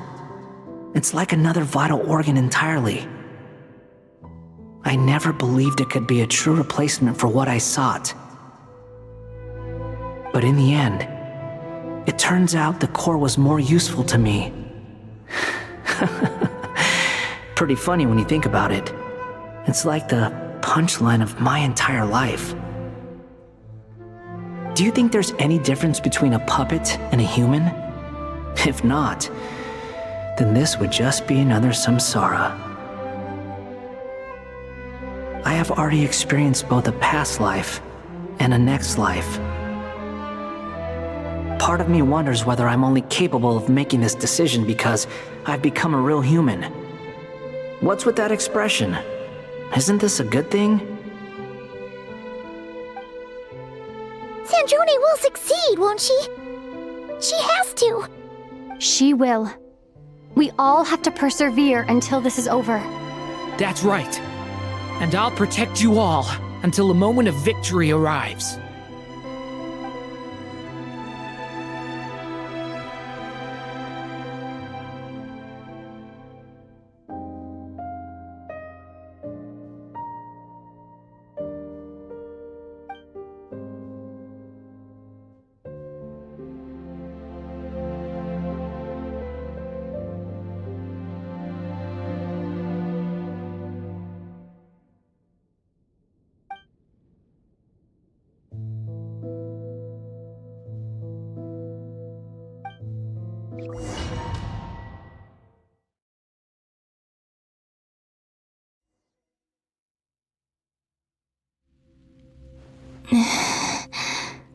Who are you? Call me Sonnet.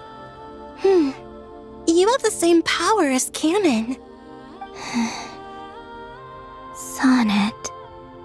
So, you're the goddess of the iridescent moon? Oh, goodness! You recognize me? Well then, what's your name? Columbina. Columbina Hyposelenia.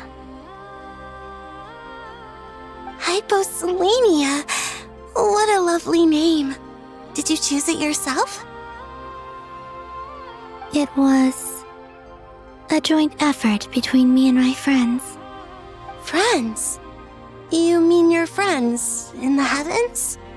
Huh? Oh, sorry. You must be exhausted. I apologize. Hang in there. Let me introduce you to my older sisters. Do you mean the other two moon goddesses? Arya and Canon? Wow, you sure know a lot. Hey, does that mean that our story goes on into the future? Oh, I guess that wasn't the best question to ask. It's alright. We were prepared for that possibility. You could say we were too prepared. I can't even remember how long my sisters and I have been here by this point. When did you get here? How long has it been? I can't say for sure, but it feels like it's been forever. I see. Are you feeling alright? You look a little unwell. I can hold out a while longer.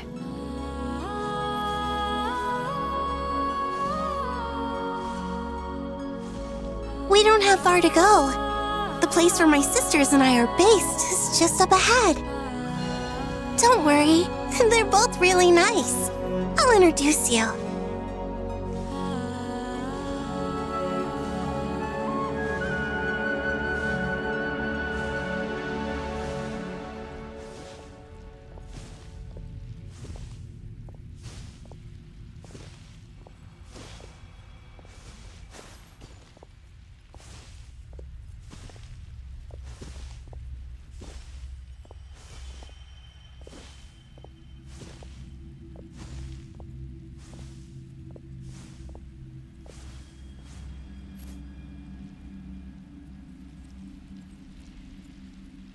Sisters! I'm back!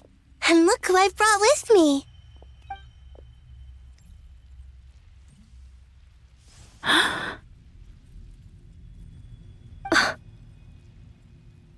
It's our lovely little sister, born in the far future. The pleasure is all mine.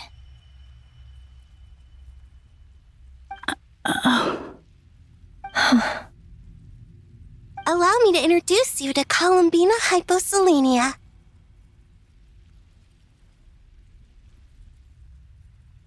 This is Arya, the goddess of the eternal moon. And this is Canon, goddess of the frost moon. Canon, don't you think Hyposelenia's power is similar to yours? Hello, Columbina. I apologize for our startled reaction just now. And please, forgive our little sister if she's been annoying you. She tends to talk a lot. It's fine. You seem shy. Don't worry, Columbina Hyposelenia. No one can hurt you here. Could you tell me where here is? Please. I must know.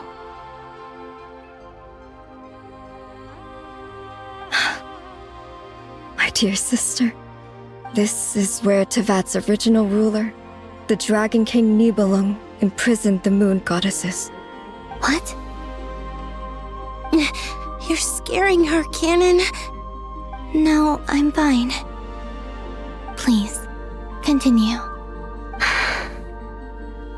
Nibelung, our original master, created us in the distant past to maintain Tevat. But he left this world and traveled into the dark universe beyond, to explore worlds vaster still. Day and night, we fulfilled our duty in the heavens, until the day that the first Descender arrived. The great ruler of the firmament. The heavenly principles. Is that what later generations call them? I see. But we did not reject them at first, nor did they seem to harbor ill intent towards this world. We coexisted in peace. They were like a guest in our home. Slowly, however, we came to realize that our guest had a growing desire to change and dominate the world. And you didn't stop it? No.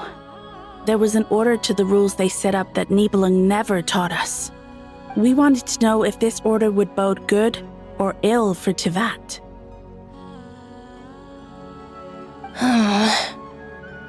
All right. Canon and I wanted to know. Sonnet was against it from the outset. Later, we discovered that this great ruler of the firmament bore an almost paranoid hostility toward the desire of certain life forms to seek power. Or perhaps they feared them. They would even cast down celestial nails as manifestations of their power, to punish the civilizations of the world below. Only this was far beyond mere punishment. Right. Their rules brought order, but the price people paid for merely testing the limits of those rules was far too great. I did everything in my power to help the punished escape catastrophe, but still, too many lives were lost. The ancestors of the Frost Moon Scions were some of the ones you helped. But just when we had decided to take countermeasures, The Dragon King, Nibelung, returned. And so began the War of Funerary Flame. So, that's the name the world gave that war in the future. Well, who won in the end? As far as I know, the Heavenly Principles won, although it came at a great cost. They remained in Teyvat, where they continue to rule to this day. And the world's original master, the Dragon King Nibelung, was destroyed. And what of the moons? Are there still 3 moons in Teyvat's skies? You can tell us the truth, Columbina. We know we are but remnants of a bygone age. We are prepared for the answer. Only the Frost Moon remains. But it has been cast beyond the false firmament by the Heavenly Principles. The eternal and iridescent moons were both shattered during the war. So death finally came for us in the end. Sonnet.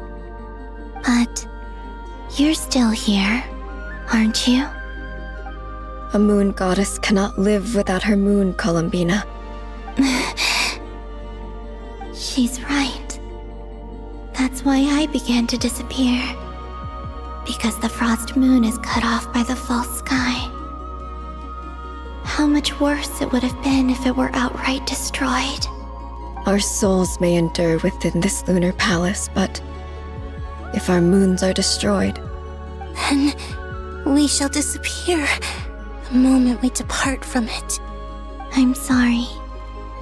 There's no need to apologize to us, dear sister. If anything, we owe the world an apology. If only we'd decided to act sooner, rather than arguing amongst ourselves. all the more reason not to spend this time in regret and repentance. Instead, we should focus our efforts on how we might help our future sister. Sorry? Don't you see, Columbina, your story is not yet over. Is that not why you are here?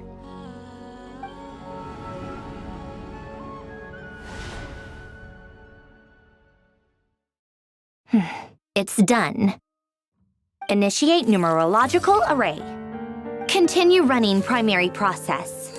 Calculate the world's fate through extrapolation, and identify nodes of potential change. Secondary process, scan for moons. Still 4. The number of moon marrows hasn't changed. Wait, let me think. Is it possible that there's something I've been misunderstanding about the moons all along? Variables. Variables in the world. I know where potential variables within the world come from. So what about the moons? Are there any variables there? Like their life or death, for instance. What if being alive or dead makes no difference to a moon? But that's so strange. Even immortal gods can die. Why would the moons alone be? Wait! I've got it! If alive or dead is considered a variable, we might have had this wrong the whole time. No one ever said that a moon marrow equals a living moon. We just made that assumption ourselves. Initiate secondary process. Scan again. This time filtering out interfering perimeter, moon marrow. I don't care if they're natural or artificial. Get them out of my search results! Why? It says 3 moons still exist in Teyvat, even after excluding the moon marrows. But we know for a fact that 2 of them are dead. Redo the scan. Narrow the results to living moons and real moons. No, scrap that. Narrow it down to moons that have lunar authority and remain alive. Why? Why is it still 3? What is this, Columbina? Has the world lied to us? Or are you the one pulling the wool over our eyes?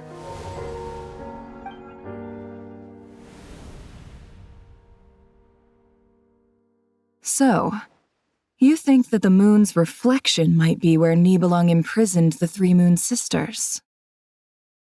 Yes, it would explain a lot, such as why that space would respond to a moon goddess's power, opening the moon gate at her command. It would also explain why Miss Columbina has been unable to leave, and why time flows in reverse there. In the messages she sent, Columbina promised us she'd find a way to return, but we have no way of knowing how, when, or where this might happen. The fact that she still has yet to reappear in this world indicates that returning from that place is no easy feat. We cannot afford to simply wait for her. So you're saying, if she could return by her own power alone, she would have done so long ago? Yes, she certainly wouldn't leave it to this late stage when it's so touch and go. I've been giving this some thought, and I've come to believe that Luanatar might be an anchor that she left behind, as a sort of future waypoint. This could also explain why Luanatar is always by the traveler's side. Sounds like a plausible theory.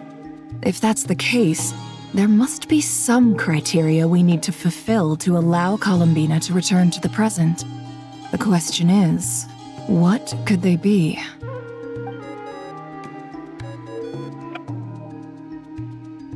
Hello?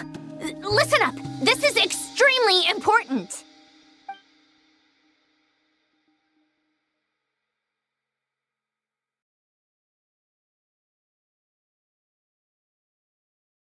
Not only is Columbina alive, but she may well exist in a form unimaginable to us. I'm still unclear on the details, but she's done something truly inconceivable in the past.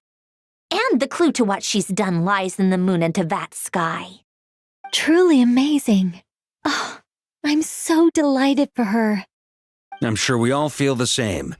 And I'm sure Columbina is ready to get back here and fight by our side. I'll keep my calculations going and try to find some way of coordinating with her. But that's not an excuse for everyone else to slack off, okay? All of you had better keep trying to think of solutions.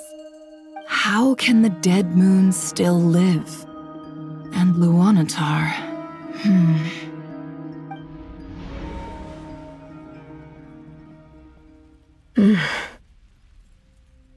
It's hard to believe that's what will happen in the distant future. Our authority is linked to the most fundamental rules of Tevat. I suppose it's no wonder that many would covet that power. I didn't realize that when you said friends, you meant people who live down in Tevat. That's so lovely. I always wanted to go down there and have some fun. Have you ever tried leaving this prison? Of course. Between us, we've tried everything. But no matter where we go, this space will eventually bring us back here. It's like the center of a whirlpool. Everything ultimately converges here, at the moment when Nibelung imprisoned us. In that case, have you tried using any of those pathways that connect this space to the real world? Sorry? What are those? They're passages through which you can make small-scale changes to reality by using Kuvaki. Or am I the only one who can use those passages? Because part of my soul remains in reality. Kuvaki. What is that? You don't know? It's a unique kind of elemental energy found only in Nodcry, the land from which the moons arose. Oh. Well, it's true that the moons first rose up from the part of Tevat you say is called Nodcry. But there is no difference in the elemental energy between there and anywhere else. What?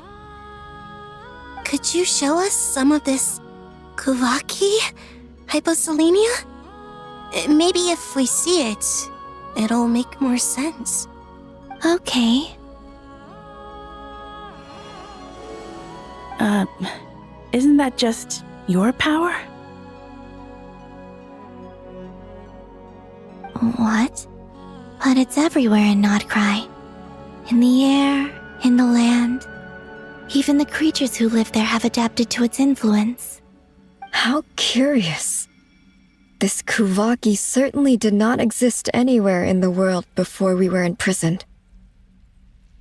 Let alone influence living creatures. So, how exactly does it affect them anyway? Can they float in the air like us? This is so strange. Why would their reality differ so much from mine? Columbina, you're looking for more than just a way out of here, aren't you? Yes.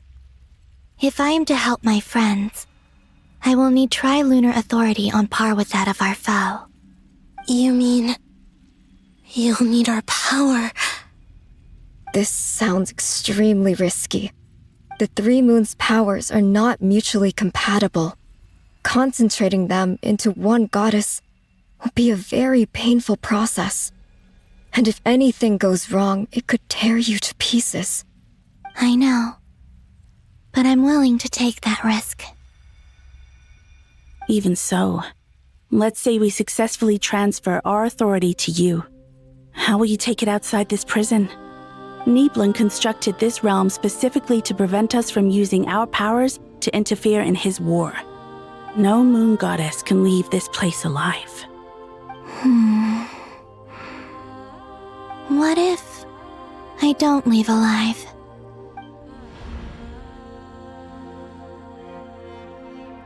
Where do we even start? How are we supposed to figure out what we're meant to do to help Columbina?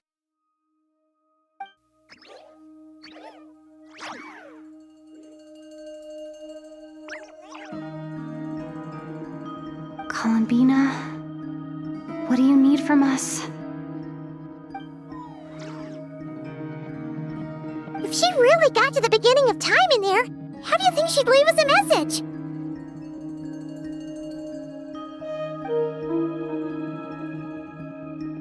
You don't think she'd write it down on a stone tablet somewhere in the hopes that we'd find it, do you? Seems unlikely. Columbina may not talk a lot, but she thinks deeply about issues like this. Let's review what we know. This is the Columbina who fought alongside us against the Rehir of Solnari, and with whom we celebrated Moon Prayer Night. She knows our personalities, our ways of doing things, even our unique strengths and abilities. So, if she wanted to tell us something from a long, long time ago, what would she do? Oh.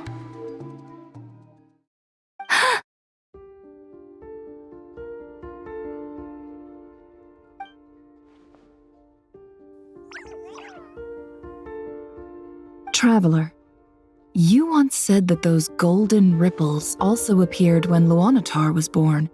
What if Columbina left Luanatar here, not just as an anchor to the real world, but for some other purpose? If she is part of Columbina, and Columbina knows that I can see past events through her... Oh yeah! Like when you peeked into Rarer's past through his heart! Never, wait. If you're right about this, and you can really see past events through Luanatar, your eyes, they'll... Oh, I know.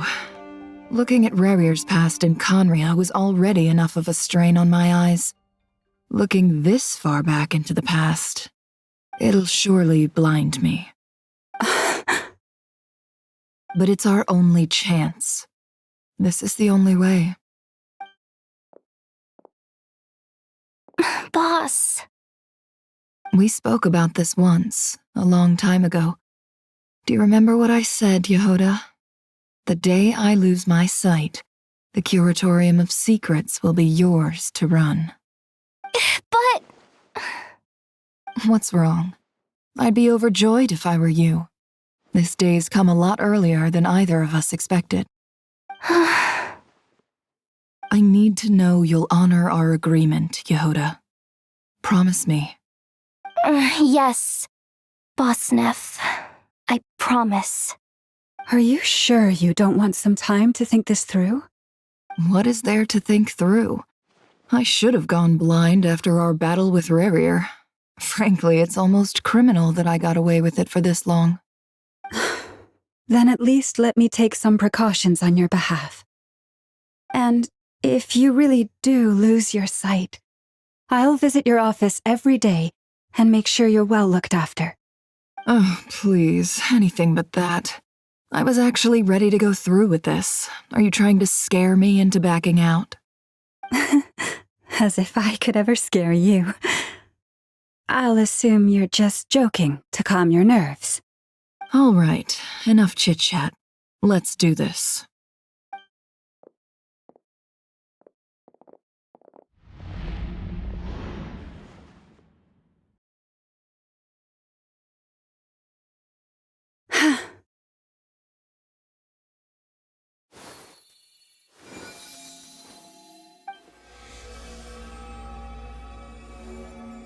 All done.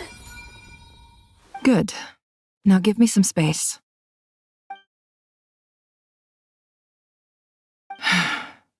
Come on then, little one. Show me what happened in the past.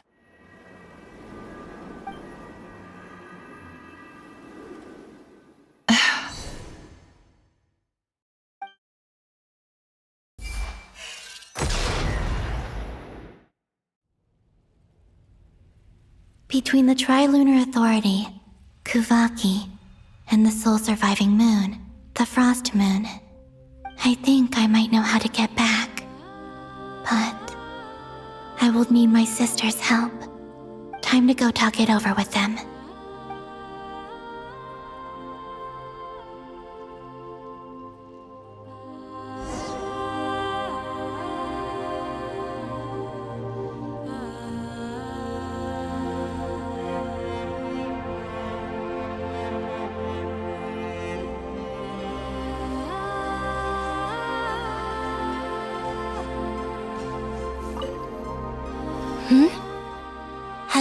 I hope it's not too dangerous. You really scared me when you said that thing about not leaving here alive. Come on, let's go find the other two.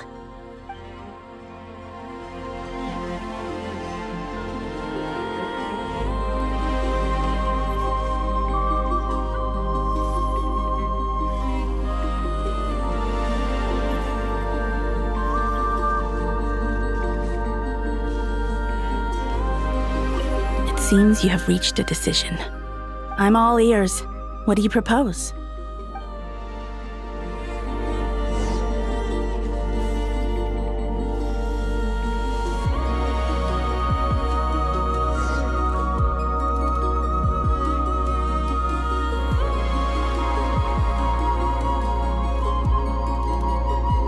Have you figured it out, Columbina? Tell us, how do you plan to leave this place? I intend to die here, in this moment, and then be reborn in the future with the help of my friends. What? What are you saying? How can the dead be reborn? And how will you inform these future friends of your plans? You can't exactly leave oracles. Nothing can escape this place. Not a single ray of moonlight. And even if you found a way, what if they never find the message you left for them? You'll... No, that won't happen. Come again? They will find my message. I'm sure of it. I'm not following. How exactly will you achieve this? It's quite simple, really. First, I will leave my soul here.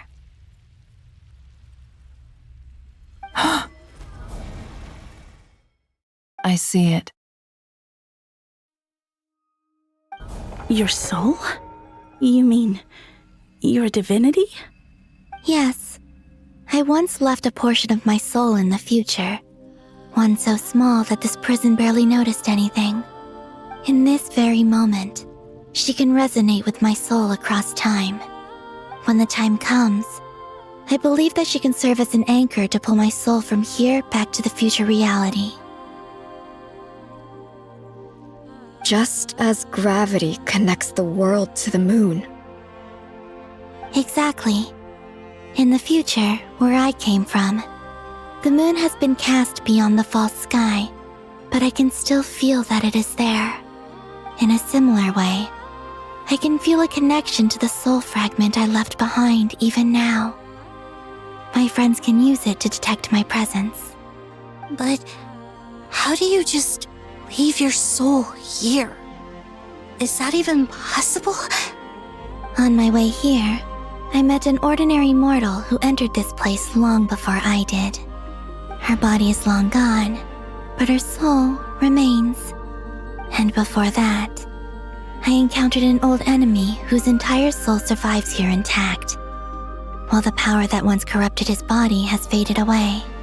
So, perhaps this space is specifically designed to imprison divinity and authority, but not the physical body. Still, even if your body can escape, would it not just be a lifeless husk without the soul inside? Wait, is that what you meant when you said you wouldn't leave alive? Yes, I shall turn my body into moonlight and pour it over Nodcry. That power shall protect the land and quietly blend into it, awaiting my soul's return in the future. However, I cannot do this on my strength alone. I would need your help to do this, so I'm humbly asking for your assistance. Oh, dear sister, you need not be so formal. As I said before, we are but remnants of a bygone age. You, on the other hand, were born alone in that distant future, and you have walked a long and lonesome road since then. How could I bear to let your story end here in this dungeon? Don't forget, we are your sisters, your family.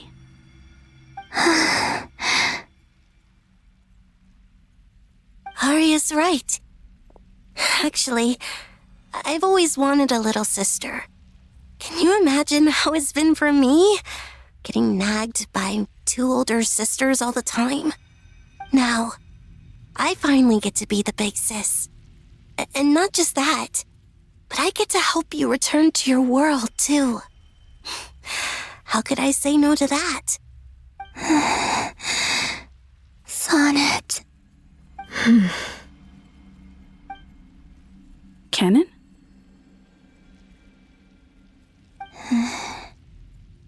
I'm sorry. I know this is a bold request. The Frost Moon is rightfully yours, and it remains intact. Oh, no, please, don't misunderstand me, Columbina. I was just thinking back on the years that the three of us once spent together. You cannot imagine how happy I am to hear of the future world you describe. The Frost Moon Scions, your lovely, kindly friends. For the three of us, whose purpose in life was to maintain the peace in Teyvat. It is a great relief to know that the people of this world live in such an abundant future. If your plan can save them and save Nodcry, I will gladly give you all that I can. Besides, the three of us have been together since the day we were born.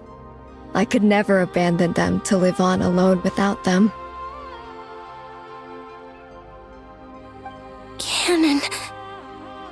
Still, I do have one question I would like to ask you before we proceed. Certainly. What is it? Why do you cover your eyes?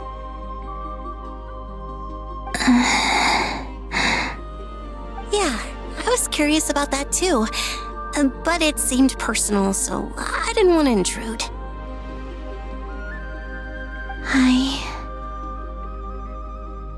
There was a time when I refused to look upon the world. I believed it was full of nothing but lies and falsehoods. I wished to hide my feelings, seal my heart, until I could return to my true home. I see. Perhaps that decision saved you from ever having to see the false sky again. But at the same time, you likely missed out on many true and precious things, like the smiles on your friends' faces Promise me this, Columbina.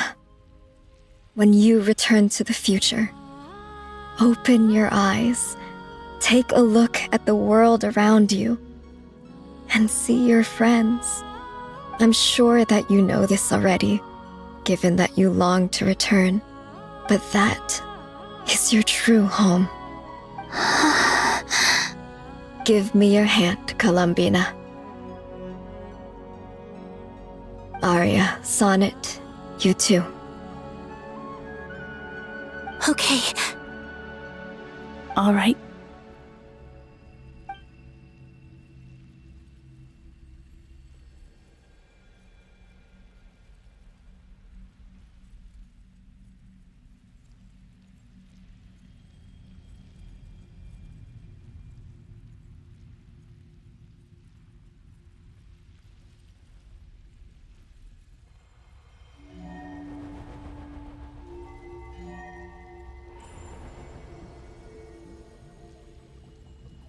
We once were the songs sung for eternity, but now it is you who must continue to sing.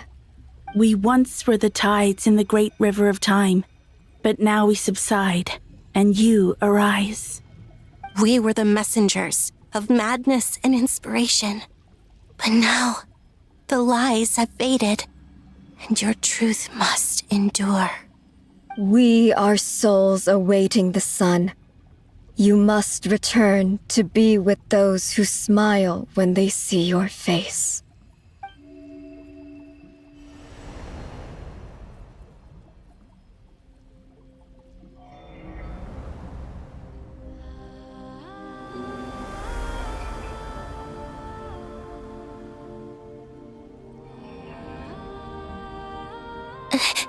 Is it done? Yes. We have transferred the authority over all 3 moons to Columbina Hyposelenia. From this moment on, she is the Tri-Lune Goddess, the one and only moon goddess of this world.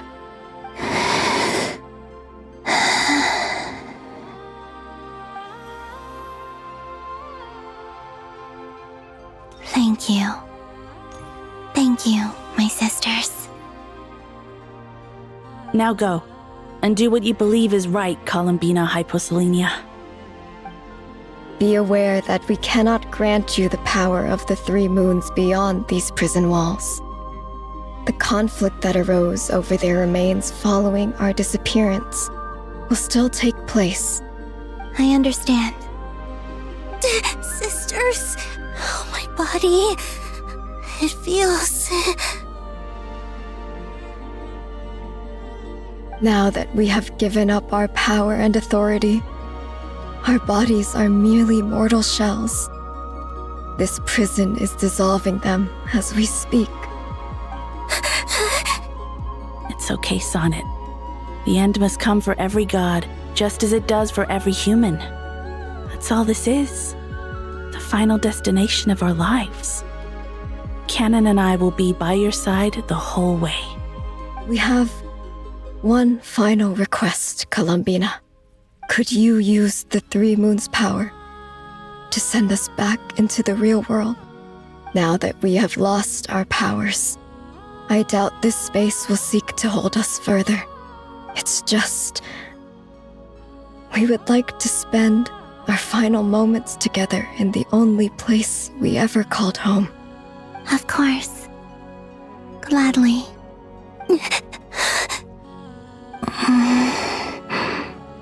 Sonnet? Yes? Don't... I wish I could tell her not to give in to the abyss. Not to be afraid. But is this really what I should say at this moment? Don't forget. I'm so glad to have a big sister like you.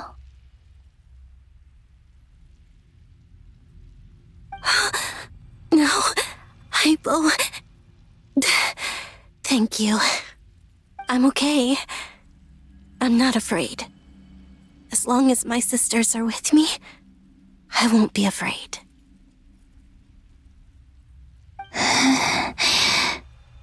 It looks like This is goodbye, sisters.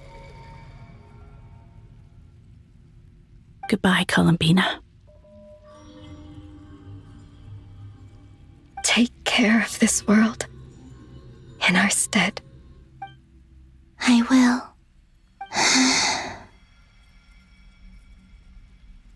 And now, it's time for me to bid farewell to my body, too. May it become the moonlight that keeps Nodcry company through the long years ahead. So this is why Nodcry was not always home to Kuvaki. It only appeared after I poured my body out upon this land, and only this land. Kuvaki responds to me because it is me, my body, answering the call of my soul. And the golden energy I've encountered on my way here was, in fact, that very soul, which I am about to leave here to guide me. O power Trilune, eternal moonlight. I, Columbina Hyposelenia, lay aside my body. Let it be cast into the dark night to illuminate the future. May it be a companion to all who dwell beneath the moon.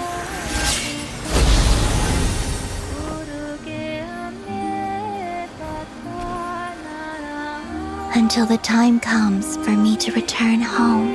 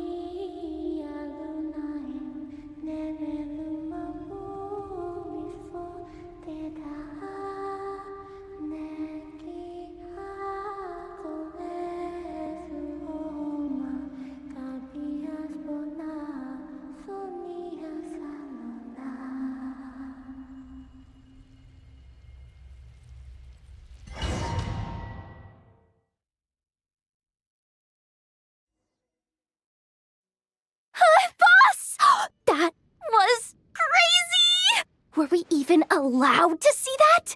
Is anyone? Oh, can you still see? How many fingers am I holding up? I see 2 fingers, and a look of sheer terror on your face. Truly astounding, Miss Nefer. Your eyes have glimpsed the very ends of the world, and yet they remain as sharp as ever. Or is the credit for this miracle due to Miss Lauma? It seems that even time itself is no match for your medical skills. Surely you jest, Mr. Flins. I suspect we have Columbina to thank.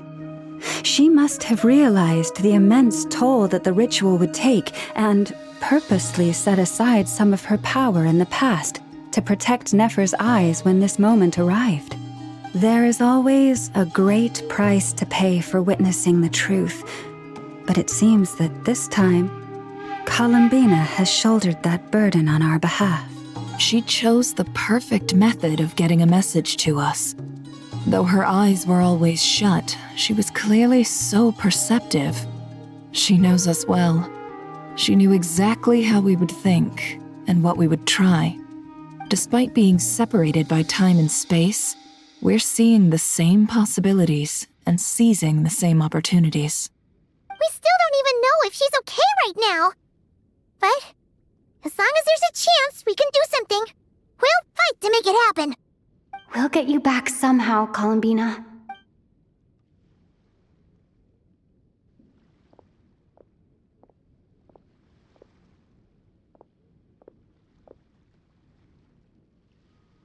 Well, based on the information we now have, let's figure out our next moves. Thanks to these gentlemen, we have a much clearer picture of the situation with Dottore. The civilian population has been moved to safety, so we no longer need to hold back. Miss Androne, how are the calculations going? So far, so good. I'll keep seeing how far I can push the system, though. Can't have Hat Man being powered down for nothing. There's still a long road ahead. Where should we begin?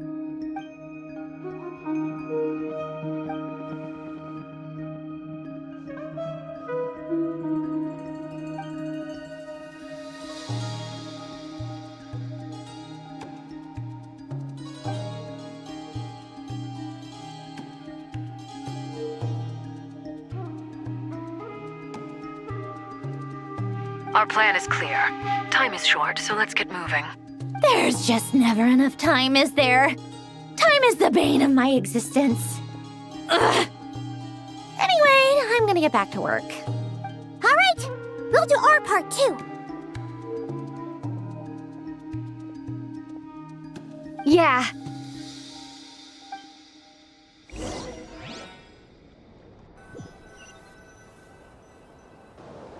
Albedo's theory says that elemental energy can dilute the light realm's power, but I'm no expert in building elemental defenses. Sounds like something out of the advanced elemental theory section of the library. Whew.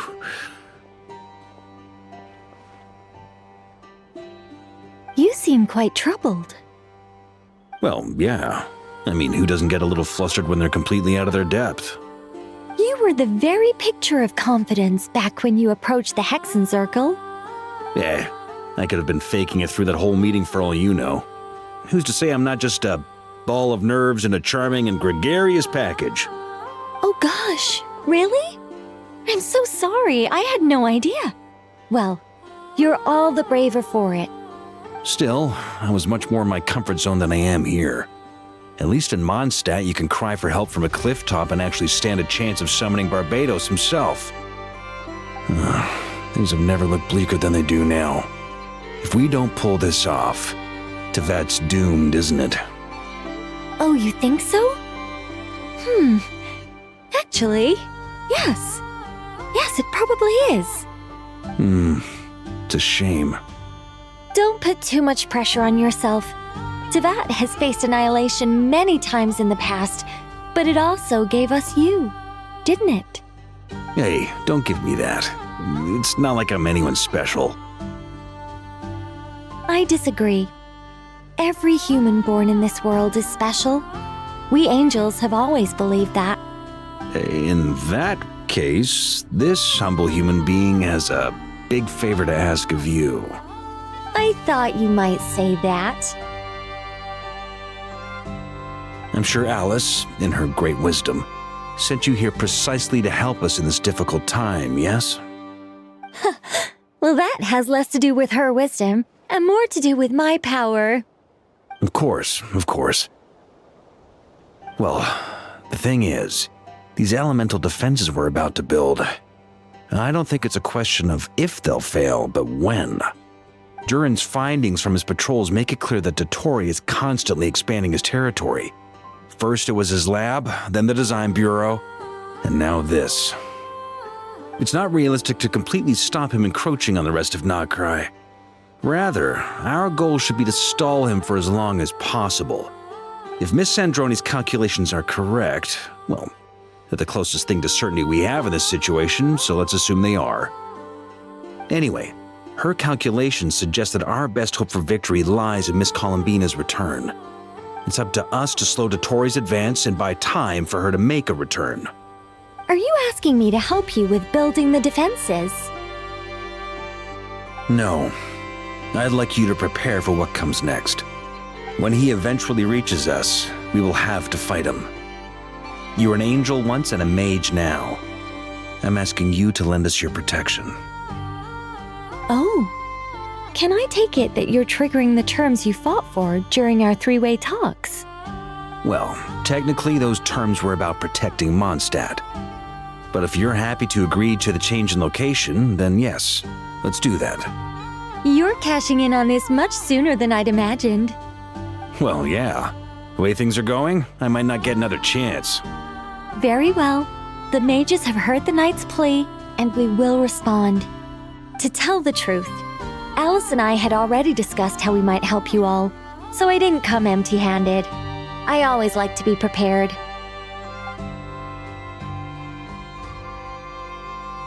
This is... wow. Yeah. This is great. Seriously, thank you. It's been many long years since I had a chance to dazzle humanity with a little divine intervention. To humbly serve as a reliable and responsible guide. Anyway, Knight of Boreas, please accept this gift in recognition of your great virtue. Go now.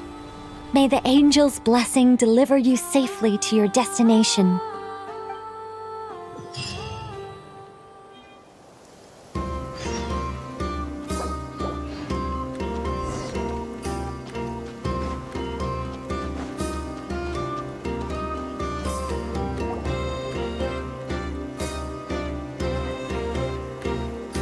You're here. Sandrone! How are things going? Glad you asked. You two are about to become the first people to lay eyes upon my masterpiece. Or should that be the first person and the first, specter? Hey! Whatever. Come, feast your eyes on this. Wow! We've never seen something like this before!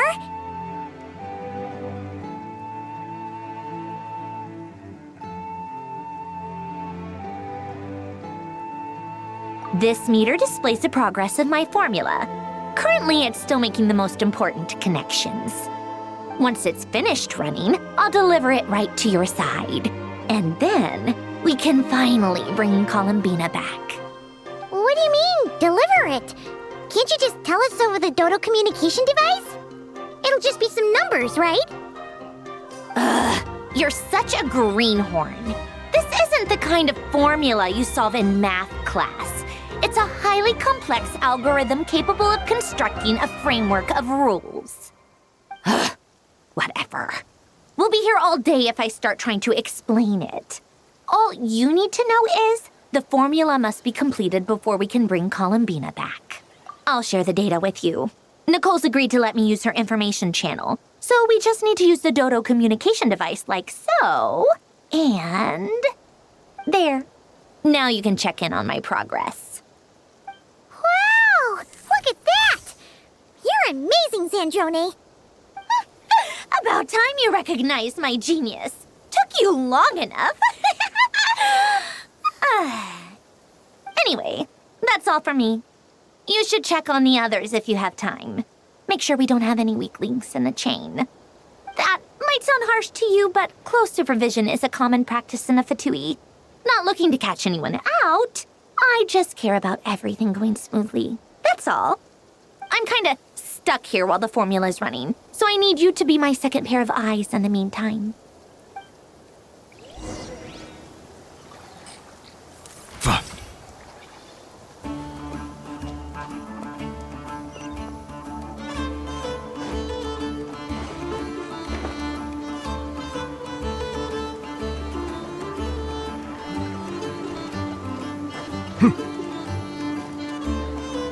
Thankfully, Miss Nicole has come to our aid.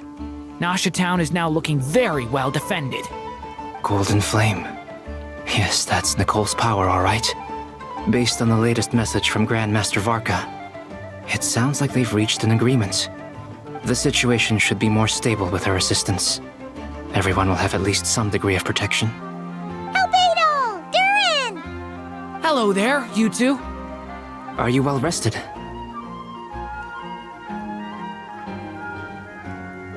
That's good to hear. As per the plan, Albedo and I will be in charge of Nasha Town.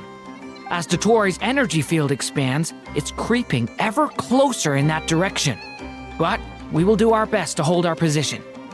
We fought side by side many times before, and always with great success. I believe this time will be no different. So don't worry about us. Focus on fighting Dotori.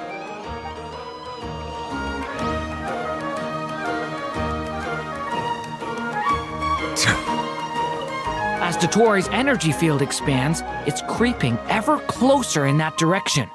But We will do our best to hold our position. We fought side by side many times before, and always with great success. I believe this time will be no different. So don't worry about us. Focus on fighting Dottore.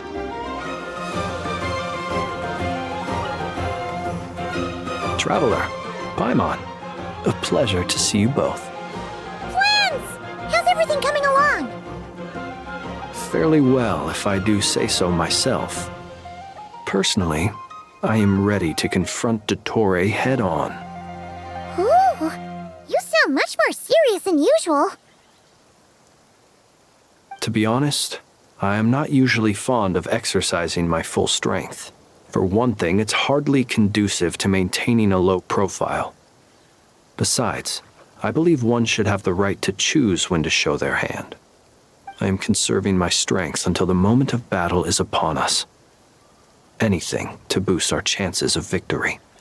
Seeing you get into the zone like this really puts Paimon at ease. Huh, Traveler? I consider it an honor to have your trust. Rest well. I look forward to seeing you both in your element during the battle.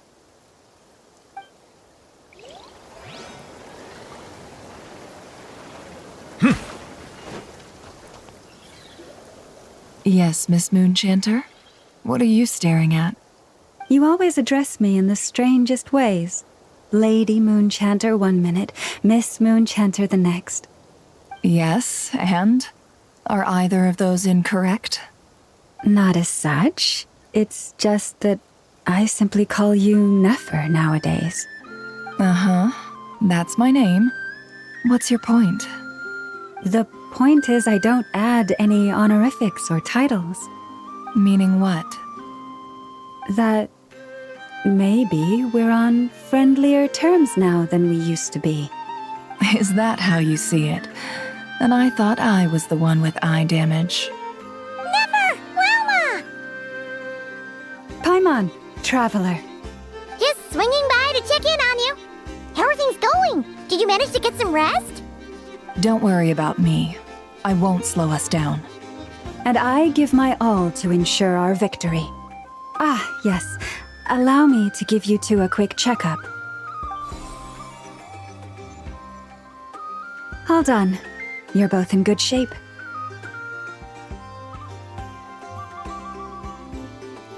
You're welcome. You'll have your work cut out for you in this battle against Dottore, so make sure to get some rest in first. Paimon will keep an eye on her. Don't you worry. I'm glad to hear it. Take good care of yourself, too, Paimon. Sure thing.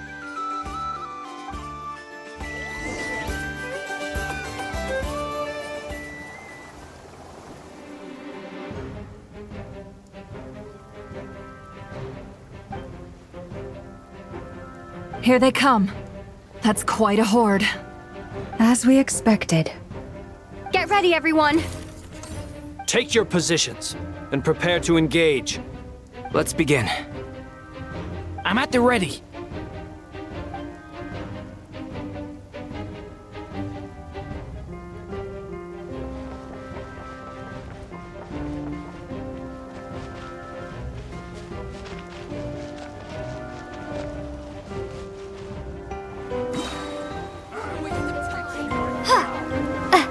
Water jet! Observe. The night cometh. Be silent. To dust.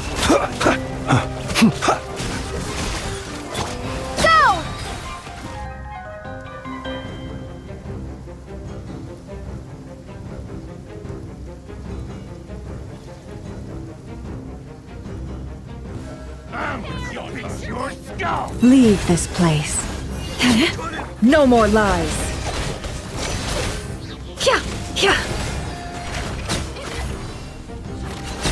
These creatures cannot stand against us. Oh, fighting talk. Just don't let your guard down. That goes without saying. I'm hardly the risk taker in this group. Excuse me?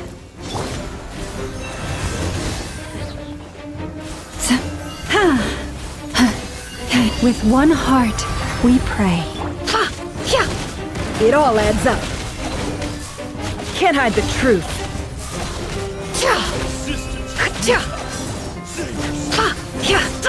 No more. The deception ends here.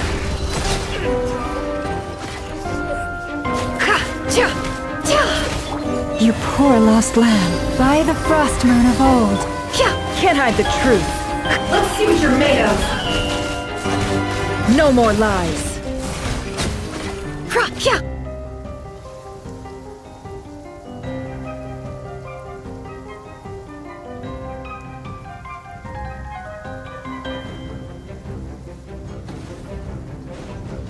Live! Witness my great undertaking! Get back! The abyss is burning shadow!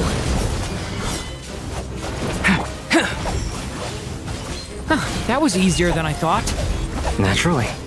What do you mean? Is it because as created beings go, we're of a higher level than them?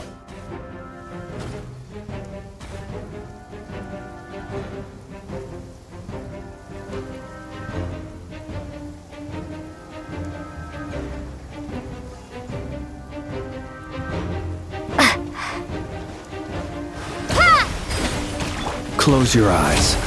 Observe. Do you fear the dark? People have always used fire to drive away wild beasts. Wouldn't a lantern work just as well? You read my mind, my dear friend. I was just about to say that. All right then, dear friend. Bring the light.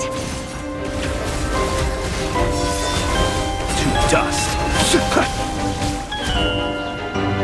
Leave this place. It all adds up.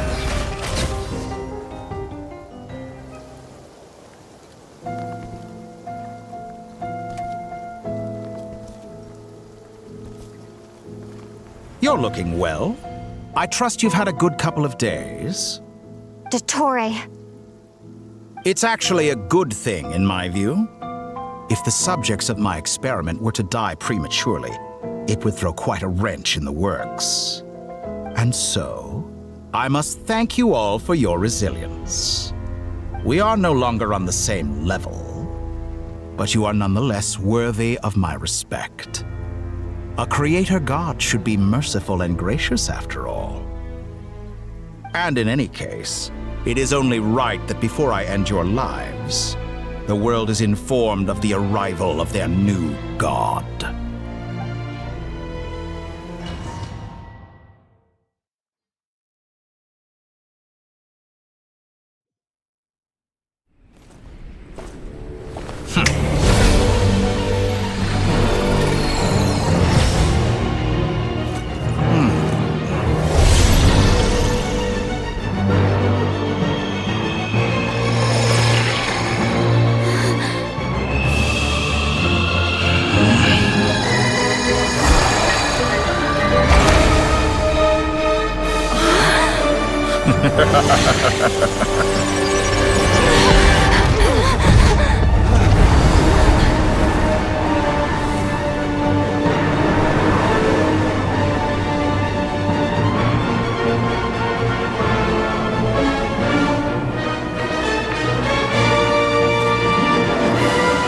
The experiment begins.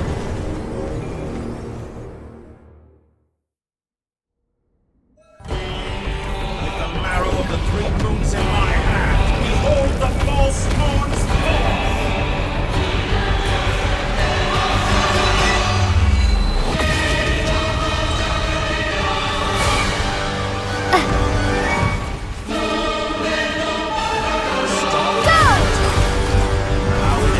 Observe.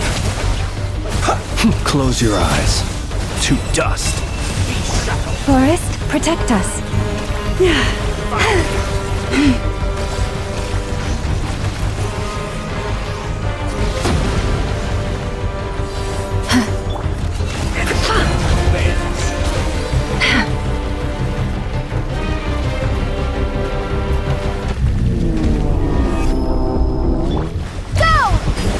Observe.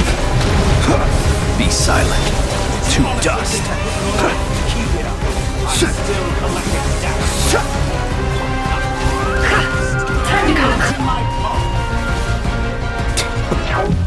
Oh, I've been moved inside another space, and it's sealed off.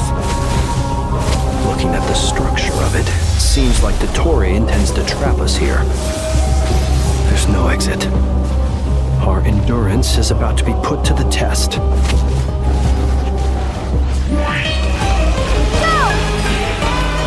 You poor lost lamb.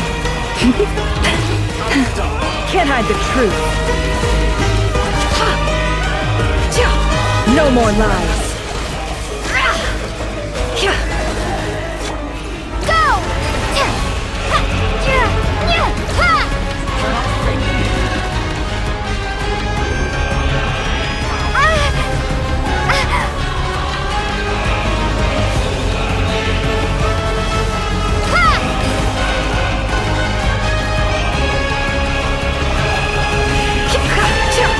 Can't hide the truth.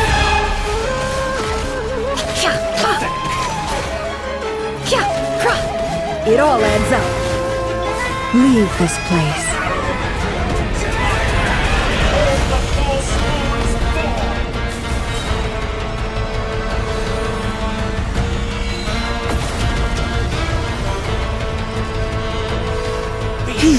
You poor lost lamb. Stay your hand.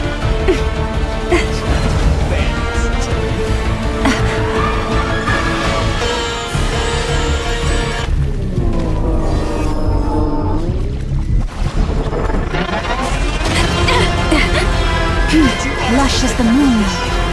No more lies. Can't hide the truth.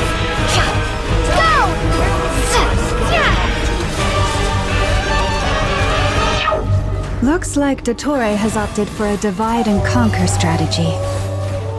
But we will not allow him to triumph. Now, I shall pray for our victory.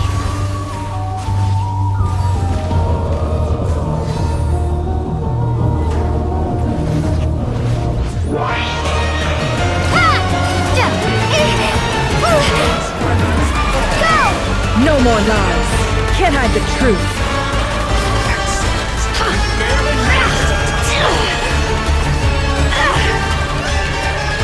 It all adds up. The mystery unravels.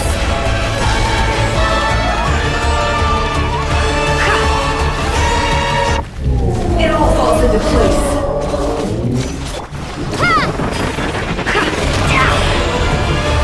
No more lies.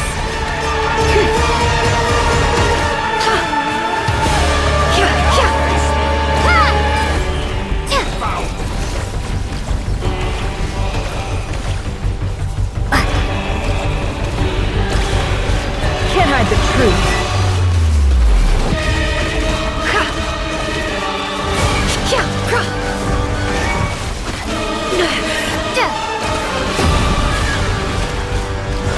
Water jet! It all adds up. Can't hide the truth.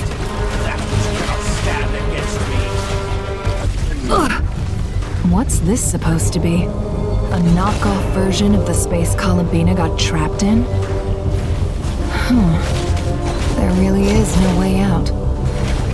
We'll see about that, Dottore.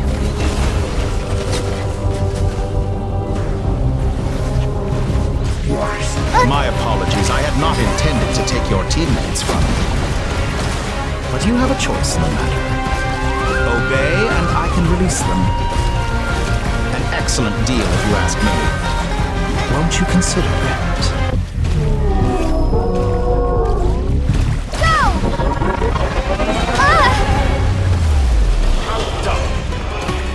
Water jet! Wipe out! Go!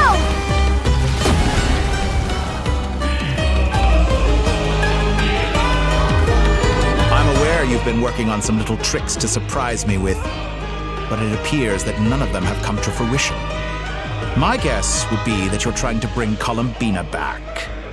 But then, where is Sandrone? Or are you trying to buy time for her? I always found their friendship to be a curious phenomenon. Two highly incongruent personalities, and yet they share a deep connection. Speaking of Columbina, I once saw her as like a younger sister. We got along quite amicably while she was with the Fatui. But then one day she suddenly decided she would refuse to take part in any further experiments. To this day, I truly don't understand what I could have done to upset her so much. It's such a pity. I could have had a sister, a family. But alas, she grew to dislike me. You're not fit to be family to her. That I can't deny. So many people, all obsessed with playing out the same tired old dramas. This world is rotten to the core. And then there's you. You had every opportunity to reach the right conclusion.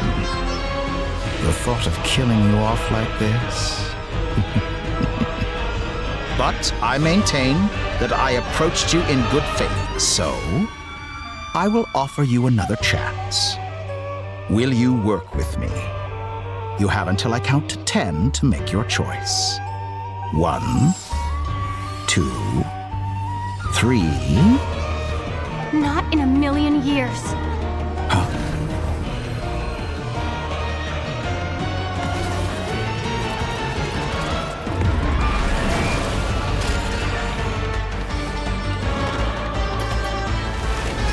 Sandrone, what a pleasant surprise. I didn't think you'd join us all the way up here. You're as sick and twisted as ever. Don't fool yourself into thinking anyone's grateful for the chances you're offering them. Sandrone, the formula hasn't finished running yet. Funnily enough, I was just discussing a collaboration opportunity with the Traveler, and then I see you, who I must say is a good example of an opportunity gone to waste. Gone to waste? I said that everyone would get one chance, and you've used yours to march right back into the lion's den. So yes, it's an utterly wasted opportunity. And what makes you think I believe a word that comes out of your mouth? I was planning on disposing of your little formula after wrapping up more urgent business here. But since you've taken the trouble of serving it to me on a silver platter, I can simply bring it forward in the schedule.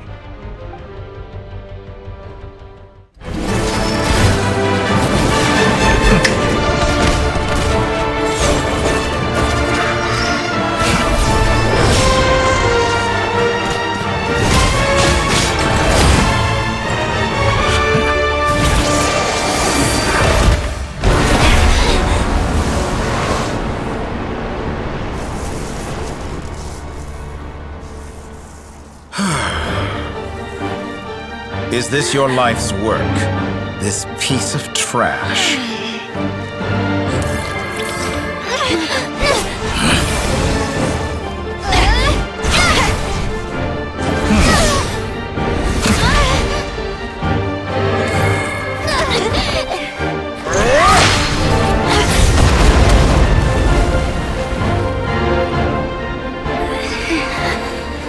Your formula runs too slowly, Sandrone.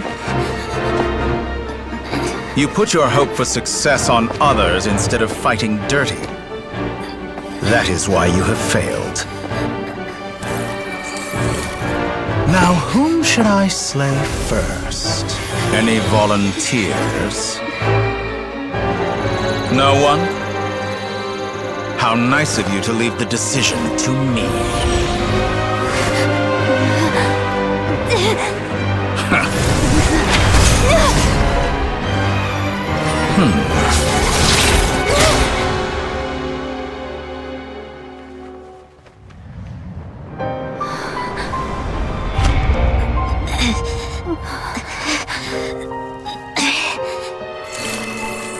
Oh, how unexpected. Sandrone, any last words for me, comrade?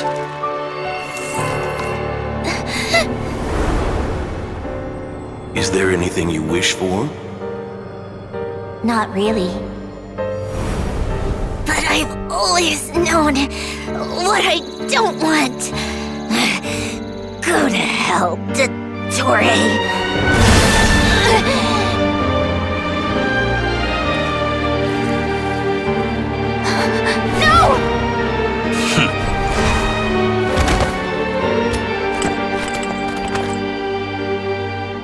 And now, you have failed.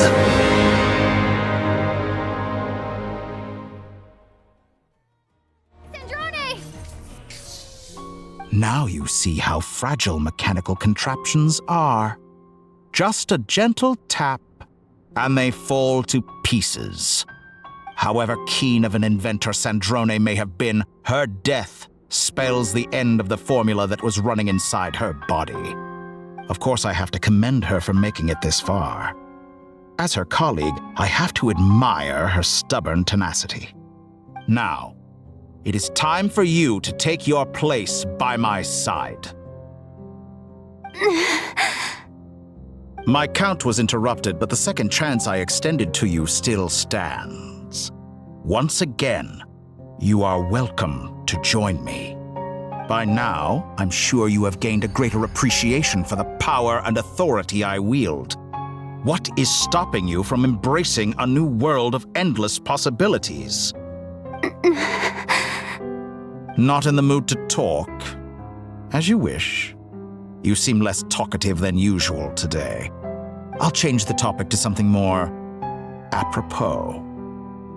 Sandrone was always like this, never trusting anyone, always so reluctant to share her research with them. Objectively speaking, she had her strengths.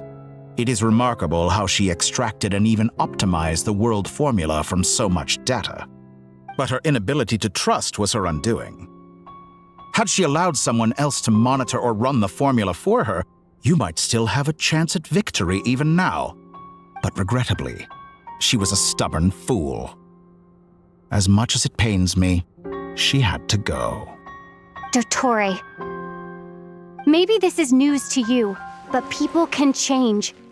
Columbina surprised you when she escaped, and I think Sandrone would surprise you too. Change? You can twist the truth however you want, but I see it clear as day. You're the one who can't trust other people. Is that how you see me? By this point, what can you hope to do about it?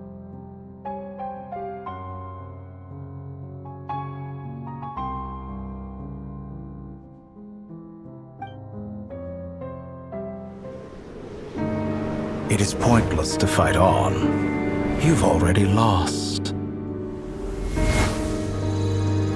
Wrong. You can't win this, Dottore.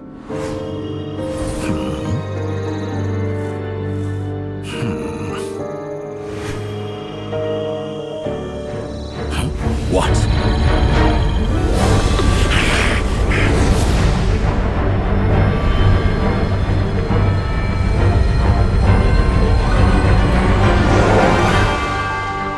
My formula can get us 90% of the way.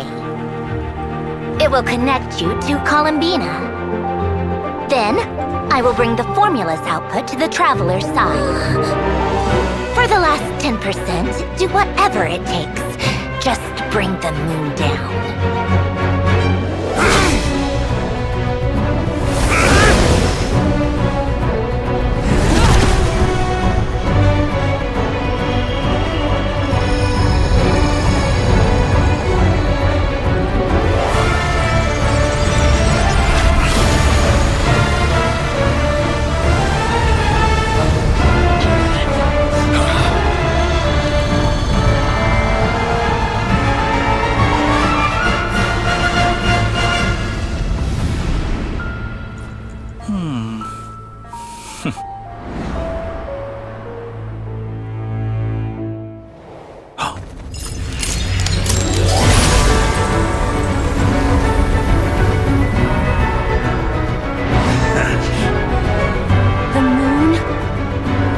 Never be yours.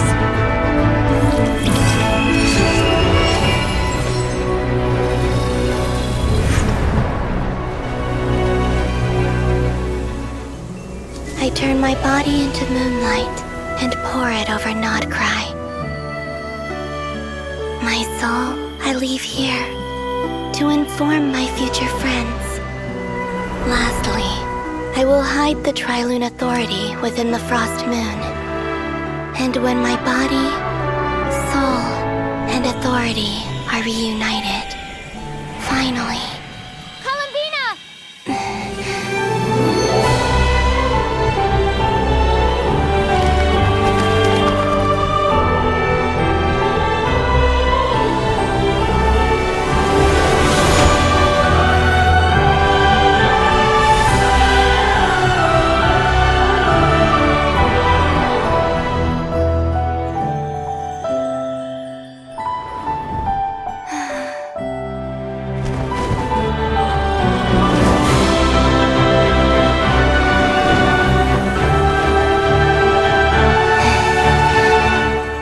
It's been too long. I'm back.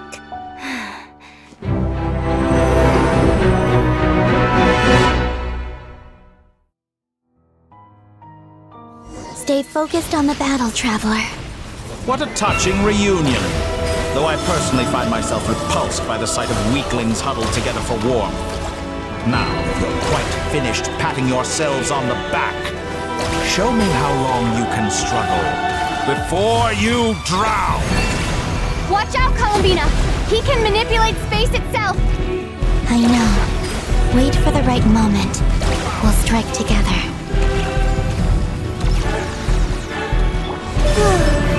That's more like it. Some results of the tech.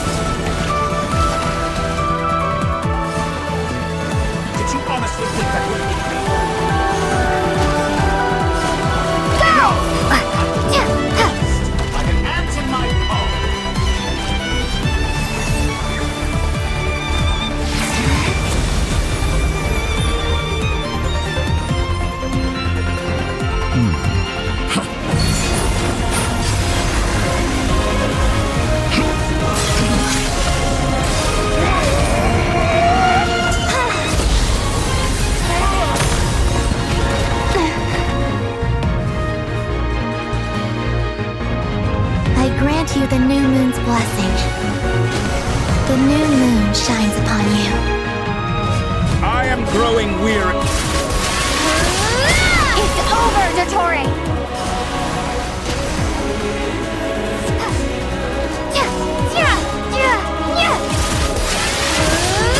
Time to pay for your heinous crimes! No longer must the world cower in the cold night.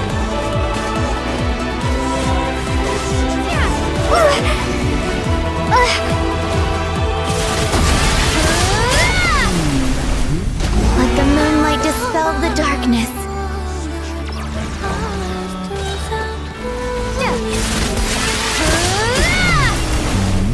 Everlasting as the moon.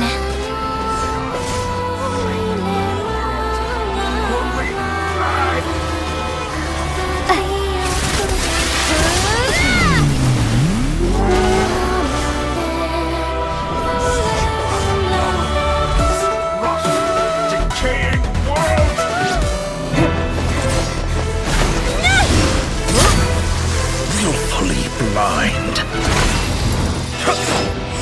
How can you be so satisfied with your fate?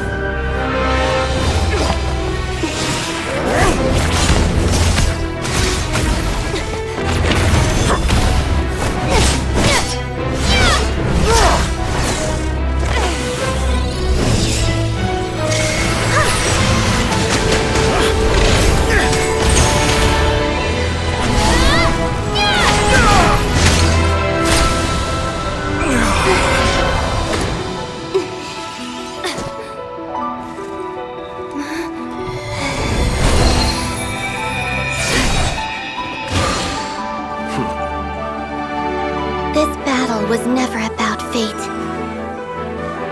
It's about friends, family, and the home you stole from them. So dull. Only the weak rely on each other for comfort. You shall see. Once I transcend fate, you will be nothing but fodder for my grand experiment! That will never happen.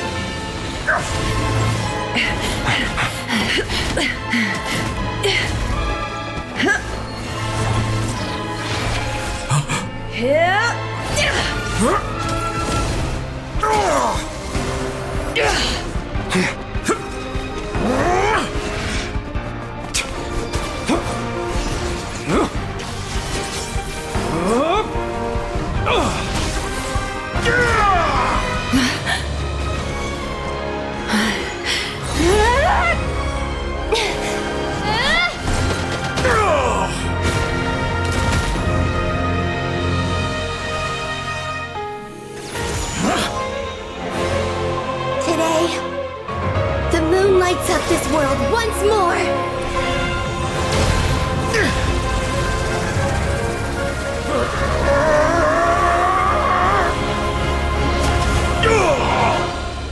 This loathsome world.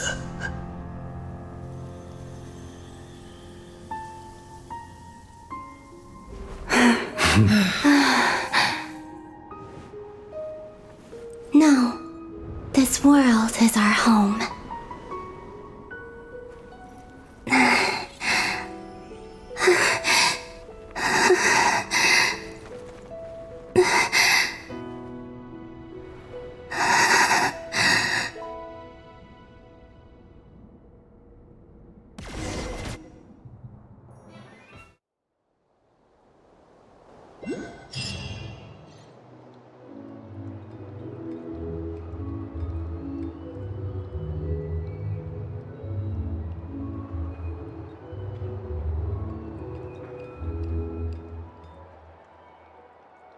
No, you're doing it wrong.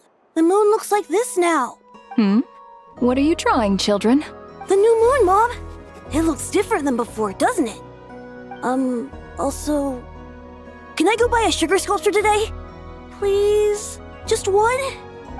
All right. I suppose today is a special day after all. Almost like a festival. Extra, extra! Get the latest Nasha Express here! Post-disaster report! Nasha Town reborn beneath a new moon! The voyage begins today! The future looks bright thanks to the League. Want a copy? I knew things would be different, but I didn't think that would include the moon. They say a new moon goddess has been born. A new moon goddess? Who's saying that? The Frost Moon Scions? I guess so. I'm not too clued up on the details. As far as I'm concerned, the moon's still in the sky and it's business as usual. Hey, since we've come all this way, shall we grab ourselves a free meal while we're here? Are you a convert now? Or are you just here for the free lunch? Oh, come on, what does it matter? After everything we've all just been through? That smells good. All right, that's it. I'm hungry. Time to eat. Come on! We gotta get there early, or there won't be any good spots left! Shh, keep it down. This is a residential area. What if people are still sleeping?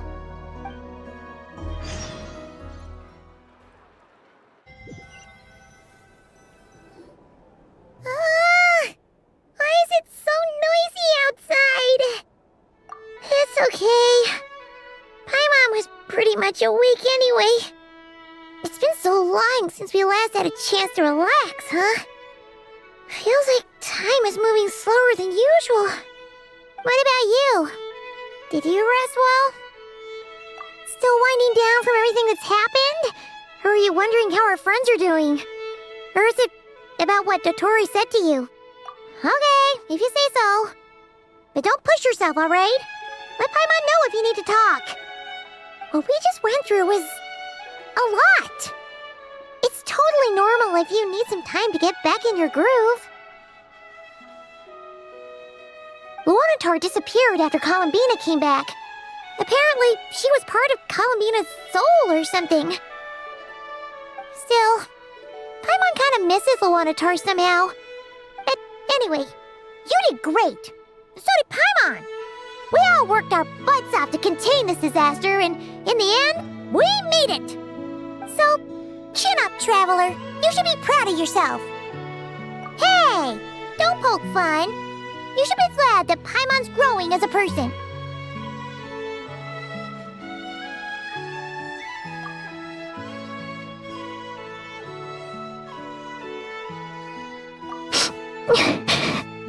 Paimon didn't think you'd mention it. You have no idea how anxious Paimon was. She was worried sick about you. Well, if you really want to show Paimon you're sorry, you're gonna need to make it up to her. You better be ready to splash out on a lavish meal.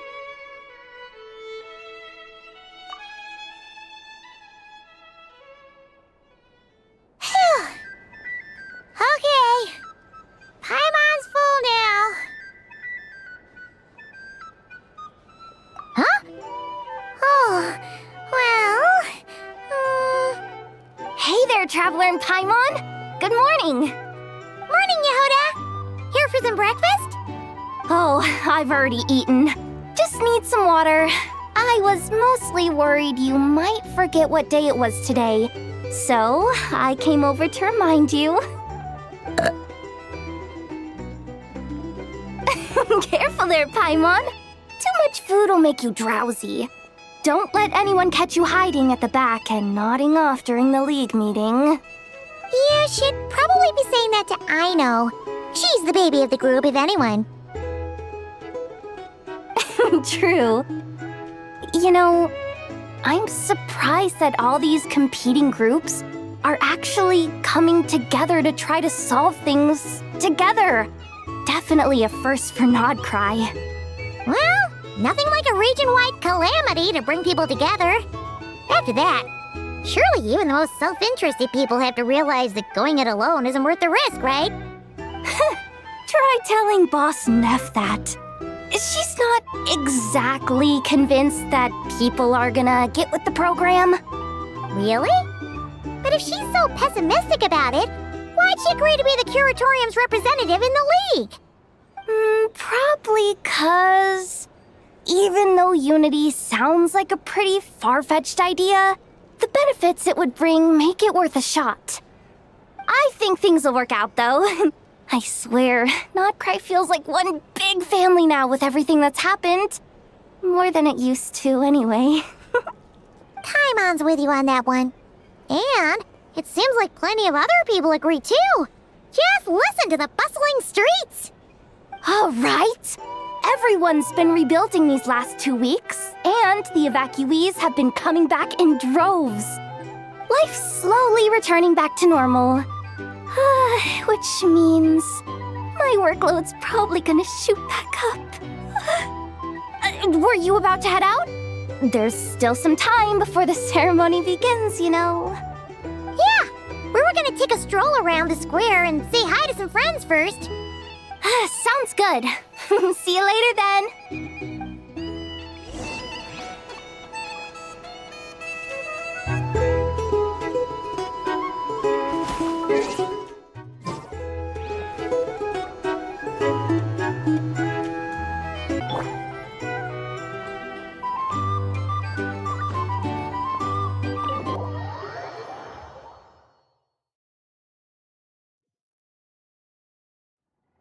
Please accept today's boon. Have a nice day. Are Paimon's eyes deceiving her? Or is that Inefa handing out food for the Frost Moon Scions? Hello there. Would you like a feast of the moon along with some snacks of the day? So, what's new, Inefa? It was only a few days ago when we last saw you, but it looks like you've joined the Frost Moon Scions in that time. And I know too? What are you talking about, Paimon? We're just here to help, duh. In the wake of the disaster, it's all hands on deck. We responded to Lama's request for support. At times like these, The smallest good deed can inspire others and help them through the hard days ahead. And we're using eggs and heating tubes to make that a reality. In true Krumkake Craft Shop style!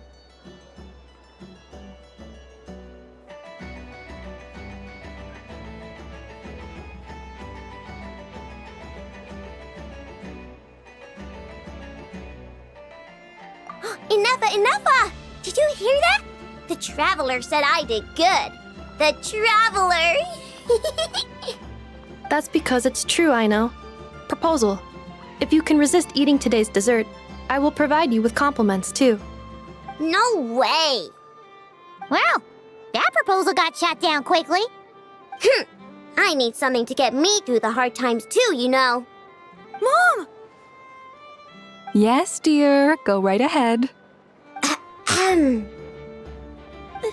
Excuse me. Could I take a photo with the robot lady? She helped us get safely out of Notcry, and she helped us get back home too. She's the best. Of course she is! And since I'm the whiz kid who built her, that makes me even better than best, right? But you stole my snacks, though. Oops. Shall we move to the open space near the center? The view there is better. Thank you! Aren't you the better pick for this job, Flint? You underestimate yourself yet again, Master Ilua. Not at all. I rarely come by Nasha Town. I don't know any of the big shots here. All in good time. Socializing is a step-by-step journey. But you're much further ahead on that road, aren't you? You're not seeing the full picture. You know the truth now. My friends do not understand my habits. There is no question about it. The Lightkeepers need a representative in the League. Someone who is upright, cares about other people, and can realize their self-worth through group action. You say it like you wouldn't make the cut. I am most flattered that you think I would. Sigh a little less, Master Ilua, and have more faith in yourself. All the Lightkeepers agree that you're a very promising young man. That is precisely why Starshina Nikita felt safe delegating such important work to you. I'm sure we all also agree that we would sooner die of dehydration than manage to wrangle anything out of you in a discussion.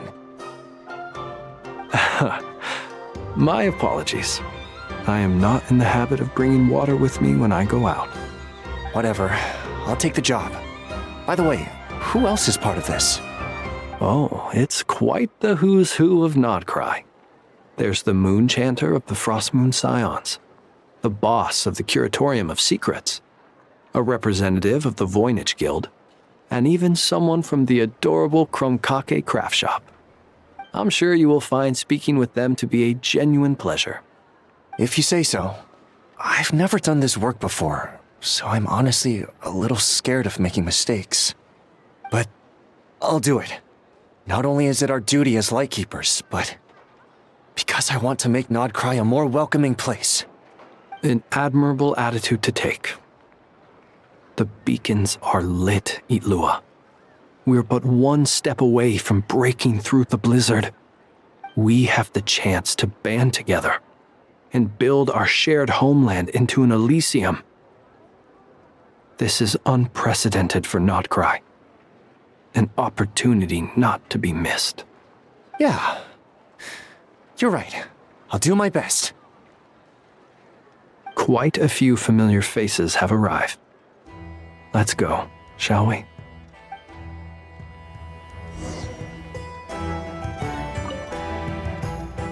You look so cool when you fly, Miss Robot, and when you use your spear, too! And even though you took my snacks, it's pretty cool that you can build stuff like this. You've got so many inventions. It's amazing! Also... Micah, we need to go now. 1 second! Please take this Feast of the Moon, as well as some snacks. Share them with your mother and your lovely family.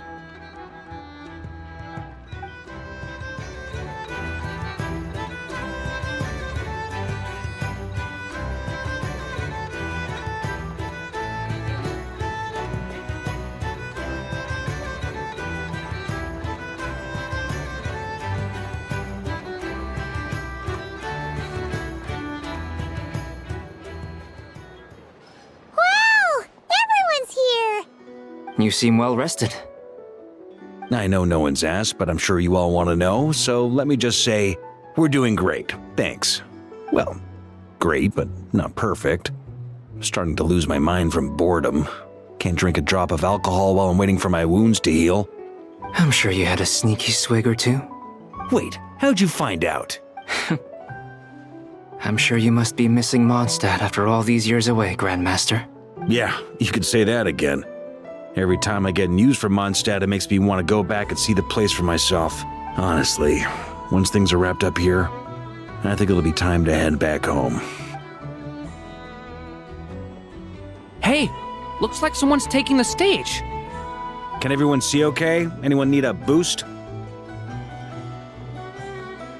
I'll just listen from the back. It's fine. You're taking this pretty seriously, huh, Durin? Well, it's not every day that I get the chance to see how people speak in official settings. Soak it up like a sponge. I'll make sure you get a chance to practice for yourself later down the line. Actually, I know just the thing. You can debrief the Knights of Favonius for me. Mr. Varka, are you forgetting that I'm not a Knight of Favonius? I can knight you. Any particular title you'd like? Is he joking? I really can't tell. You'll have to figure this one out for yourself. It'll be a good learning experience. It is my honor to host the opening ceremony for the League, and to have this opportunity to speak to you all in my capacity as Voynich Guild representative. Could this person also have been pushed onto the big stage by the real big shots? Guess I'm not the only one then. We come here today, having weathered the trials and hardships of yesterday, and having learned from them the importance of unity and cooperation. All right, here we go. Uh-oh, looks like Aino's off in Dreamland already. Wait, Boss is looking kinda drowsy too. What's up with her? Come on, get this speech over with already. Nodcry is our home, the land we rely on for survival. And as we chart a course for the future, may we persevere through the storms ahead as we sail towards a new era of prosperity, freedom, and hope.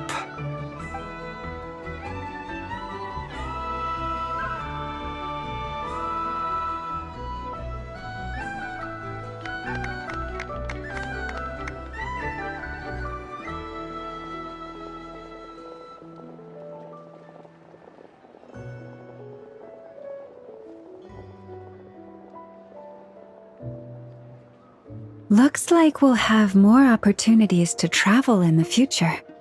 I'm sure you'll cope, Lady Moonchanter, given how fleet of foot you are. Unfortunately, I suspect I'll be too busy at the curatorium to act as your host. We have a busy schedule, not to mention an international network of contacts to manage.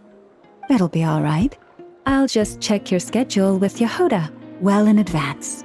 And if she's not available, I can simply ask Ashru. So giving my employees extra workload isn't enough for you? You're really going to drag my cat into this too? I thought you'd approve. Aren't you forever increasing your employees' workloads? That's a bold statement. Are all the Frost Moon Scions feeling more audacious now that your moon goddess has returned? Columbina's return has brought joy to all who care about her. That includes both you and me. As for the Frost Moon Scions, we are learning how to thrive independently, without relying on the moon goddess. It is up to us to make our home a more livable place. Joining the League is one of the steps we are trying towards that end. I like the word try. It's nice and non-committal. You can opt out at any time and still say you tried. You don't see a bright future for the Frost Moon Scions? Or did you mean the League? I'm just not as optimistic as you. The Frost Moon Scions should count themselves lucky that they have a leader as stubborn and enterprising as you. But Nodcry's a big place, with all kinds of people. Most of them don't enjoy answering to a leader, or even listening to reason. Well, that's where you and your methods come in. Unless the Curatorium of Secrets is only here for appearances. For now, yes. And that won't change until this venture becomes worth my while. What would make it worth your while? Getting out more than I put in. Right now, I'd barely break even, but I'll grant that it's a good start for Nodcry. Then maybe it's worth a try. All right, you can stop now. Or do I have to join the Frostmoon Scions before you'll get off my back? You'd be very welcome to join us. Hey, you two! Congrats on all your hard work! What are you chatting about? Nefer was trying to dissuade me from adding to her employees' workload. Also, she's considering joining the Frostmoon Scions. Sorry, what? Your conversations are always the most interesting.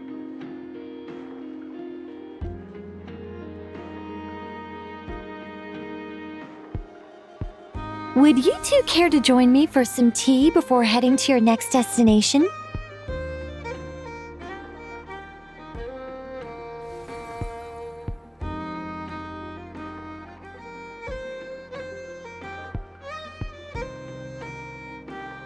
Nicole? Wait, where are you? Aren't you gonna show up today? Sadly not. I'm otherwise occupied right now. I'm sorry, Paimon. I can hear how disappointed you are. If it's any consolation, let me say that how things appear on the surface is a far cry from what they are at their core.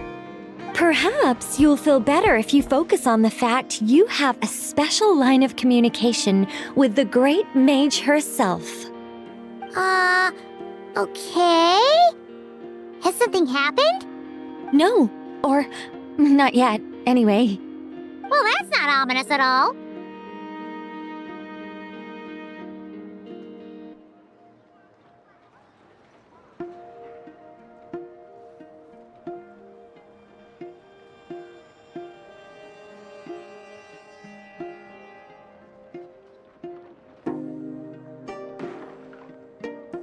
Not for the time being. Just think of this as a general check-in to make sure this communication system is still running smoothly. Besides, it's good to chat once in a while if we want to maintain our friendship. You could've just said so. Paimon got all worked up for nothing. Still, the best friendships are built through face-to-face interaction, you know.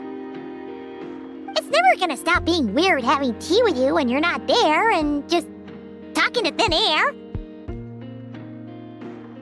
All right, fair point. I'll bear that in mind for next time.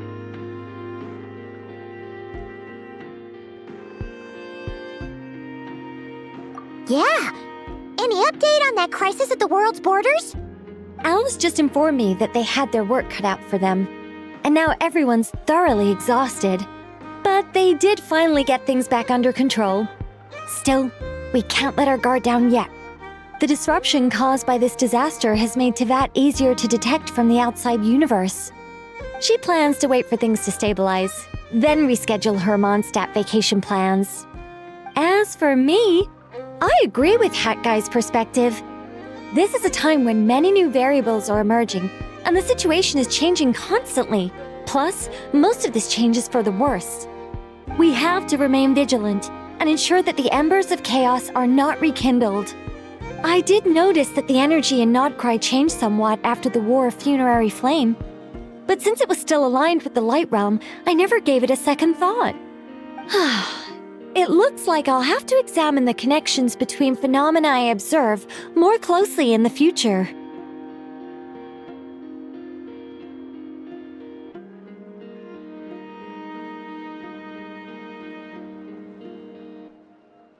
Just doing my duty. It's more or less second nature by now. Of course. To give you the full picture, I'd have to start with the substance from which angels were formed. Never mind. Paimon's right. Showing off my knowledge would be much more satisfying in person. By the way, you did receive the gifts from the Hexen Circle, yes? I'm not trying to claim credit or anything, but my pride demands that I at least mention it. They're quite similar to the protective talisman that Alice gave Dory, but with some very special enhancements. Oh! So that's what kept our friends safe when Dotori trapped them. Indeed. We went to great lengths to make sure they were invisible to his eyes.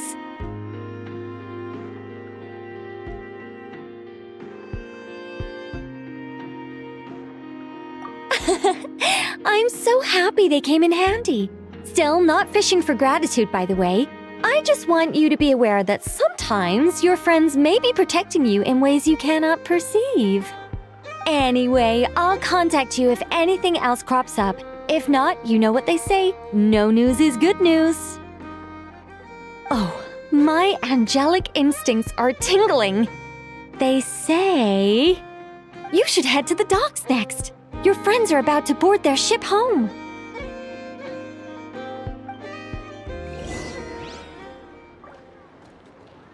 Nothing warms the soul like piping hot food.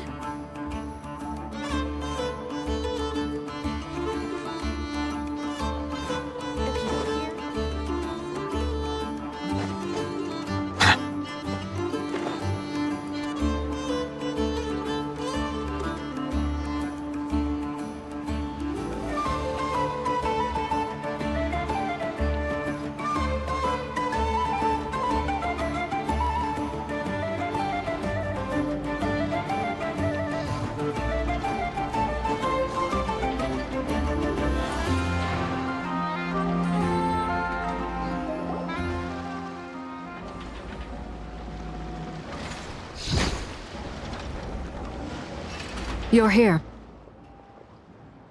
You're here too, Hat Guy! Are you heading back together? No. I'm bound for Sumeru, and she for Fontaine. We just happened to cross paths at the harbor. Everything seems fine. Sandrone may have an abominable temper, but she's always been very responsible with important calculations, and things entrusted to her by valued friends. You always speak as if you know us inside out, Mr. Hat Guy. Maybe I'm just a good judge of character.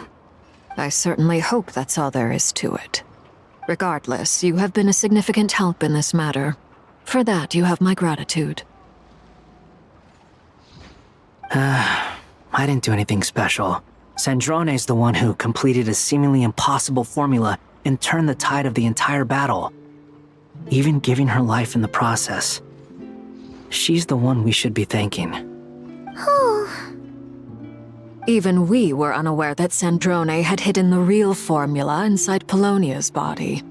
She managed to fool Dottore into thinking the formula was running in her system by installing an identical-looking decoy within her.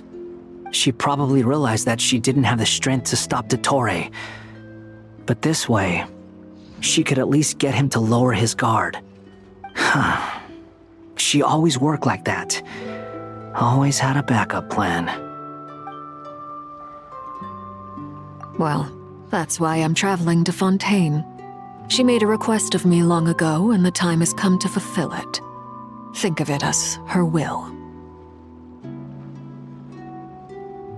She said that should she ever fail in a mission, she'd like me to deliver her core and Polonia's to the Fontaine Research Institute. She also mentioned that she had made arrangements for people there to set her affairs in order. Some of her personal effects, such as her notes, were left to me. I've decided to take them back to the House of the Hearth, for safekeeping primarily, but also as mementos, I suppose. However, there is one book among them that I'd like to leave in your care. I'll have someone deliver it to your residence at the flagship at a later date. No, I was specifically warned not to tell her. This is her last wish, and I will abide by it. I can only hope so, but none of us here can know for certain. I bade farewell to Columbina earlier today. As promised, she turned the iridescent moon's marrow over to me. She spent a long time with Sandrone's body, saying her goodbyes. Oh, is she all right? Sandrone's passing has left a great wound in all of our hearts. It will take time to heal, But Columbina surprised me. She offered me some words of comfort before I departed. Despite being grief-stricken herself, she showed an awareness of the feelings of others around her. She never used to act like this. Clearly, she has grown. And I suspect that we have you to thank for much of the change we are seeing in her. Huh. After these recent events, the Tsaritsa has revoked the Pale Star Edict. Snezhnaya now realizes that the arrest warrant for Columbina was just a ploy by Dottore, who coveted her powers. I shall return to Nodcry to see her as soon as I find the time. I hope that from now on, she too will explore more of the world. Columbina Hyposelenia's journey is only beginning. My ship is here. Traveler, Paimon, we shall meet again. You too, Hat Guy. What are you still bumming around for? Isn't Columbina waiting for you? I thought today was the day you'd agreed with her to go find out the truth about your sibling. You're afraid you won't like the truth when you see it. Well, this is new. I was starting to think that nothing could scare you. Don't say that! Wouldn't you be if you were in this situation? Fair point. But I'd say I have more experience facing up to unpleasant truths than the Traveler. They say blood's thicker than water. I know how much you need your family back. More than you need any of your friends. And I'm sure that all your real friends understand that too. No matter what the truth turns out to be, they will stick by you and support you, whatever decision you make. Finding the truth is important. But more important still is what you choose to do once you've found it. At least, that's the life lesson I've learned from my experience, grappling with the truth. What? Now that Dottore's dead and gone? A little, I guess. But it hasn't solved everything. Maybe I regret not getting to end his life with my own hands. Or maybe it's something else. But for whatever reason, I still feel like I have a chip on my shoulder. Either way, I'm going back to Sumeru. Lesser Lord Kusanali is gonna need help dealing with all the chaos Dottore left in his wake.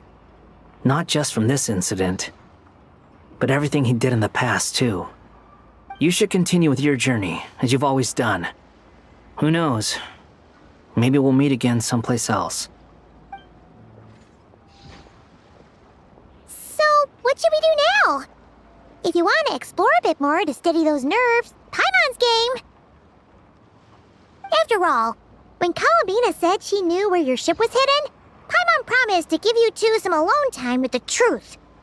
It hasn't been all that long since we were last apart, sure, but with Columbina there, Paimon's sure things will be just dandy. Ain't no biggie.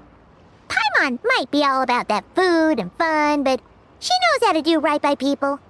Paimon's sure you'd prefer to digest the news about your brother in peace. But, no matter what you see, just know you can share it with Paimon. Of course, as long as it's not super private. If you can't make sense of something, let's give it some thought together. And even if we both can't figure it out, Paimon can at least treat you to a nice meal. Glad to hear it. Feel better now? Alrighty. Next up, time to meet with Columbina.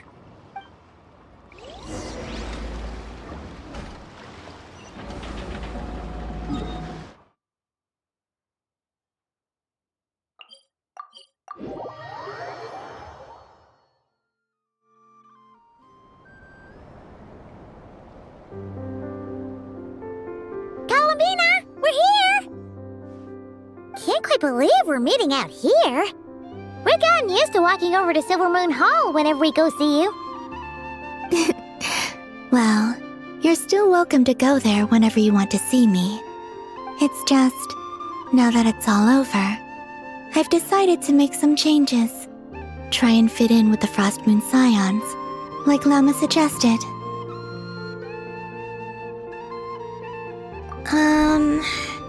The older generation are still timid around me. They don't dare get too close. and they bow their heads when I walk by. But things are much better with the children. I see more curiosity in their eyes.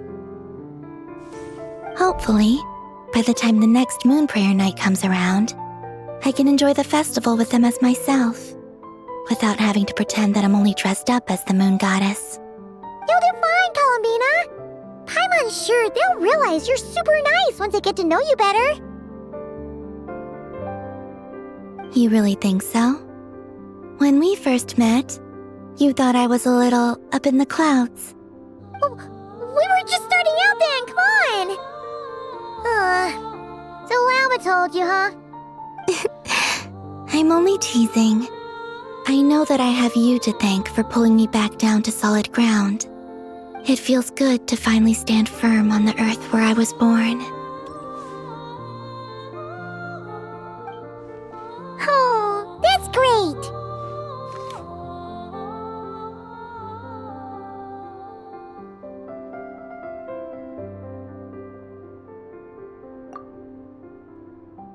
Thank you. I'll make sure not to lose it this time. Well then, are you ready? Ether, what happened to our spaceship back then? Why did you leave? It's time to learn the truth at last. I'm ready as I'll ever be. Good. Then let me open the way for you.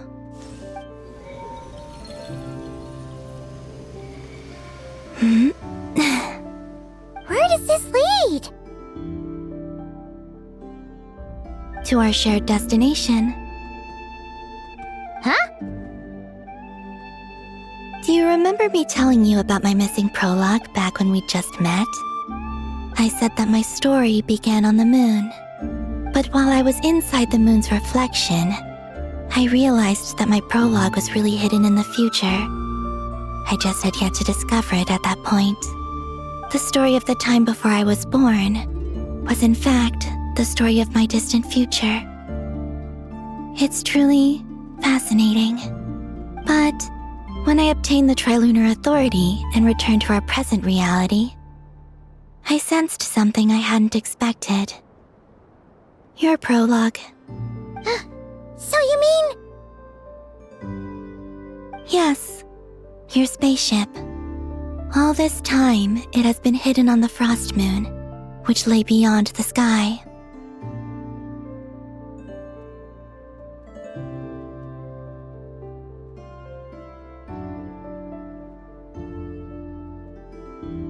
The great ruler of the firmament.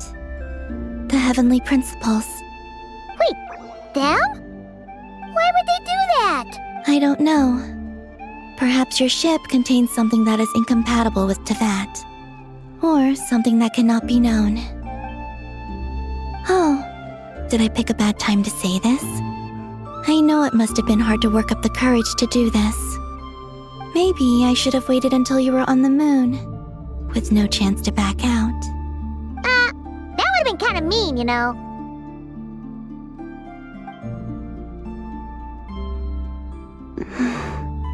Take me there. Oh? Whatever is hiding in that ship, it belongs to me and Ether. Those memories belong to us. No one else has the right to decide whether I should or shouldn't know about it. Not even the heavenly principles. Very well. Then let's go. You two take care, alright? And don't forget to come back soon! Rest assured, Paimon. We will. Traveler, after you. Thinking about the story that we'll find hidden on the moon? Yes. And hoping that it has a happy ending. Stories like that don't exist, you know? You don't believe in happy endings? I don't believe in endings.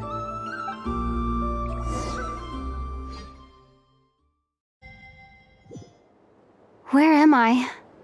This is the pathway I built between Tevat and the Frost Moon. The moon is very far away from us, so it could be a long journey.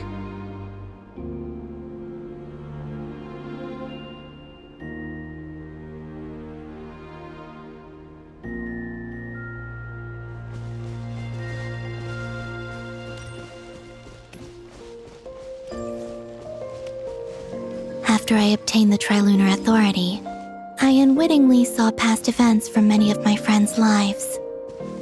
One was Lauma. She was so young when they chose her to be the Moon Chanter.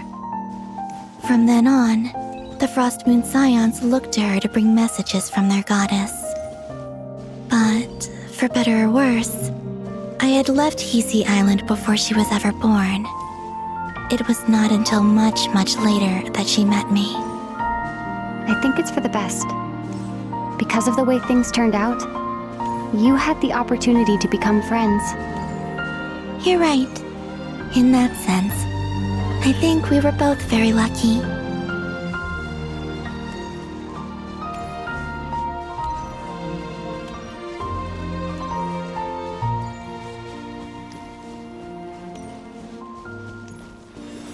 Oh, and about that mage, Nicole. I only recently learned that she has lived in Teyvat since the time of the Three Moon Sisters. The Moon Goddesses always had a good relationship with the angels. I suppose our friendship continues that tradition.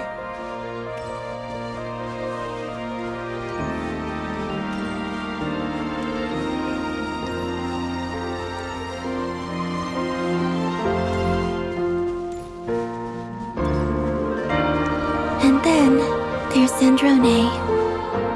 I never knew that much about her, beyond the fact that she was created by someone called the Lord Artificer. She, too, suffered for a long time before joining the Fatui.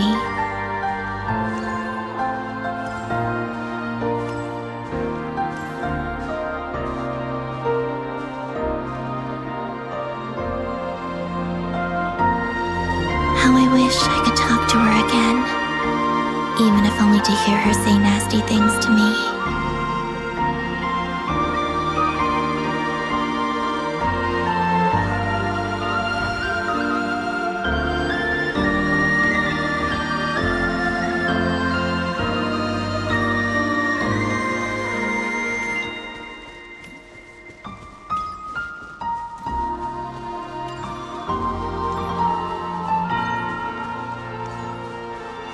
Also, I saw your sibling's story. I'm afraid I didn't see much. It seems that he rarely came to the surface where the moonlight shines. But I did notice that back when you first set out on your journey, he would often appear nearby, gazing at you from afar with a guilty look in his eyes. Ether. Let us speak no more of the past. I probably shouldn't reveal so much about my friends. It's not my place. Let the moonlight carry us forth. We are very close now.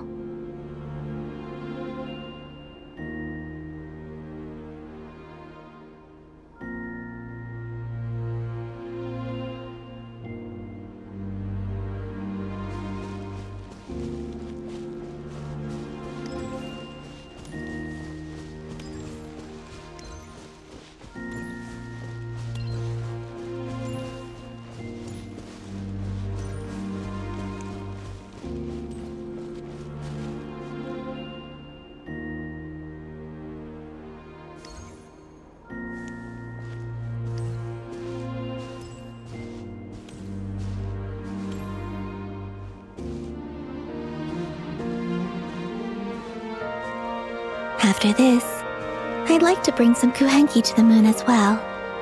If they're willing, of course. What about your other friends? Will you bring them to visit too? Certainly. But I'll need to tidy the place up first. This home hasn't received any guests in a long, long time.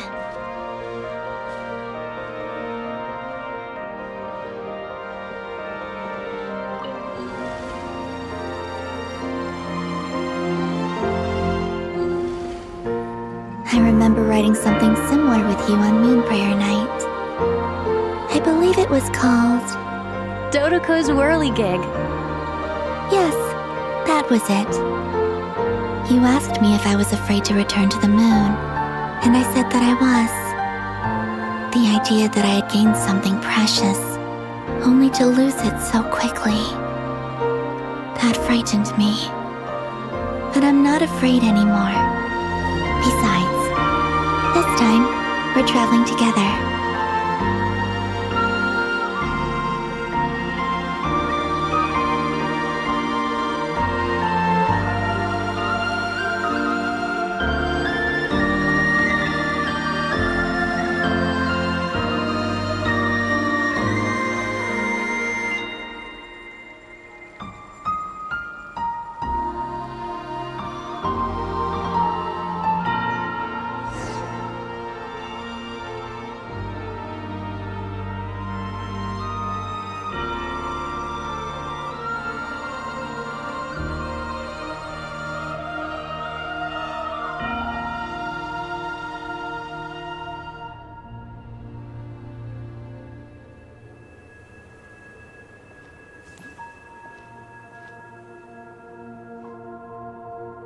We're here.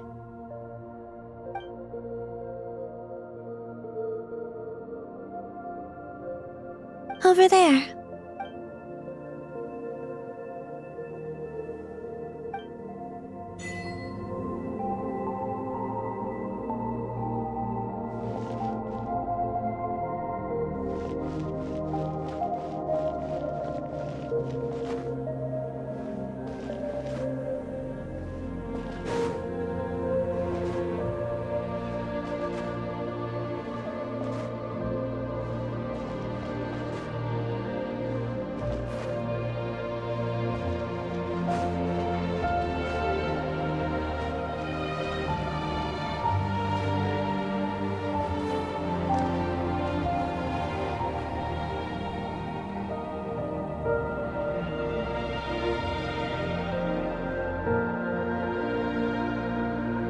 Our spaceship.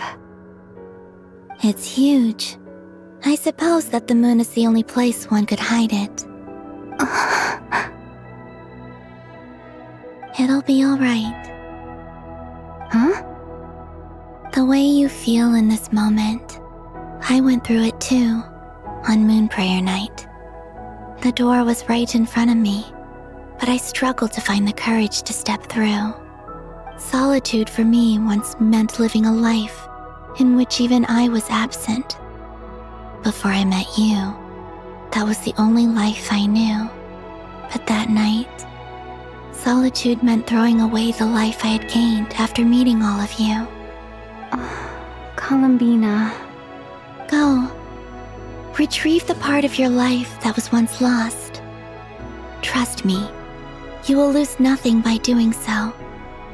Look, Tevat is right there. All of our friends are down there, waiting for us. You're right. Thanks, Columbina.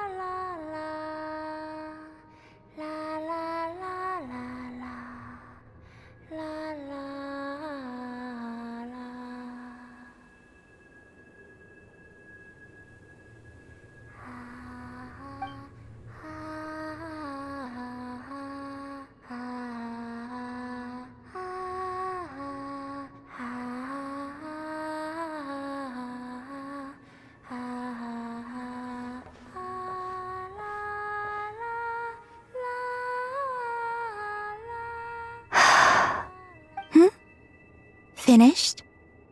Yeah. Why did you take your eye mask off? Well, since my return, I've decided to take more opportunities to see the world with my own eyes. Besides, I've always wondered how Tevat looks from the moon.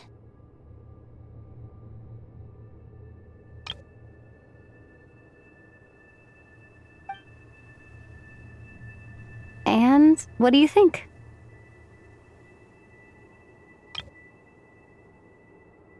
It's beautiful. I could spend a whole day here just gazing at it. What about you? What do you think of the truth you found? I haven't looked at another person's expression in a long time, but I think yours is saying it was neither good nor bad. Keep this up, and it won't be long before you give Nefer a run for her money. Oh, I don't think that's going to happen. I'm much more used to sensing what's going on around me with Kuvaki. I think I'll save my eyes for seeing special moments I really want to remember. I read the spaceship's flight logs. I always assumed that this was my first time in Teyvat. I thought that Ether and I must have been hibernating in space for centuries on end, but the logs show that our spaceship flew over the skies of Teyvat once before. A long, long time ago. Flew over? So you didn't land? No. The ship barely came to a stop before flying on again. After that, it continued traveling through space for a long time. Some of the data is corrupted, but I suspect that it kept flying for thousands of years. It was only after that that the ship made a forced landing in Nodcry. When Ether found me, he came from outside the ship. Could this mean that he left the ship long before I did? Maybe even during our first pass over Teyvat? Are you all right? Yes. I can feel that the truth is coming together, one small piece at a time. I remember Ether telling me that when he first arrived in Conria, he could not recall the past. So this might be something that even he doesn't know.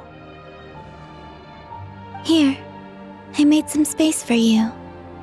Your mind must be racing, and this seems like the perfect place to relax and clear your head. Oh, wait, there's one more thing. What is it? Wait here a moment.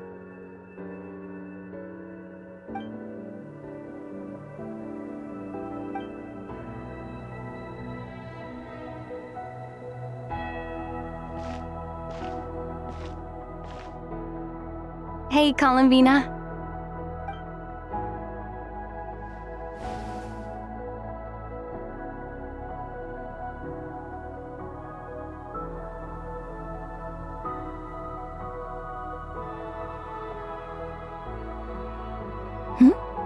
Is that a new outfit? An old one, technically. It's been in a cabinet inside the ship this whole time. It's a matching pair with Ether's. He always liked this set more. Huh. I don't think there's a huge difference. Really? Yes. It's still the same you. You're the same person, no matter what clothes you wear. Only Columbina would make an observation like that.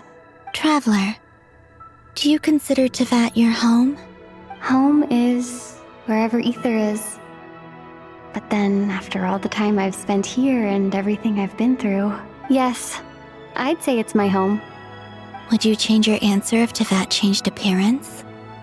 I mean, if the truth about Teyvat turned out to be different than what you thought.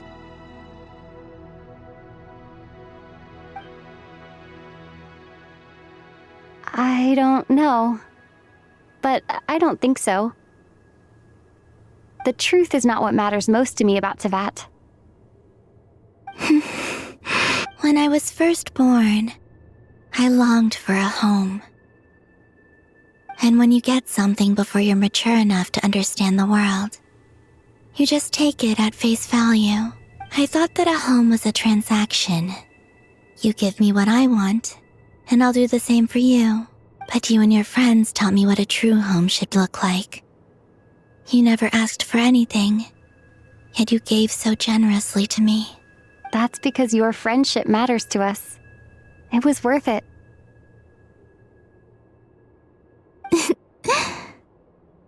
In the past, I thought that my birth in Nodcry must have been a mistake.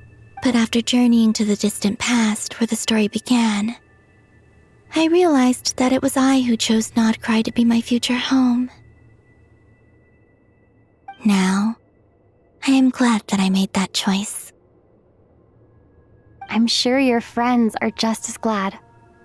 In fact, I intend to make the same choice today as I did back then. What do you mean? Well, I've given the Eternal Moon's Marrow to Lauma, and the Iridescent Moon's Marrow to Arlecchino. And now, I shall return my Kuvaki to Nodcry again, that it may continue to protect my chosen home. Wait, but what about your body? Oh, are you worried that I'll disappear again? I won't. Not this time. The Frost Moon has now entered the false sky, and I am the Trilune Goddess. I am only returning to Nodcry the part of me that it needs. I am giving what I can, because my home is worth it. Oh, and I have something for you, too. For me? Yes. Come closer.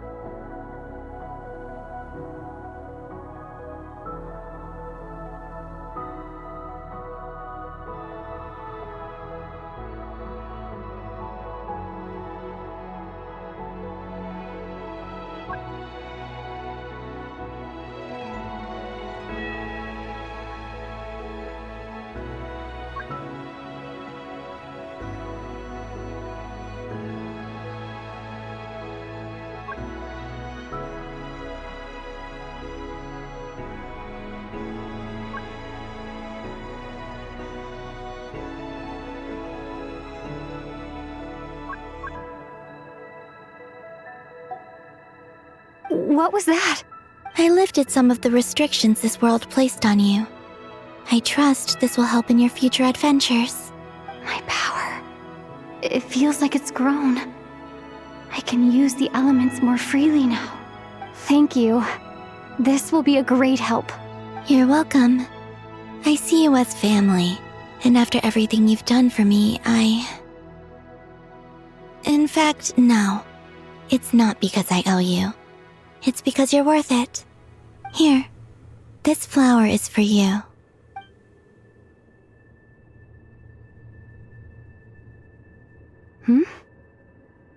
Isn't this a moon prayer blossom? Yes. Don't worry. You will never see these flowers lose their color again. I'm finally discovering the joy of giving. How I wish I'd learned this sooner. Hey, better late than never. What are you thinking about now? Why don't you take a guess? You get 1 shot. I don't think I'll get it in one guess. But I'm sure it's a happy thought. That's kind of a sneaky answer. I can't say you got it wrong, down into that. The moon seems so far away. I felt it might always lie beyond my reach. But on the moon, everything feels so close by. The haze that once enshrouded the skies has finally been dispersed. I feel like a traveler on a winter's night, starting a new chapter in my tale by the warmth of a bonfire. I don't have a lot of luggage, but I do have a lot of hope for the future. Well, what's next? Next, to start with, I want to stay here just a little longer. After that, let's return home and continue our journey.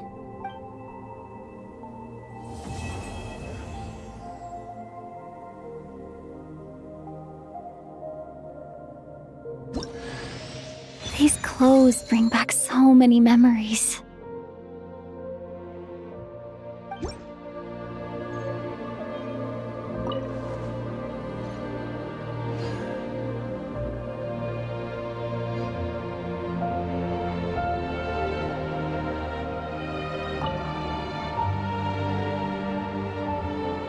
The journey goes on. For you, and for me. Like I said, this is not the end. I don't believe there has to be an ending. Oh, is that your next destination? Most people would probably tell you to pack some warm clothes. But I experience things differently than most people, so I can't know how cold it is. In fact, it is home to quite a wondrous heat source. I think they call it Kreshnik's torch. Every city in Snezhnaya is built around one of those. I sensed the energy it gave off as I was passing by on a railway train. It felt grand and distant. I also recommend the Korolievsky troupe in Snezhnograd. They give performances quite regularly, and entry was free for harbingers. I liked them a lot. Ice cold and sharp. Crystal clear in some ways, yet profoundly unfathomable in others. Like the thick layer of ice on top of a frozen lake. That's just the impression that Tsaritsa gives me. I was never able to glimpse what truly lies beneath that icy exterior. In fact, I don't think the people of Snezhnaya even know what kind of power their god wields. Maybe that's because the Tsaritsa herself has never acknowledged, nor accepted that power. There's Regrator, the Rooster, and the Jester. Between them, they control a lot of what happens in Snezhnaya. But I can never wrap my head around how exactly power is split between them. I just know they are each responsible for many specific domains. I noticed that the Rooster and Regrator often appear to get along on the surface, while working against each other in secret. And theirs is not a friendly rivalry. But I wasn't particularly interested, so I tended to keep my distance. Now that I think about it, the term Mistelton often seemed to come up in connection with Project Stuja. Once things settle down in Nodcry, I'd like to explore the world beyond Snezhnaya. You've told me so many stories about the other places you've been to, and all the friends you've made there. I'm curious to visit those nations and see them for myself. It would also help me learn more about the journey that has made you into the person you are today. Okay. As you continue on your journey, don't forget to gaze up at the moon once in a while. It is, after all, no longer an illusion. It shall cast down its true moonlight, connecting us in truth.